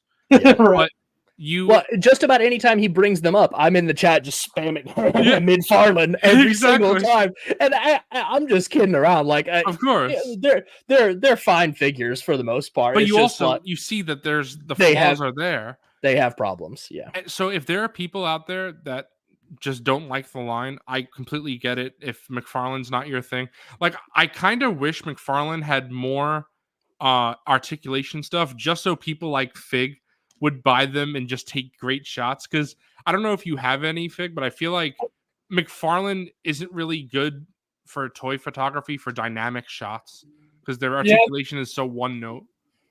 Yeah, I mean it's. I used to have a shelf with them. I was like when they were really bad when they first came out. Oh yeah, when they first Batman's, and then you had like a Flash here and maybe a Superman here. They would make like a 6-figure wave, and like 5 of them were different variations of Batman. Yeah, they're like I'm right there with you. I wish they had better articulation and I'm such a big DC fan, like over Marvel. Like I like Marvel, but DC, those are like my superheroes. So it's like it's really special to me. And in 2024, we're 4 months into the year. Of all the lines I've collected, I've bought more McFarlane in 2024 than any other line by far. Now that's because Star Wars has had like a drought until now. True. McFarlane's been pushing out stuff, but I've been very happy.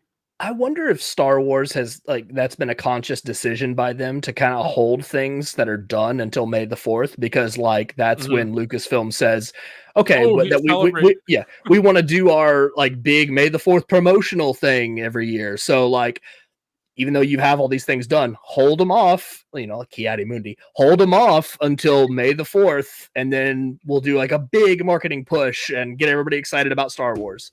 So even today I saw they have new Star Wars Crocs. Yes. They have new Star Wars Crocs, and I was like, oh, those are kind of cool. They have gibbets with them too. I might have to get them. I wonder if you see things like that, and then they'll also do that for like the new media. So I didn't even think of this till now, but what if like on May 4th or whenever like before Hasbro stream, they reveal like a Skeleton Crew trailer, and then the stream is mostly focused on Skeleton Crew figures. I wouldn't be surprised. And you know what? I'm excited for Skeleton Crew. I think the premise is interesting. Oh, and I'm a big Jude Law fan as an actor. Like I think he's a really good actor, so I like that. And also we're gonna get a little Max Rebo species, the Ortolan. I hope we get a figure of that. Oh, you know what that means? Justin and Nate are gonna freak out because that means eventually we might get a Max Rebo. Right. So I also am curious on how they're gonna just like are we gonna get the Max Rebo or that species with the diaper or with the weird only with two like limbs? the weird two limbs? Because Disney canon and before Disney has been going back and forth as to what's official. But now, since he's going to be in a live action show, they got to make that call. The call's been made already. I wonder what they chose. Wonder what they picked.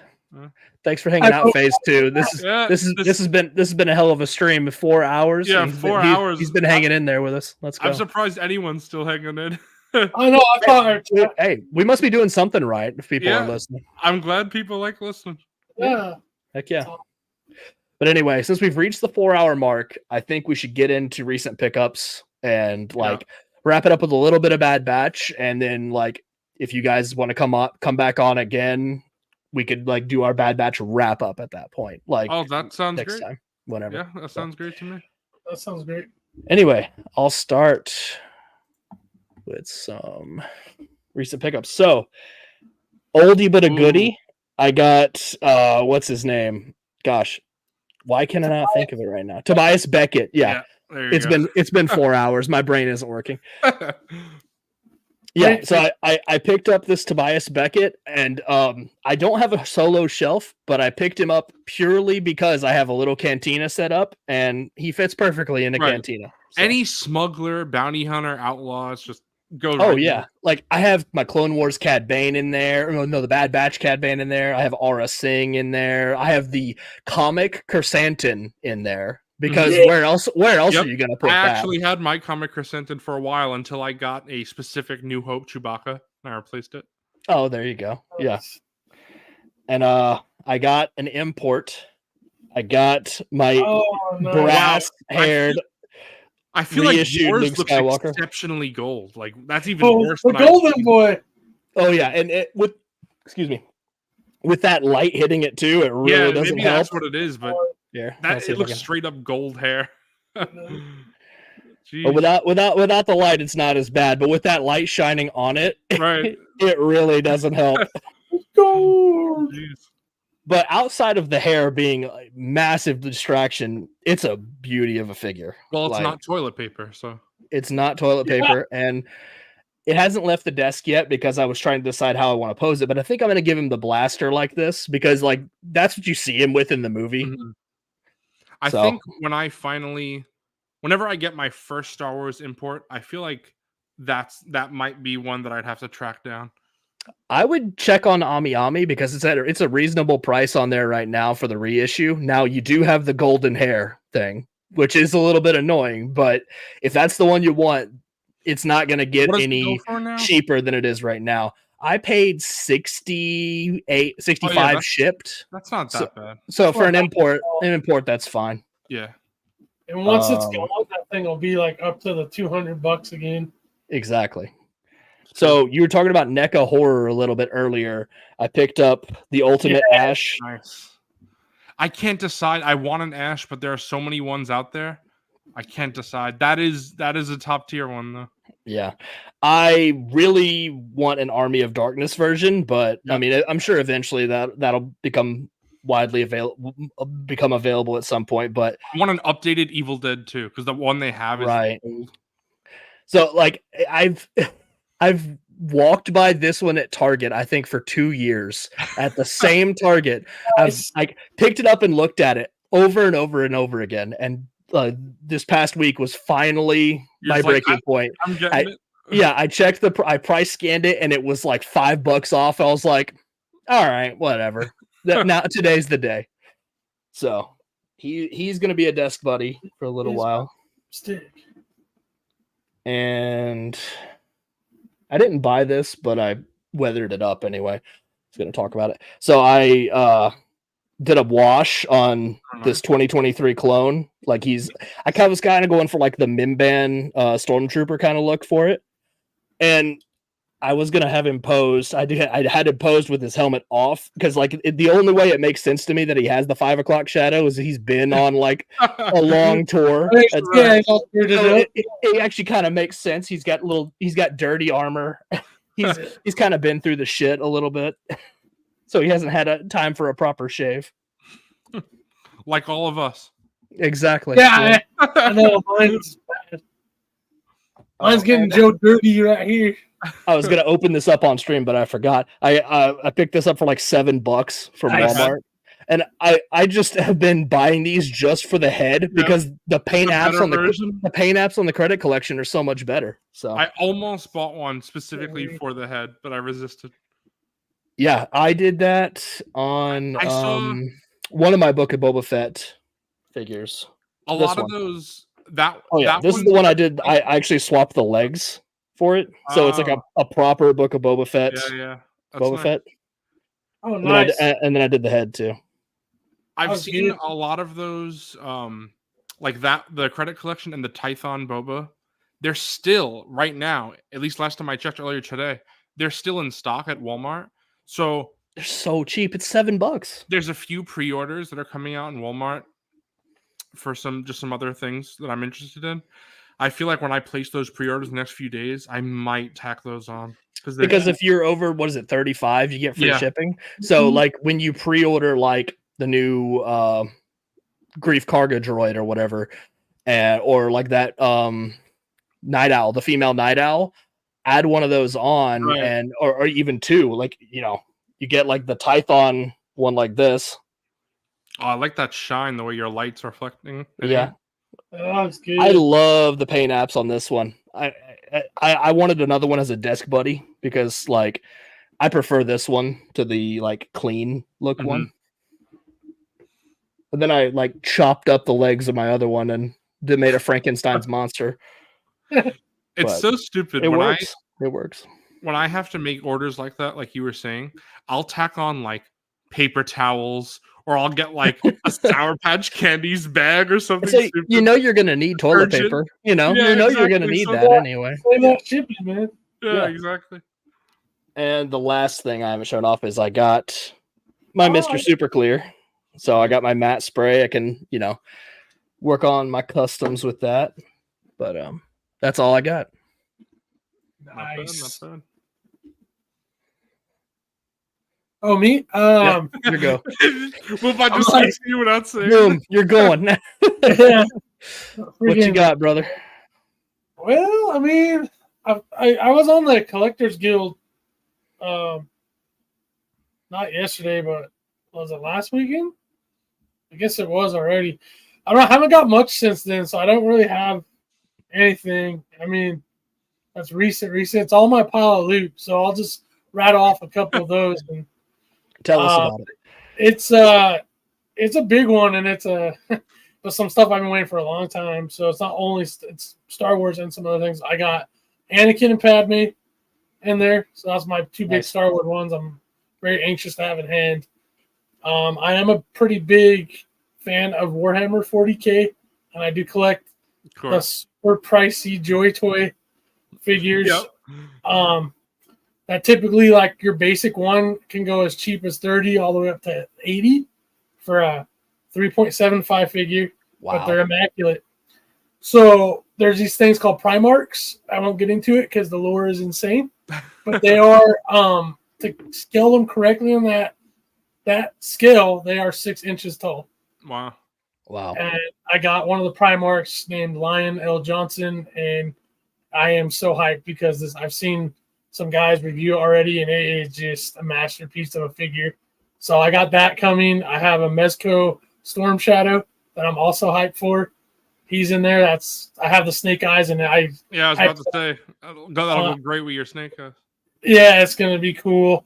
I have Final Fantasy VII Bring Arts Cloud because I've resisted that. I see it when I go to Big Bad Toy Store. I'm like, oh, it looks so good.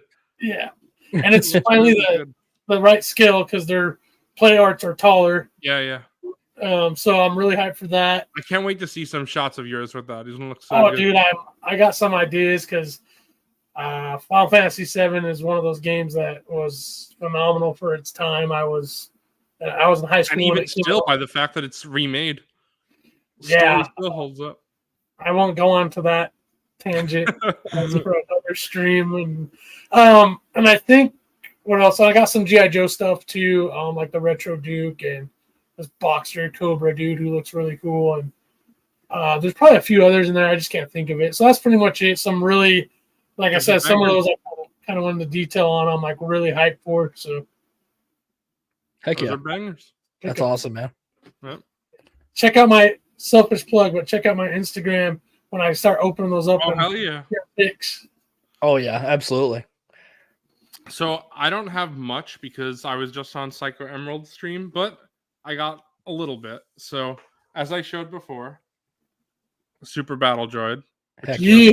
So good. And the blue, which I was kind of worried about when I first saw Landspeeder Luke talk about it, doesn't really bother me. It actually looks kind of nice. And then, honestly, pretty impressed. I do like this figure a lot. I'm just glad we got it, honestly. Yeah, and he stands. Like that. I don't, again, another thing I don't really have problems with the B1s. Like, I just made him stand. It took 2 seconds. Easy. I feel like they always fall down for me. Like I'll get them to stand and then they just take a shelf dive, or like they fall backwards. So I have mine on a stand. Have you guys heard of Hu Yang falling constantly? I had a problem with it, and then like I got him posed a certain way, and he's steady as a rock now. That's me. I couldn't get him to stand for like the first week I had him. Now he's behind me. He never fell. But when everyone talked about the droids, I was like, this is the droid I have problems with. The Magna Guard's fine. The B1's fine. Hu Yang can't. That son of a bitch never wants to stand up. Then I got 2 Marvel Legends from Walmart. Ooh. I got Prowler. Hey, nice. Classic Spider-Man villain and hero. That's cool. Very cool. And then, honestly, I love this figure. And I didn't think I would like it as much as I do, but I got Hydra Captain America. This is evil Captain America. Hail Hydra. Really good. I love the shield. That's cool. That's awesome. This is what we were talking about. We were saying when Marvel Legends hits, like this is completely pinless. It's just when it's a new sculpt like this, it's just fantastic. When it hits, it hits. Yep.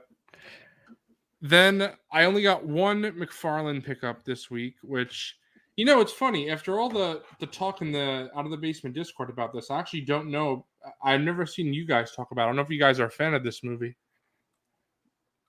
Dune. Dune. You know, I had not seen the Dune 2016 up until like a few weeks ago because of all the hype around Dune Part 2. I was like, okay, I'll actually watch this movie. And I enjoyed it. It was pretty good, but I still haven't gotten to see Dune Part 2 yet. I will say the second one is much better. And I like the first one, but the second one is much better. But I'm going to take this off the base real quick so I could show.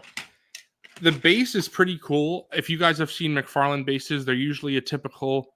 I think I have one near me. Yeah, they're usually like a little black piece, like nothing spectacular, right? Yeah, See, I like that it's embossed like that. That's pretty cool.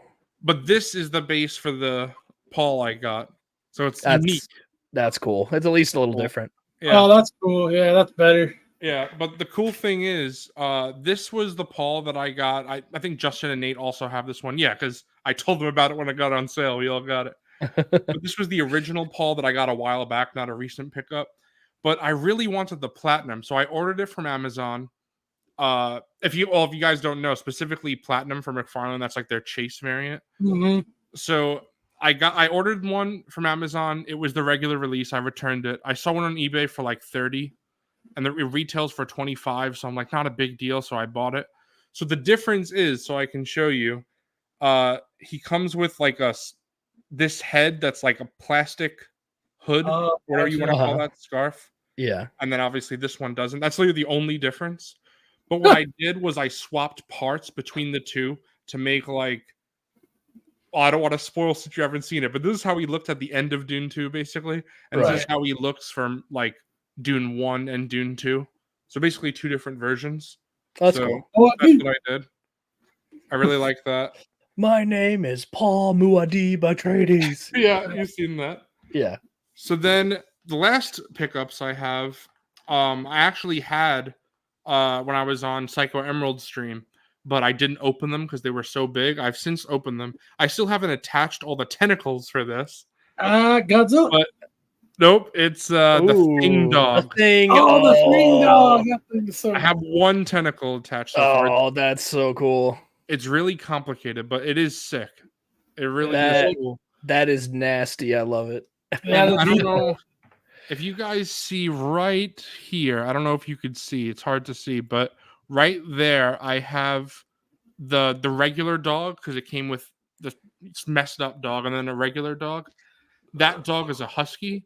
Indiana Jones, if you guys don't know, had a husky named Indiana. That's where the name came from. So I just put it straight in my Indiana Jones shelf. Nice. So it works perfectly. But my last pickup is a big one, and she's amazing. Ooh. The Alien Queen from Alien. Yo. That's crazy. So good. Look at that. That's wild. It's impossible for her to stand without the base, the stand, but when you put her on there, she stands well. It's just, this is a floor figure. Nate said it best. Right. Justin put it up on a shelf. His fell, and he said like it shattered. Like things just you can't do that. So this is it looks brittle and like also like very spindly. Like those little fingers, they look like they would snap in a second. Yeah. And she's actually supposed to have fins that jut out here, but the problem is every time you move the head like this, it goes straight into the fins and knocks them off. So I filled with them for about 10 minutes. I was getting very frustrated. I'm like, screw it. I'm not putting the fins on her. Because every time you'd move the head like this, they would fall off.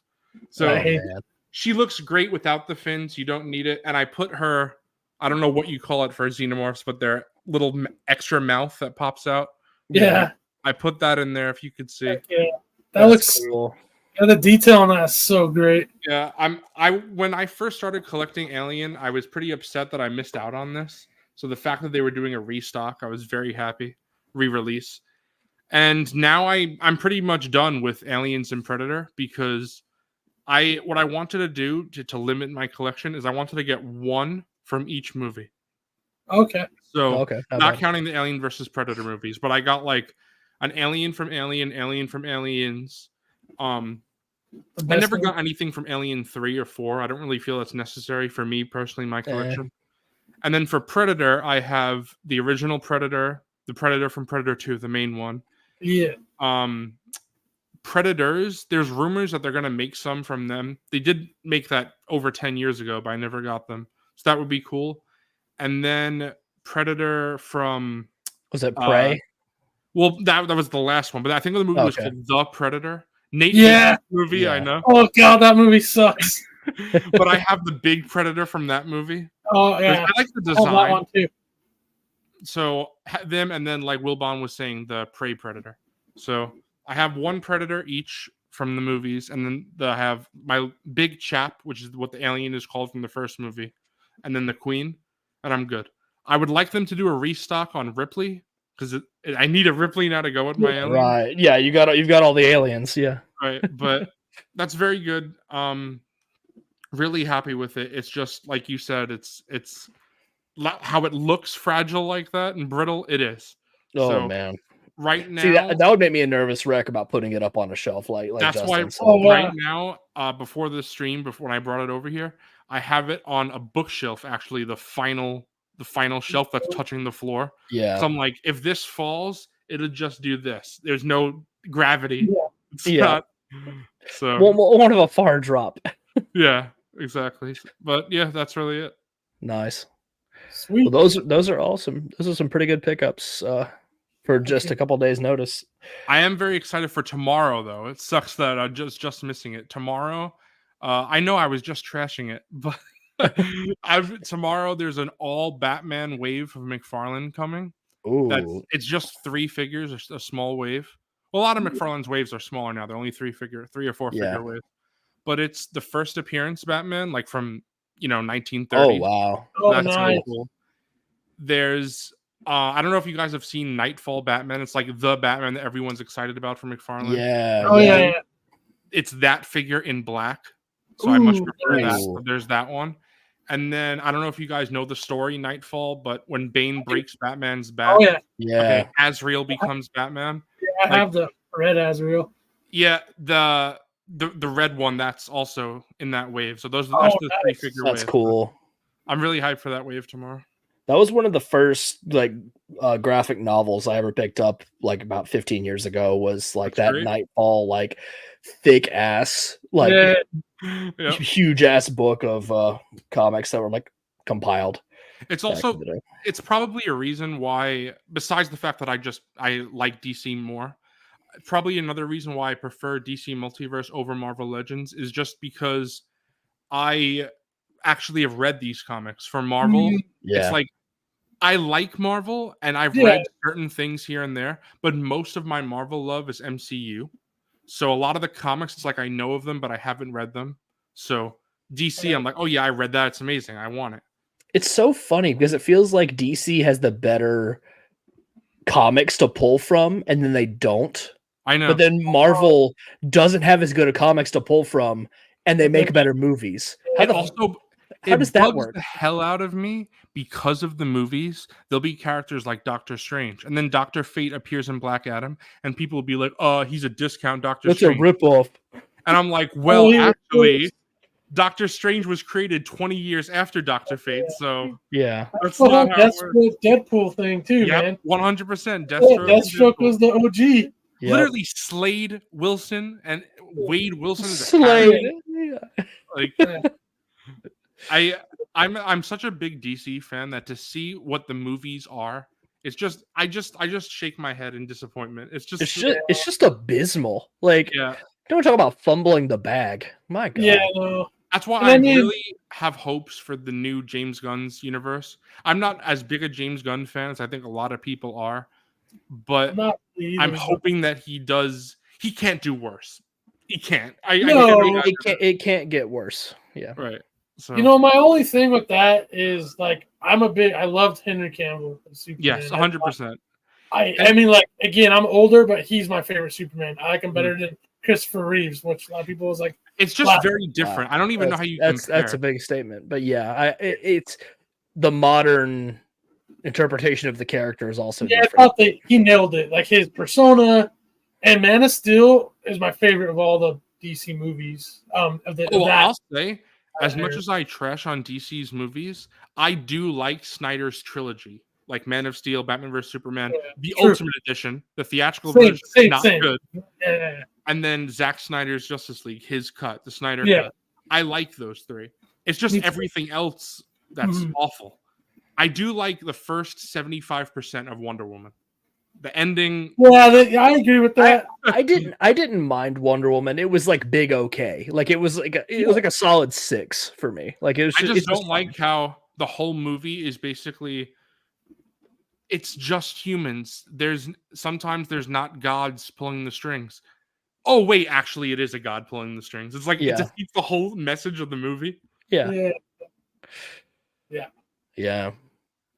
For me, it was just like a fun popcorn movie, more so than like anything else. Like it's not as memorable as I would have liked it to be. You know what I mean? And True. I love Gal Gadot as Wonder Woman, but she's also like she's not the greatest actress. She's fine. Yeah. So it's like Yeah.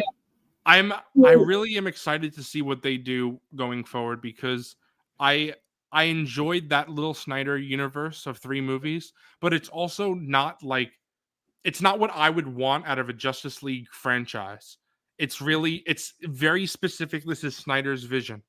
So I want something else. And hopefully this is it. We'll see. Yeah. All right, we're at about 4.5 hours. I think we should wrap it up, guys. All I'm right. with you. Yeah, Yeah. I went way later than I Yeah. was. I had Yeah, a good I had a good time though. When I was talking to you guys about this, I was like, oh, maybe we'll go hour and a half. I know. I was going to tell hours. Fig that Yeah. Wilbon and I were discussing, was saying, oh, maybe an hour and a half. It's Yeah. 4.5 hours. Well, I told my wife like probably a couple hours because she's out of town for work. So, like, I was like, "Yeah, I'll call you when it's done." And like, I know she. Oh no. It's like it's 10:40 my time, and I wake up pretty early for work. So, Oh man. Like, Well, thank you for being a trooper and hanging in there. well, 'cause, like this is fun to me, like we were talking Oh about. yeah, Like, yeah. and when we get on a roll, it's like you just want to keep Sure. on. So, like, this is how I imagine ICC is gonna be. Like, Yeah. because Right. it's gonna be like 30 of us just. Oh yeah, like you should have the last time, like, and it's gonna I imagine just eclipse this, but like when we walked into like the convention hall, like it was just like a wall of people. Like we had to split up because like we were crowding the aisle so bad, like people couldn't get by. So like we had to split off into little groups. So I imagine it's gonna be even more chaotic this go around. But these streams are Right. like epic. I'm so glad you had us on here, man. It's been a blast. Yeah, Oh, yeah. I very much appreciate that you asked me to be on this, because everyone who's been asking me recently, now that like I said, I give major props to Nate for originally asking me, that now other people like hearing what I have to say, Heck because yeah, this is so fun for me. yeah, it's a good time. But we'll wrap up the broadcast for now. I'll be back, I believe, next week. I'd like to do some May the 4th predictions. You guys are welcome to hop on if you'd like. Yeah, And for Zuboy, sure. I know you said you usually have like a standing Monday thing going on, but you're welcome to come on if Yeah, I can move some things around. Alright. Because I told my friend for today, and he's like, yeah, I'm free on Tuesday for a bit. So if Okay. I could push to Tuesday. So tomorrow I have my Push to movie night Tuesday with him. night. Yeah, there you go. So you still get to have that. That's Yeah. great. But I'll wrap up the broadcast now, and we'll see you guys. If anybody's still hanging out, thank you for hanging Yeah. out with us. And even for anyone who catches this on the replay, like if you're Right, watching exactly. 4.5 hour replay, like props to you. And usually, like a couple people, I'll get like a few like straggler views will come in that are watching it, I guess, on the VOD. But I really appreciate anybody who tunes into this, Well, I know especially Nate for a was 4.5 saying- hour show. So Nate was saying the one that you did, you two, that Nate had that in his watch later, and I still have that in my watch later. So eventually, you'll see my Hey. comment on there too. yeah. Well, I really appreciate you guys. Even just adding it to your watch later, just knowing that my show is in somebody's watch later is pretty cool. It's pretty That cool. was cool. But Awesome. anyway, take it easy. See ya. Bye. Later, guys. And